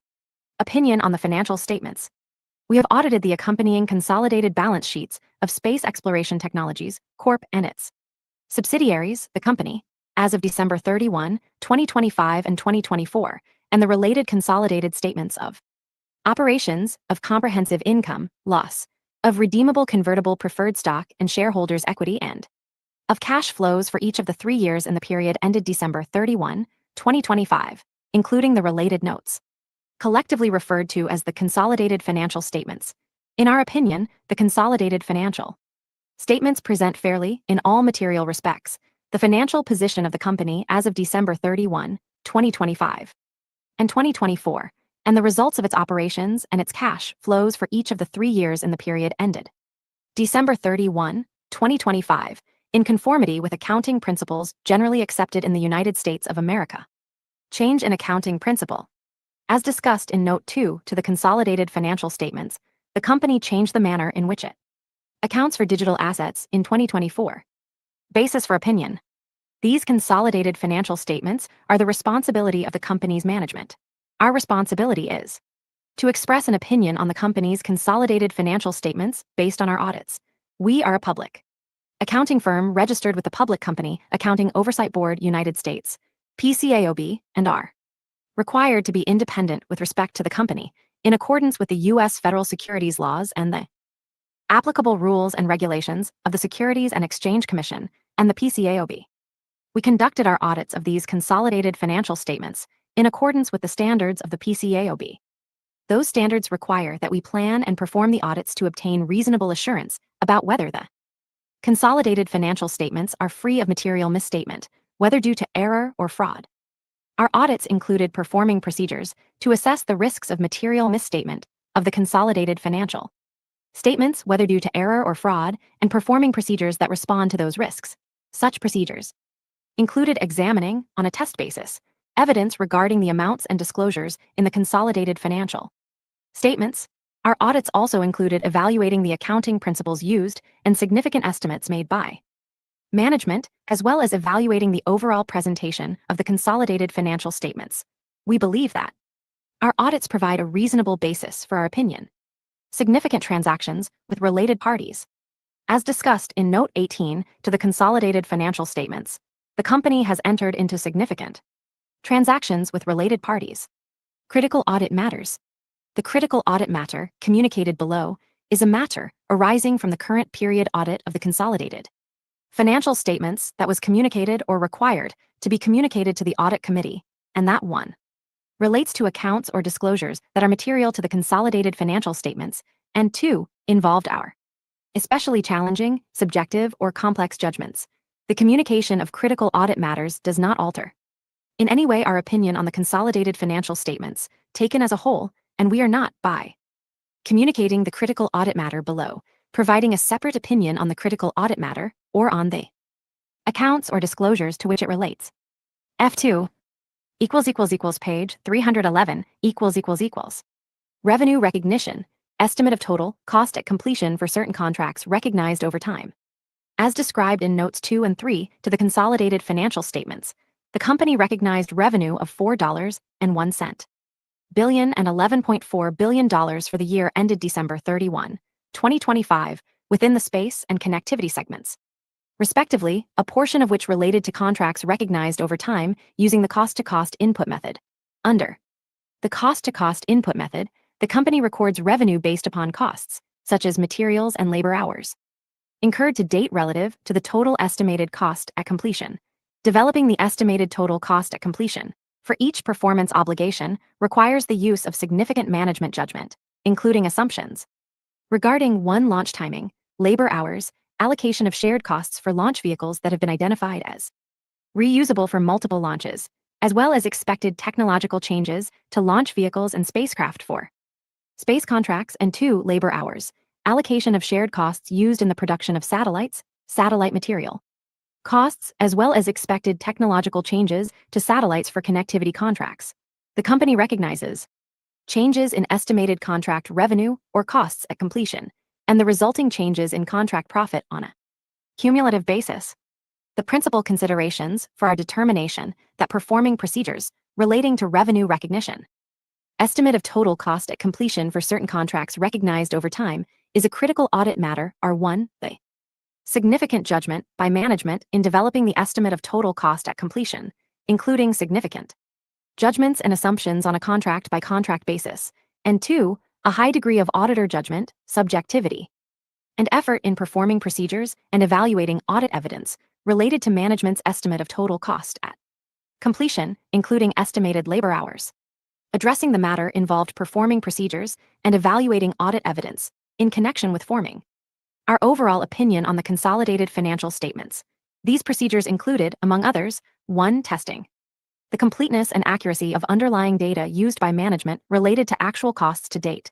2. Testing management's process for developing the estimate of total cost at completion, including evaluating on a test basis the reasonableness of certain significant judgments and assumptions considered by management specific to each contract, including estimated labor hours, evaluating the significant judgments and assumptions related to the estimates of total cost at completion involved evaluating whether the significant judgments and assumptions used by management were reasonable considering 1. Management's historical forecasting accuracy, 2. Evidence to support the relevant aforementioned assumptions, 3. The consistent application of accounting policies, and 4. The timely identification of circumstances which may require a modification to a previous estimate.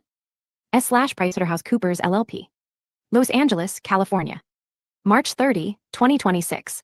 Except for the effects of the reorganization of entities under common control and the effects of the stock split discussed in Note 1 to the consolidated financial statements and the change in reportable segments discussed in Note 19 to the consolidated financial statements, as to which the date is May 7, 2026.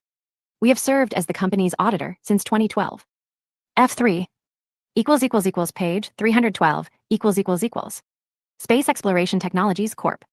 Consolidated balance sheets. In millions, except per share data. December 31, 2025-2024. Assets. Current assets. Cash and cash equivalents, 24,740, 11,385. Marketable securities, 800. Accounts receivable, net of allowance for credit losses of $39 and $119 at December 31, 2025 and 2024.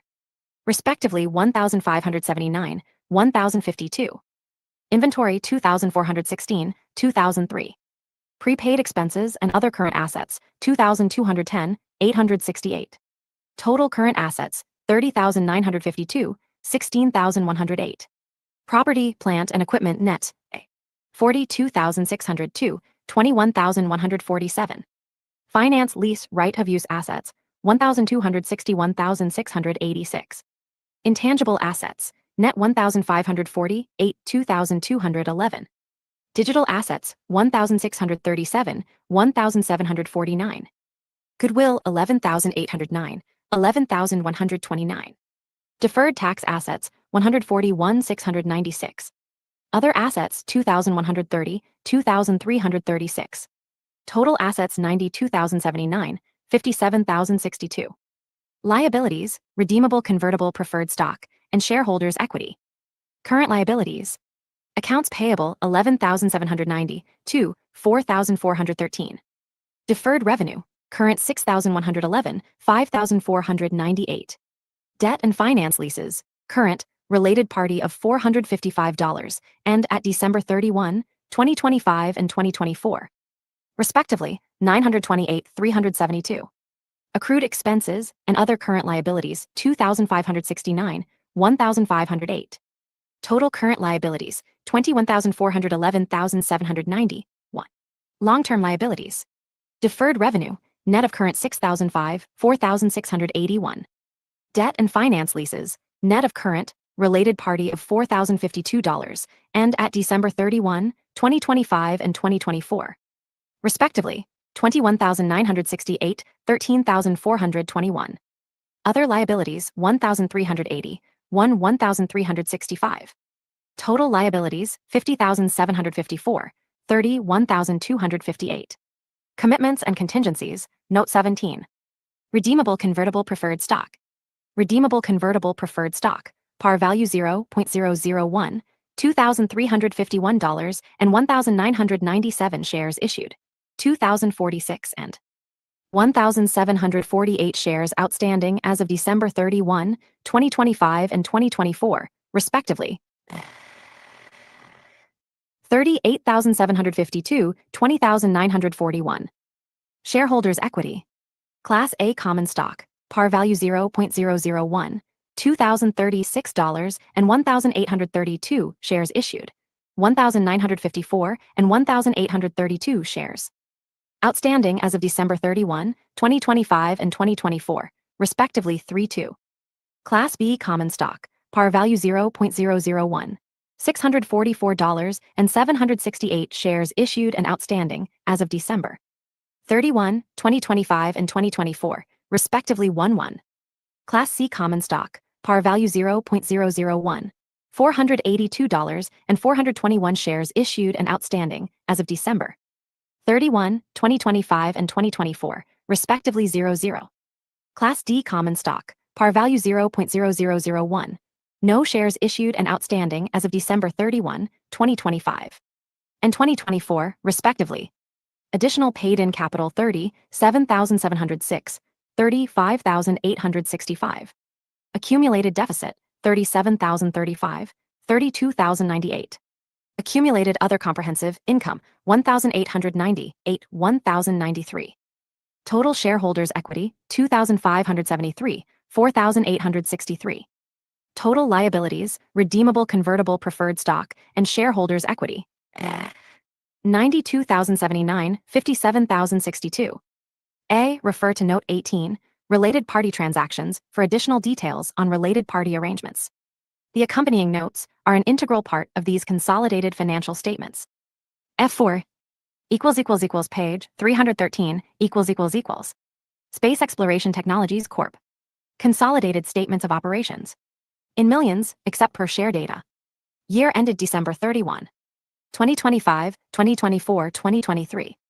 Revenue 18,674, 14,015, $10,387. Costs and expenses. Cost of revenue 9,451, 7,990, 6,110. Research and development 8,640, 3,464, 2,105. Selling, general, and administrative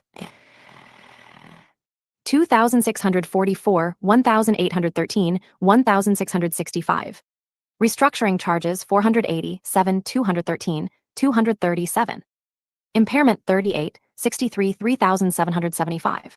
Total costs and expenses 21,263, 13,549, 13,892. Income loss from operations 2,589, 466, 3,505. Interest expense, related party of $66, and for December 31, 2025, 2024, and 2023, respectively, 1,945, 1,580, 1,693. Interest income 492, 371, 249. Other income expense, net, 177, 985, 42. Income loss before income taxes, 4,219, 242, 4,991. Provision for benefit from income taxes, 718, 549, 363. Net income loss, 4,937, 791, $4,628. Net income loss attributable to shareholders basic, 4,937, 18, $4,628. Net income loss attributable to shareholders diluted, 4,937, 21, $4,628. Net income loss per share of common stock attributable to common shareholders. Basic 1.69, 0.01, $1.68. Diluted 1.690, $1.68. Weighted average shares used in computing net income loss per share of common stock. Basic 2,926, 2,840, 8, 2,759. Diluted 2,926, 9,956, 2,759. The accompanying notes are an integral part of these consolidated financial statements. F5s Page 314 Space Exploration Technologies Corp. Consolidated statements of comprehensive income, loss. In millions. Year ended December 31. 2025, 2024, 2023. Net income, loss, 4,937, 791, $4,628. Other comprehensive income, loss. Change in foreign currency translation adjustments, net of tax, 805, 391, 222. Unrealized gains, losses on marketable securities, net of tax, 011. Other comprehensive income, loss, 805, 392, 223. Comprehensive income, loss, 4,132, 399, $4,405. The accompanying notes are an integral part of these consolidated financial statements. F6 Page 315 Space Exploration Technologies Corp.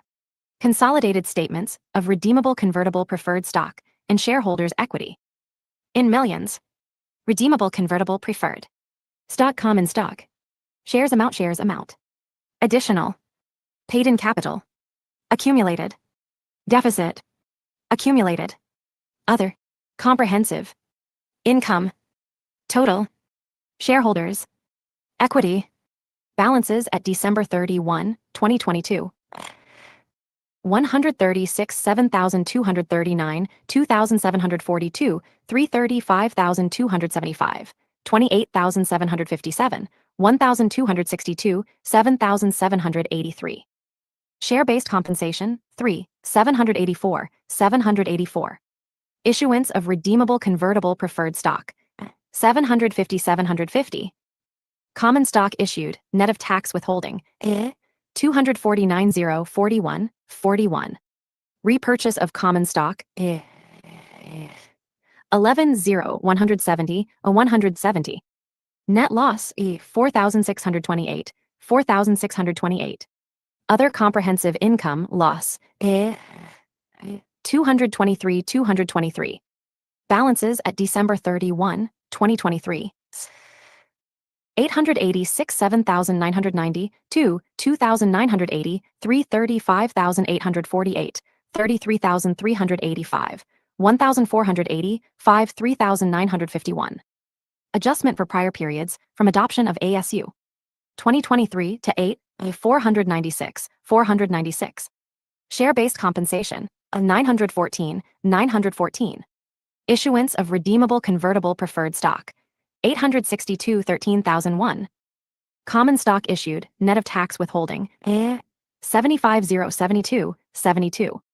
Repurchase of common and redeemable convertible preferred stock, 21, 46, 1,000, 1,000.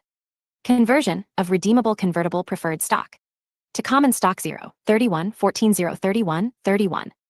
Net income, 791, 791. Other comprehensive income, loss, 392, 392.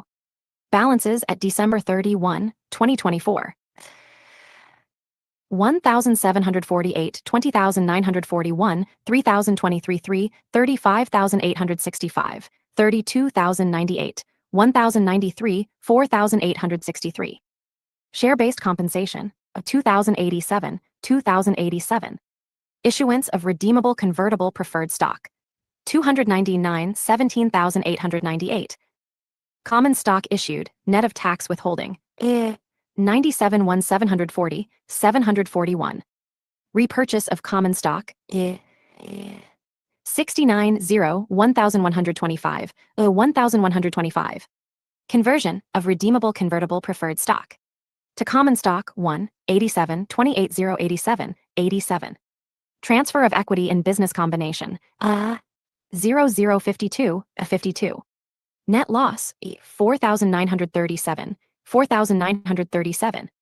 Other comprehensive income, loss, 805, 805. Balances at December 31, 2025. 2,046, 38,752, 3,079, 437,706, 37,035, 1,898, 2,573. The accompanying notes are an integral part of these consolidated financial statements. F7 page 316 Space Exploration Technologies Corp.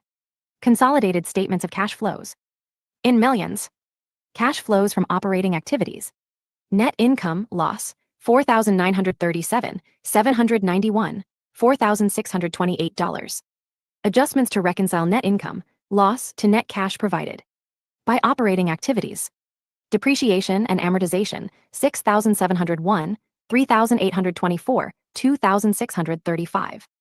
Share-based compensation $1,940, $7,784, $679. Intangible asset impairment $3,775. Deferred income taxes $626, $675, $409. Unrealized gain loss on digital assets $112, $955. Impairment and loss on disposal of fixed assets net $88, $135, $36. Amortization of debt discount and issuance costs $93, $84, $212. Other $66, $115, $214. Changes in operating assets and liabilities. Accounts receivable $543, $347, $345. Inventory $413, $309, $72. Prepaid expenses and other assets $673, $328, $41.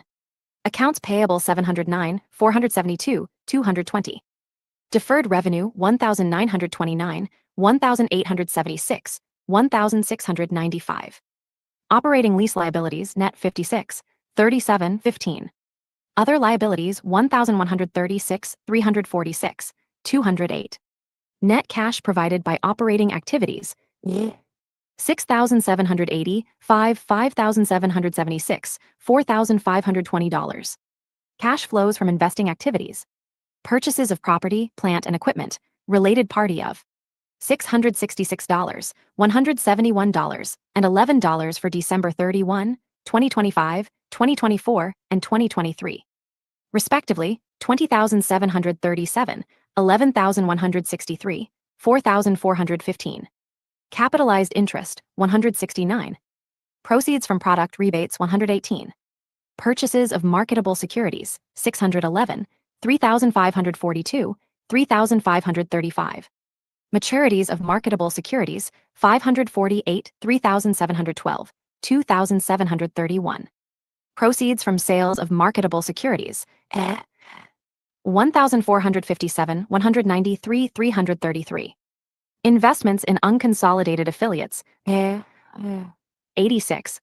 Other investing activities, net $95, $419. Net cash used in investing activities, $19,575, $10,796, $4,867. Cash flows from financing activities. Principal repayments on finance leases, $295, $154. Proceeds from debt and other financing obligations, $16,055. Payment of debt issuance costs, $66.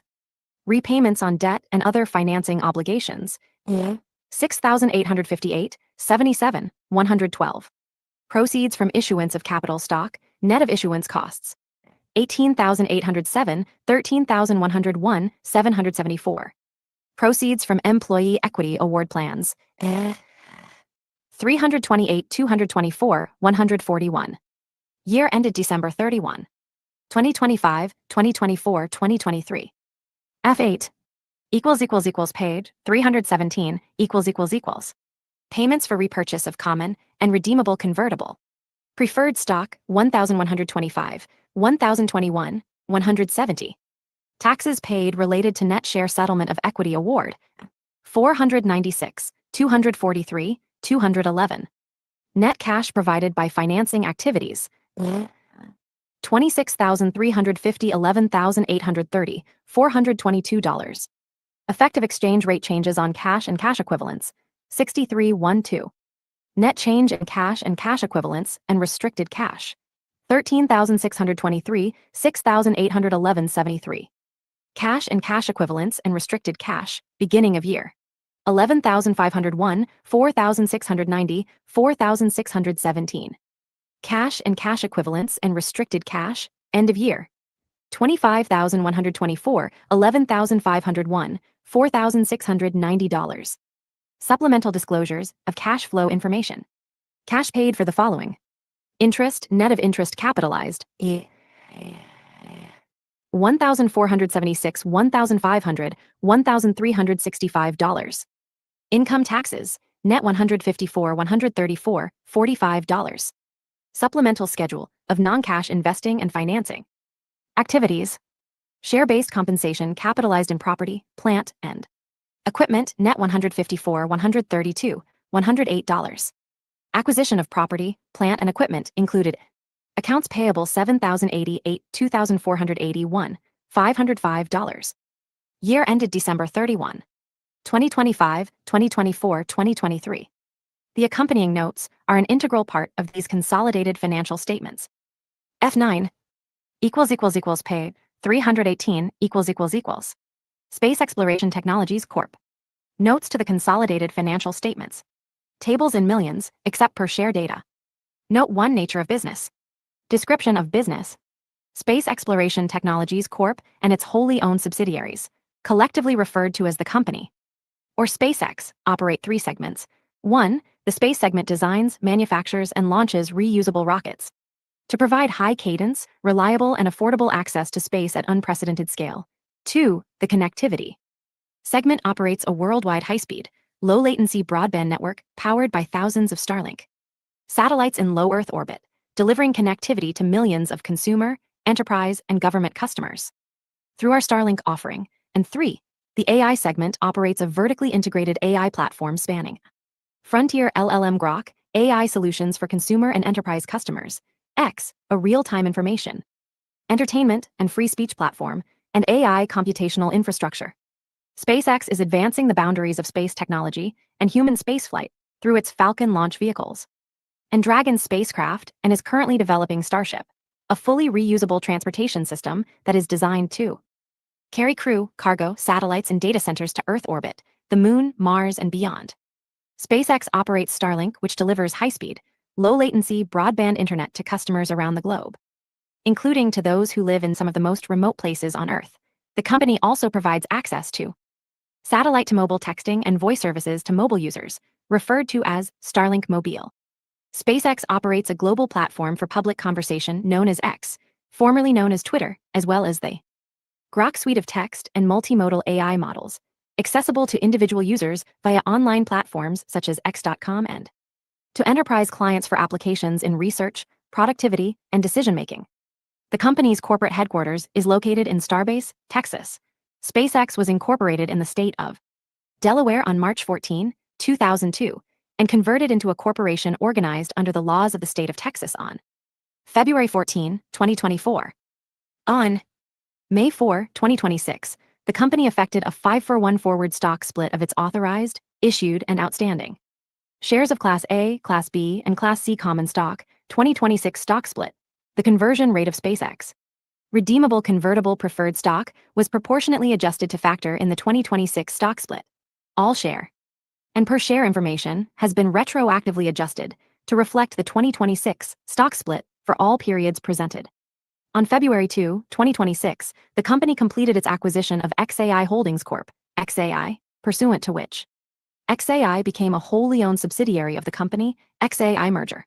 Prior to the XAI merger, on March 28, 2025, XAI completed its acquisition of X Holdings Corp., X, and XAI Corp., in which X and XAI Corp. became wholly owned subsidiaries of XAI, X merger, and collectively with XAI mergers, XAI Corp. began operations in March 2023, and Twitter Inc.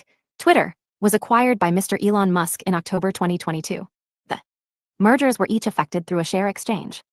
The mergers have been accounted for as reorganizations of entities under common control, as Mr. Elon Musk had a controlling financial interest in the company, XAI and X, through his majority voting interest in each such entity. During the years presented in these consolidated financial statements, the company's consolidated financial statements have been prepared to reflect the retrospective combination of the net assets of the entities at their historical carrying amounts for all periods presented. No new goodwill or other intangible assets have been recorded. and all historical related party transactions between the entities have been eliminated in consolidation. The capital, stock and shareholders' equity for all periods presented reflects a continuation of the historical SpaceX capital stock and shareholders' equity, combined with the historical capital stock and shareholders' equity of X and XAI merged. Under common control, as adjusted by the respective exchange ratios used to effect the mergers, except for XAI's historical redeemable convertible preferred stock. This presentation constitutes a change in reporting entity. Refer to F10 pay 319 . Note 13, redeemable convertible preferred stock and shareholders' equity for additional details. As the consolidated financial statements already reflect the reorganization of entities under common control for all periods presented, separate financial statements of XAI and X are not provided. Note 2, summary of significant accounting policies. Basis of presentation. The consolidated financial statements are presented in accordance with generally accepted accounting principles. GAAP in the United States of America, U.S. Principles of consolidation. The consolidated financial statements include the accounts of the company and its wholly owned subsidiaries. All intercompany balances and transactions have been eliminated in consolidation. Use of estimates. The preparation of consolidated financial statements in conformity with U.S. GAAP requires management to make estimates and assumptions that affect the reported amounts of assets and liabilities, the disclosure of contingent assets and liabilities at the date of the consolidated financial statements, and the reported amounts of revenue and expenses during the reporting period. Actual results could differ from those estimates. Amounts which are subject to significant judgment and use of estimates include revenues recognized over time using the cost-to-cost input method, the determination of valuation allowances associated with deferred tax assets and estimates of tax liabilities, reserves for excess and obsolete inventory, fair value of indefinite-lived intangible assets and goodwill, useful lives of property, plant, and equipment, the determination of incremental borrowing rate for lease liabilities, litigation and settlement costs, and the valuation and assumptions underlying share-based compensation. On an ongoing basis, the company evaluates its estimates compared to historical experience and current trends, which forms the basis for making judgments about the carrying value of assets and liabilities. In addition, the company engages valuation specialists to assist in the valuation of equity instruments. Concentration of supplier risk. Certain materials and products that are key inputs in the company's space, connectivity, and AI segments are available from a limited number of suppliers, including sole or limited source suppliers, and the company's direct chip suppliers are dependent on a concentrated group of advanced semiconductor fabrication facilities. The company believes that alternative suppliers are available for many, but not all, of these products and services. The inability of these suppliers to deliver necessary components of the products in a timely manner and at prices, quality levels, and volumes acceptable to the company, or interruptions in supply of materials or products on which these suppliers rely, could have an adverse effect on the company's ability to meet customer demands and contractual obligations to execute on its growth strategy or to manage its expenses or timelines as expected, which could adversely impact the company's financial condition and operating results. Cash and cash equivalents and restricted cash. Cash and cash equivalents consist of cash in checking accounts, money market accounts, and certificates of deposit at high-quality financial institutions, primarily in the U.S., all highly liquid investments with an original maturity of 3 months or less at the date of purchase are considered to be cash equivalents. The company maintains cert. Cash and cash equivalents for which the withdrawal or use is restricted.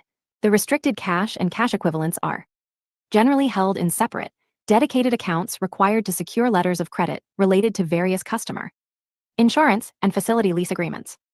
F11 page 320 . The company's total cash and cash equivalents and restricted cash, as presented in the consolidated statements of cash flows, are as follows. Year ended December 31, 2025, 2024, 2023. Cash and cash equivalents, $24,740, $11,385, $4,620. Restricted cash included in prepaid expenses and other current assets, $182, $23, $28. Restricted cash included in other assets, $195, $93, $42. Total as presented in the consolidated statements of cash Flows 25,124, 11,501, $4,690. Marketable securities. The company's marketable securities consist primarily of debt securities of the U.S. government, time deposits, and certificates of deposits, and are classified and accounted for as either available for sale or held to maturity. Management determines the classification of its investments at the time of purchase and reevaluates the classification at each balance sheet date. Marketable securities are classified as held to maturity when the company has the positive intent and ability to hold the securities to maturity and are carried at cost. The company's available for sale investments in marketable securities are recorded at fair value, with any unrealized gains and losses, net of taxes, reported as a component of accumulated other comprehensive income, loss, in shareholders' equity until realized. Realized gains and losses on the sale of available for sale marketable securities are recorded in other income expense, net. Interest on marketable securities is included in interest income. The company classifies its marketable securities as either short-term or long-term based on each instrument's underlying contractual maturity date. Marketable securities with maturities of 12 months or less from the balance sheet date are classified as short-term, and maturities greater than 12 months from the balance sheet date are classified as long-term and included in other assets. Accounts receivable, unbilled receivables, and allowance for credit losses. The company extends credit in the normal course of business to its customers and performs credit evaluations on a case-by-case basis. The company generally does not obtain collateral or other security to secure accounts receivable. Billed receivables are recorded at their carrying amount, net of allowance for credit losses, and do not bear interest. Unbilled receivables is comprised principally of revenue recognized on contracts that are not contractually billable at the balance sheet date. The allowance for credit losses is established through a provision for bad debt expense, which is recorded in selling general and administrative expense in the consolidated statements of operations. The company determines the adequacy of its allowance for credit losses by considering a number of factors including age of invoices each, customers' expected ability to pay and collection history, customer-specific information, and current economic conditions that may impact a customer's ability to pay. Accounts receivable are written off when they are deemed uncollectible. Fair value measurement. Financial Accounting Standards Board, FASB, Accounting Standards Codification, ASC, Topic 820 Fair value measurement states that fair value is an exit price, representing the amount that would be received to sell an asset or paid to transfer a liability in an orderly transaction between market participants. As such, fair value is a market-based measurement that should be determined based on assumptions that market participants would use in pricing an asset or a liability. The three-tiered fair value hierarchy, which prioritizes which inputs should be used in measuring fair value, is comprised of Level 1 observable inputs, such as quoted prices in active markets. F12 paid, 321 Level 2 inputs other than quoted prices in active markets that are observable either directly or indirectly. Level 3 unobservable inputs, for which there is little or no market data. The fair value hierarchy requires the use of observable market data when available in determining fair value. The company's financial assets only include cash equivalents, certain restricted cash accounts, digital assets, and marketable securities that are measured and recorded at fair value on a recurring basis. The carrying amounts of the company's other financial instruments, including cash, accounts receivable, and accounts payable, approximate fair value because of their short maturities. The carrying value of financing obligations approximate fair value based on the interest rate remaining relatively consistent from the dates these arrangements were initially entered into or the overall materiality of the related liability balances. Launch vehicles and spacecraft. The company has 4 types of launch vehicles: Falcon 9, Falcon Heavy, Dragon, and Starship. Falcon 9 and Falcon Heavy are comprised of the following significant components: boosters, also known as first stages, second stages, Merlin engines, and fairings. Boosters, fairings, and Merlin engines are reusable and are classified as property, plant, and equipment, net. The second stages are not reusable and are recorded as inventory until they are launched for point-in-time revenue transactions or assigned for overtime revenue transactions. Dragon is composed of a fully reusable capsule that is classified as property, plant, and equipment, net. Starship is a fully reusable rocket composed of boosters, ships, and Raptor engines and is currently in the development stage. A majority of Starship Costs are expensed to research and development as incurred. Inventory. Inventory consists primarily of raw materials and work in progress used in the production of launch vehicles and Starlink kits and finished goods for Starlink kits, Falcon 9 and Falcon Heavy second stages awaiting launch. Inventory is computed using standard cost or weighted average, which approximates actual cost on a first-in, first-out basis and is stated at the lower of cost or net realizable value. The company records inventory write-downs in cost of revenue in the consolidated statements of operations for estimated obsolescence or unmarketable inventories, based upon assumptions about future demand and design and technological or other changes. Property, plant, and equipment net. Property, plant, and equipment are stated at cost, less accumulated depreciation. Depreciation is computed using the straight-line method over the estimated useful lives of the assets, except flight vehicles, which is computed based on the expected number of average flights for each flight vehicle. Leasehold improvements are depreciated over the shorter of their estimated useful lives or the related lease term. Management periodically reviews these useful life estimates with engineering and operations teams and revises them as additional data becomes available. The company estimates the useful lives of its satellite assets based on engineering studies, historical on-orbit performance, propellant life, utilization patterns, design enhancements across generations, and planned transitions to newer satellite technology.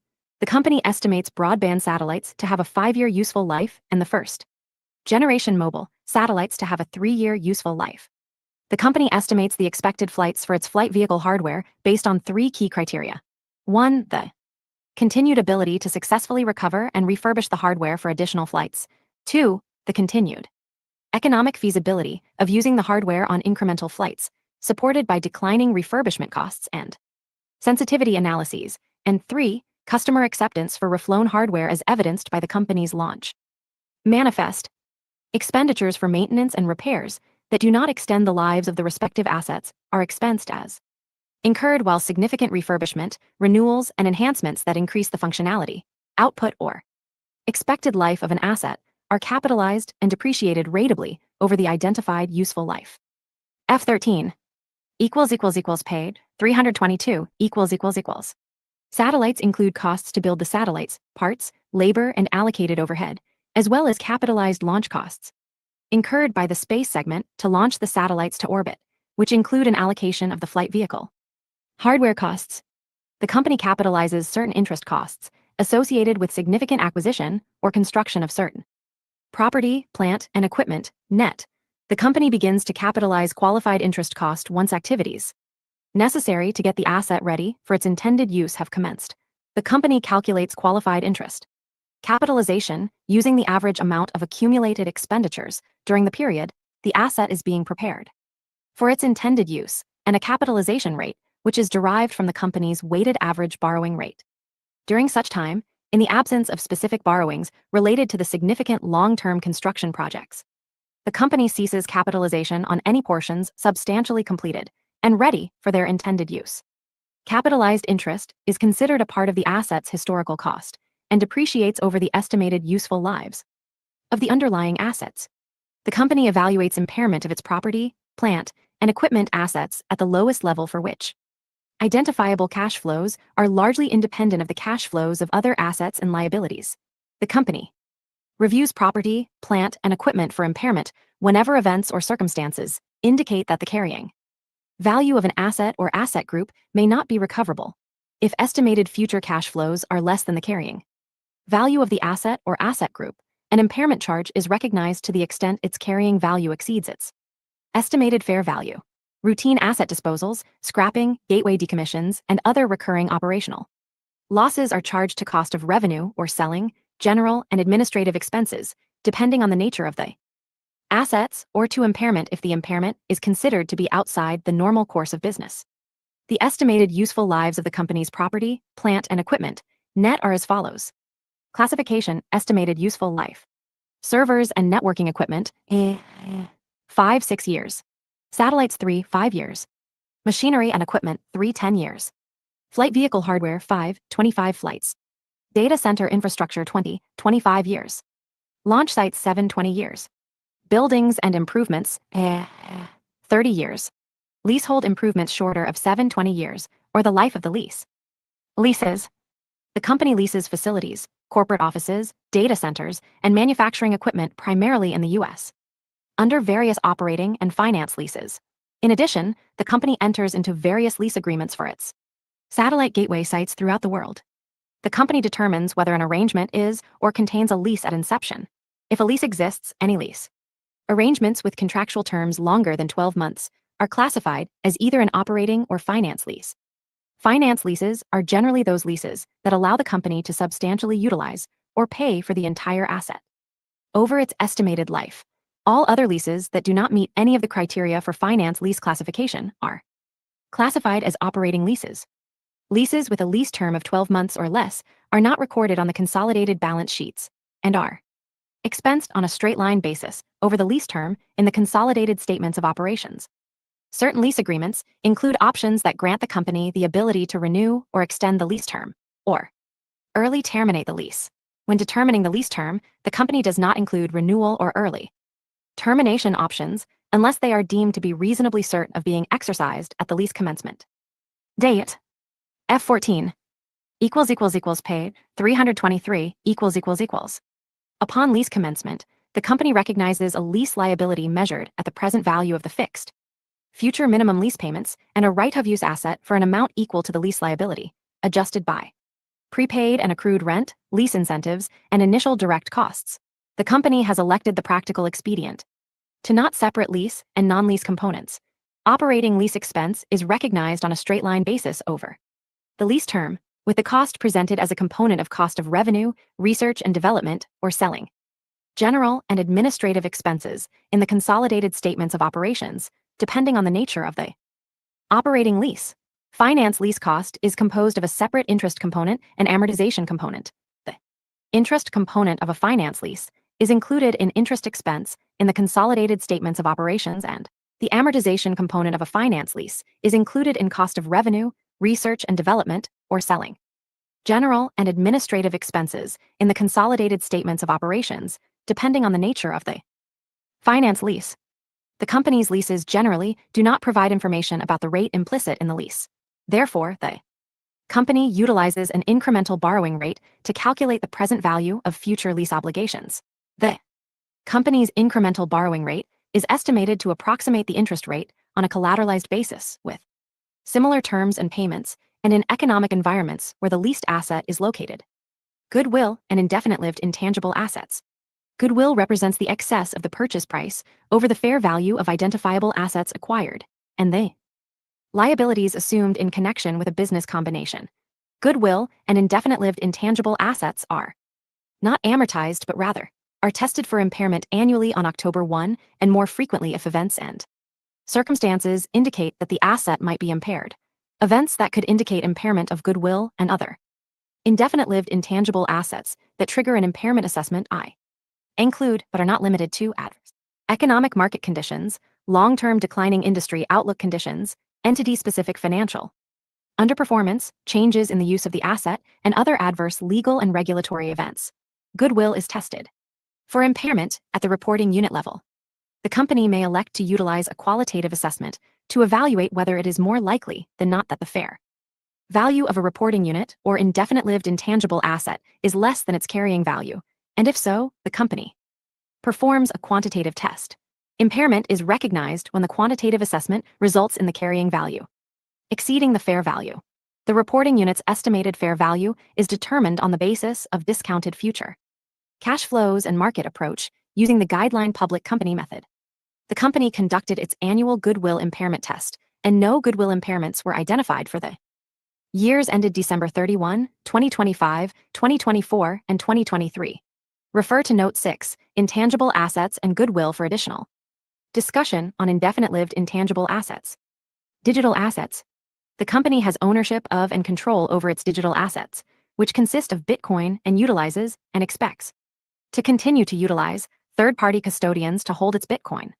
The company determines and records the fair value of its Bitcoin based on quoted prices on the active exchange that the company has determined is the principal market for Bitcoin level 1 inputs. The cost of Bitcoin is based upon the specific identification method. Realized and unrealized gains and losses are recorded to other income expense. net in the company's consolidated statements of operations.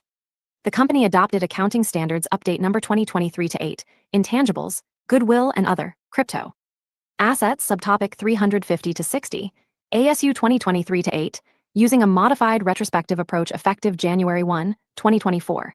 The F15 paid 324 cumulative effect of the changes made on the company's January 1, 2024 consolidated balance sheet for the adoption of ASU 2023-8 were as follows. Balance at December 31, 2023. Adjustment from adoption of ASU 2023-8. Balance at January 1, 2024. Assets. Digital assets $299,496, $794. Shareholders' equity. Accumulated deficit $4,664, $496, $4,168. Loss contingencies. The company is currently involved in, and may in the future be involved in, legal proceedings, claims, investigations, and government inquiries and investigations arising in the ordinary course of business. The company records a liability when it believes that it is both probable that a loss has been incurred and the amount or range can be reasonably estimated. If the company determines there is a reasonable possibility that it may incur a loss and the loss or range of loss can be estimated, it discloses the possible loss to the extent material. Significant judgment is required to determine both probability and the estimated amount. The company reviews these provisions on a regular basis and adjusts these provisions accordingly to reflect the impact of negotiations, settlements, rulings, advice of legal counsel, and updated information. Legal fees are expensed as incurred. Joint ventures and investments. The company has made strategic investments in joint ventures. The company evaluates each investment to determine if the investee is a variable interest entity, and, if so, whether the company is the primary beneficiary of the variable interest entity. The company has determined, as of December 31, 2025, there were no variable interest entities required to be consolidated in the company's consolidated financial statements. The company's investments in unconsolidated affiliates are primarily non-marketable equity securities without readily determinable fair values. The company accounts for each of its investments in unconsolidated affiliates either under equity method, accounting, fair value, or by adjusting the carrying value of its non-marketable equity securities to fair value upon observable transactions for identical or similar investments of the same issuer or upon impairment, referred to as the measurement alternative. The investments in unconsolidated affiliates are included within other assets on the consolidated balance sheets. Gains and losses on the company's non-marketable equity securities are recognized in other income expense, net in the consolidated statements of operations. Refer to Note 9, Investments in Unconsolidated Affiliates, for additional details. Revenue recognition. Below describes the company's significant revenue recognition policies by segment. Space segment. The company's space segment generates revenue primarily through 1. Launch services for the deployment of payloads to their intended orbits for both commercial and government customers, utilizing Falcon 9 and Falcon Heavy, and 2. Launch and development for the development of spacecraft and provision of launch and mission services for government agency space programs utilizing Falcon 9, Falcon Heavy, Starship, and Dragon. Space revenue is derived from fixed-price contracts related to the development and provision of launch services for the deployment of spacecraft and other payloads to its intended orbit for both commercial customers and governmental agency space programs. The company recognizes revenue as control is transferred to the customer, either over time or at a point in time. The company recognizes revenue over time for launch and development contracts when the company's performance on the contract creates an asset with no alternative use, and when the company has an enforceable right to payment for performance to date. The company measures progress on these. F16 paid 325 contracts using the cost-to-cost input method, as the company believes this represents the most appropriate measure towards satisfaction of its performance obligation. Under the cost-to-cost input method, the company records revenue based upon costs, such as materials and labor hours, incurred to date relative to the total estimated cost at completion. For launch services contracts where revenue is recognized at a point in time due to the interchangeability of flight hardware and minimal unique engineering costs, revenue and costs are deferred and not recognized until the launch or deployment of the customer's spacecraft to its intended orbit. The company's contracts are complex and require the company to estimate total costs to perform over the term of the contracts, as well as the measurement of progress towards completion for each performance obligation. Developing the estimated total cost at completion for each performance obligation requires the use of significant management judgment, including assumptions regarding launch timing, labor hours, allocation of shared costs for launch vehicles that have been identified as reusable for multiple launches, as well as expected technological changes to launch vehicles and spacecraft. The company recognizes changes in estimated contract revenue or costs at completion and the resulting changes in contract profit on a cumulative basis. Connectivity segment. The company's connectivity segment generates revenue primarily through broadband and Starlink mobile services to consumers and enterprise and government customers throughout 156 markets. Substantially, all of the company's contracts with Starlink customers contain multiple performance obligations. These performance obligations typically include 1. The broadband services provided through Starlink, and 2. The sale of the Starlink kit, inclusive of the terminal. For customer contracts that include multiple performance obligations, the company accounts for individual performance obligations if they are distinct. The transaction price is allocated to each performance obligation based on its standalone selling price. The company determines the standalone selling price based on the price at which the good or service is sold separately on a standalone basis. 2. Similar customers in similar locations. Starlink mobile services have one performance obligation. The company's performance obligation to provide broadband and Starlink mobile services is satisfied over time as the customer simultaneously receives and consumes the benefits provided. The company generates service revenue by 1. Fixed price services that require advanced or recurring monthly payments by the customer, or 2. Variable price services based on actual data usage of the Starlink broadband. The amounts received from customers for advanced payment for broadband and Starlink mobile service are included in deferred revenue on the company's consolidated balance sheets, and revenue is recognized either ratably over the subscription term or based on actual data usage. The company's contracts are generally month to month, and the revenue recognized for these recurring customers is equal to the amount billed in that month. The company's performance obligation to provide the Starlink kit and other related hardware is satisfied at the point in time when control is transferred to the customer. In almost all circumstances, control passes to the customer upon delivery of the Starlink kit and other related hardware to the customer, or in the instance of certain enterprise customers when it is installed. Starlink kit revenue is reported net of sales returns and chargebacks. Shipping and handling charges are included in the transaction price. The company recognizes shipping and handling activities as fulfillment activities and not as a separate performance obligation.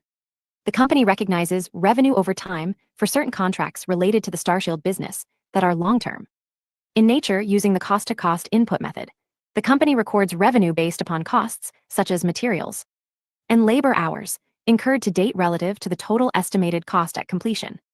The company's Starshield contracts are complex and require the company to estimate the total costs to perform over the term of the contracts, as well as the measurement of progress towards completion for each performance obligation.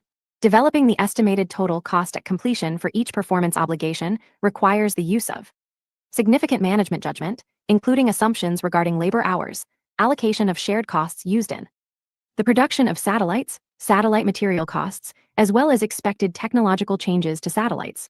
The company recognizes changes in estimated contract revenue or costs at completion, and the resulting changes in contract profit on a cumulative basis. F17 paid 326 AI segment. The AI segment generates revenue from the sale of advertising and from AI solutions and infrastructure services, which include 1. Subscription offerings, 2. Data licensing arrangements, and 3. API access to Grok models. Revenue from advertising is recognized in the period in which the advertising is delivered, as evidenced by a user engaging with the ad in a manner that satisfies the advertiser's selected engagement criteria. The company evaluates whether it acts as principal or agent when third parties are involved. For advertising products sold directly through its X platform, the company controls the specified ad services prior to transfer to the advertiser, is responsible for serving the advertisements, and fulfills the advertiser's engagement criteria. Accordingly, it acts as principal and recognizes revenue on a gross basis. For advertising sold through supply-side platform, SSP, partners, the company receives a percentage share of gross advertising spend. The SSP partner controls the advertising inventory. Prior to its transfer to the advertisers, is primarily responsible for fulfilling the performance obligation to the advertiser and has discretion in pricing. As a result, the company acts as agent and recognizes revenue on a net basis. Subscription revenue is recognized ratably over the period of the subscription term. Data licensing arrangements grant customers a right to access, search, and analyze the company's historical and real-time intellectual property, IP, on the X platform through the developer channel for a defined period. These arrangements may contain a single performance obligation, satisfied at a point in time for historical IP or over time. For future IP or multiple performance obligations satisfied separately, for arrangements with a fixed monthly fee, and a single future IP performance obligation, revenue is recognized on a straight-line basis over the period in which the company provides the data. When such arrangements contain multiple performance obligations, the company allocates revenue on a relative basis between the performance obligations based on standalone selling price, based on directly observable standalone transactions, and recognizes revenue as the performance obligations are satisfied. 4. Certain data licensing arrangements. The company charges customers based on the amount of sales they generate from downstream customers using its data, for arrangements with a minimum guarantee and a single future IP performance obligation. The minimum guarantee is recognized on a straight-line basis over the period. 4. Arrangements with a minimum guarantee and 2 or more performance obligations. The company allocates revenue on a relative basis between the performance obligations based on standalone selling price, based on directly observable standalone transactions, and recognizes revenue as each performance obligation is satisfied. Any royalties in excess of minimum guarantees, if any, are recognized over the contract term, on a straight line, on a cumulative catch-up basis. For the company's API services, the primary performance obligation is to stand ready to provide customers with access to the platform to process data through token-based inputs and utilize compute hours for outputs. Revenue is recognized ratably on a straight-line basis over the contract term for subscription arrangements that provide stand-ready access. For usage-based arrangements, revenue is recognized as the services are consumed, i.e., as tokens are processed or compute hours are utilized. For all segments, the company records payment processing fees for its credit card sales within cost of revenue. Taxes collected from customers and remitted to government authorities are not included in the transaction price. The company expenses sales commissions as incurred when the amortization period is 1 year or less within selling general and administrative expenses in the consolidated statements of operations. Cost of revenue.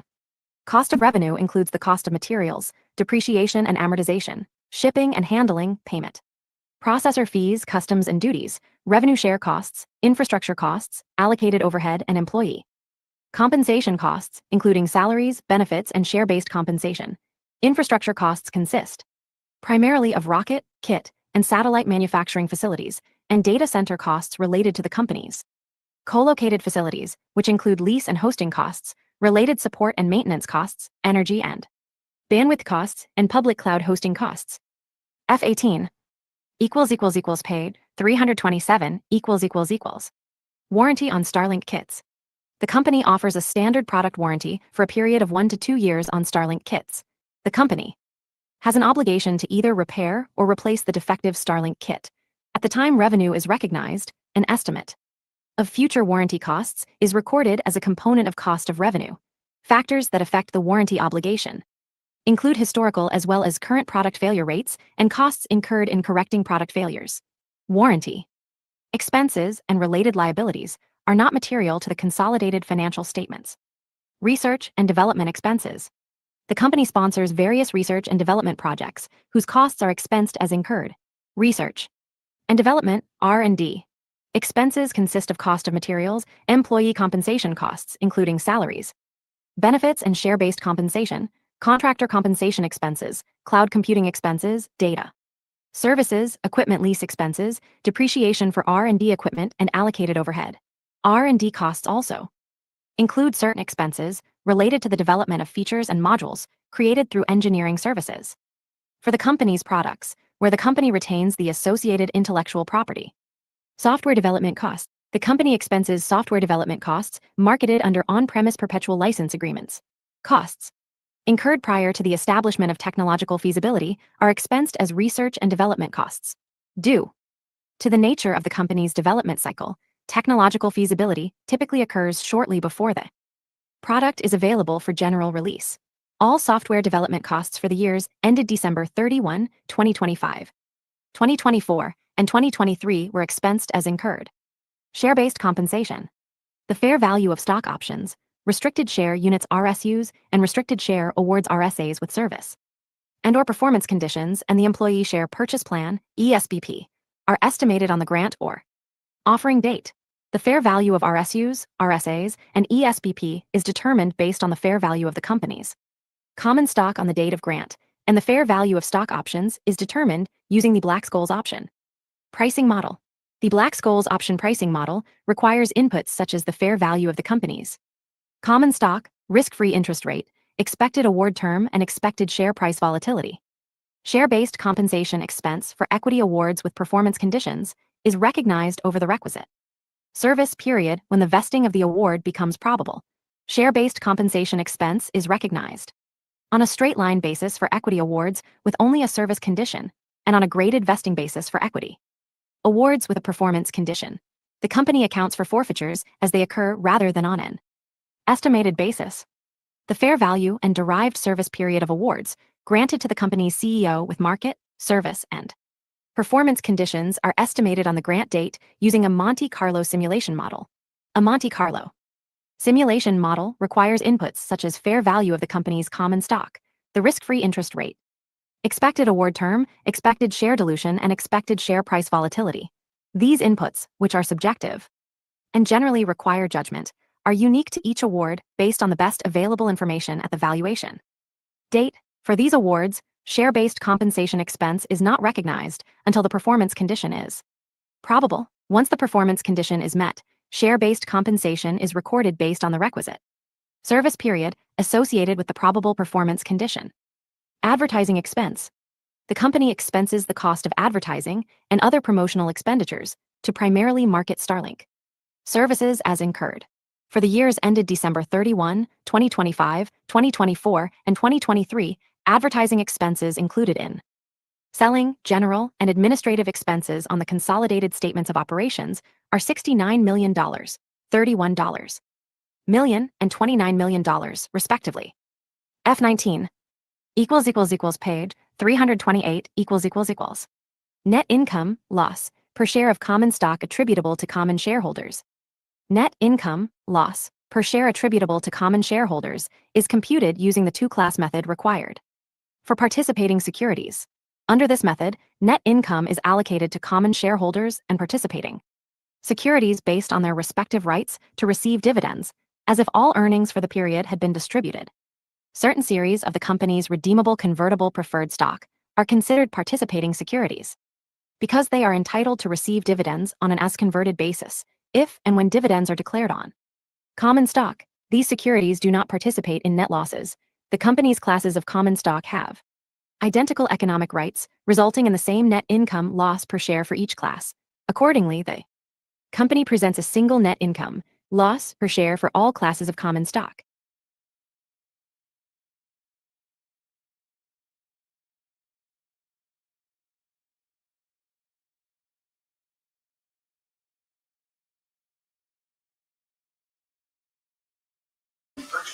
All right, we're back, and we just got finished with another 5 hours. Woo! Okay, I don't know about you, but it's been a long Monday for me, so I'm gonna wrap this up right now. Come back tomorrow, and we will have this completed. This is part 4. Come back tomorrow for part 5. We got about 4 hours and 52 minutes left. So we'll knock that out tomorrow, same time, 3 p.m. We're going to knock this out tomorrow, and we should be done reading this prospectus tomorrow by 8 p.m. I'm going to wrap this up, y'all. Make sure you email me, Travel Wilf at agentmail.to. And if you have any comments or questions, leave them in the chat. or in the comments below. I'll see you guys again tomorrow at 3 p.m. I'm signing off. Peace. Let me just do it on here. Why don't you give me the money?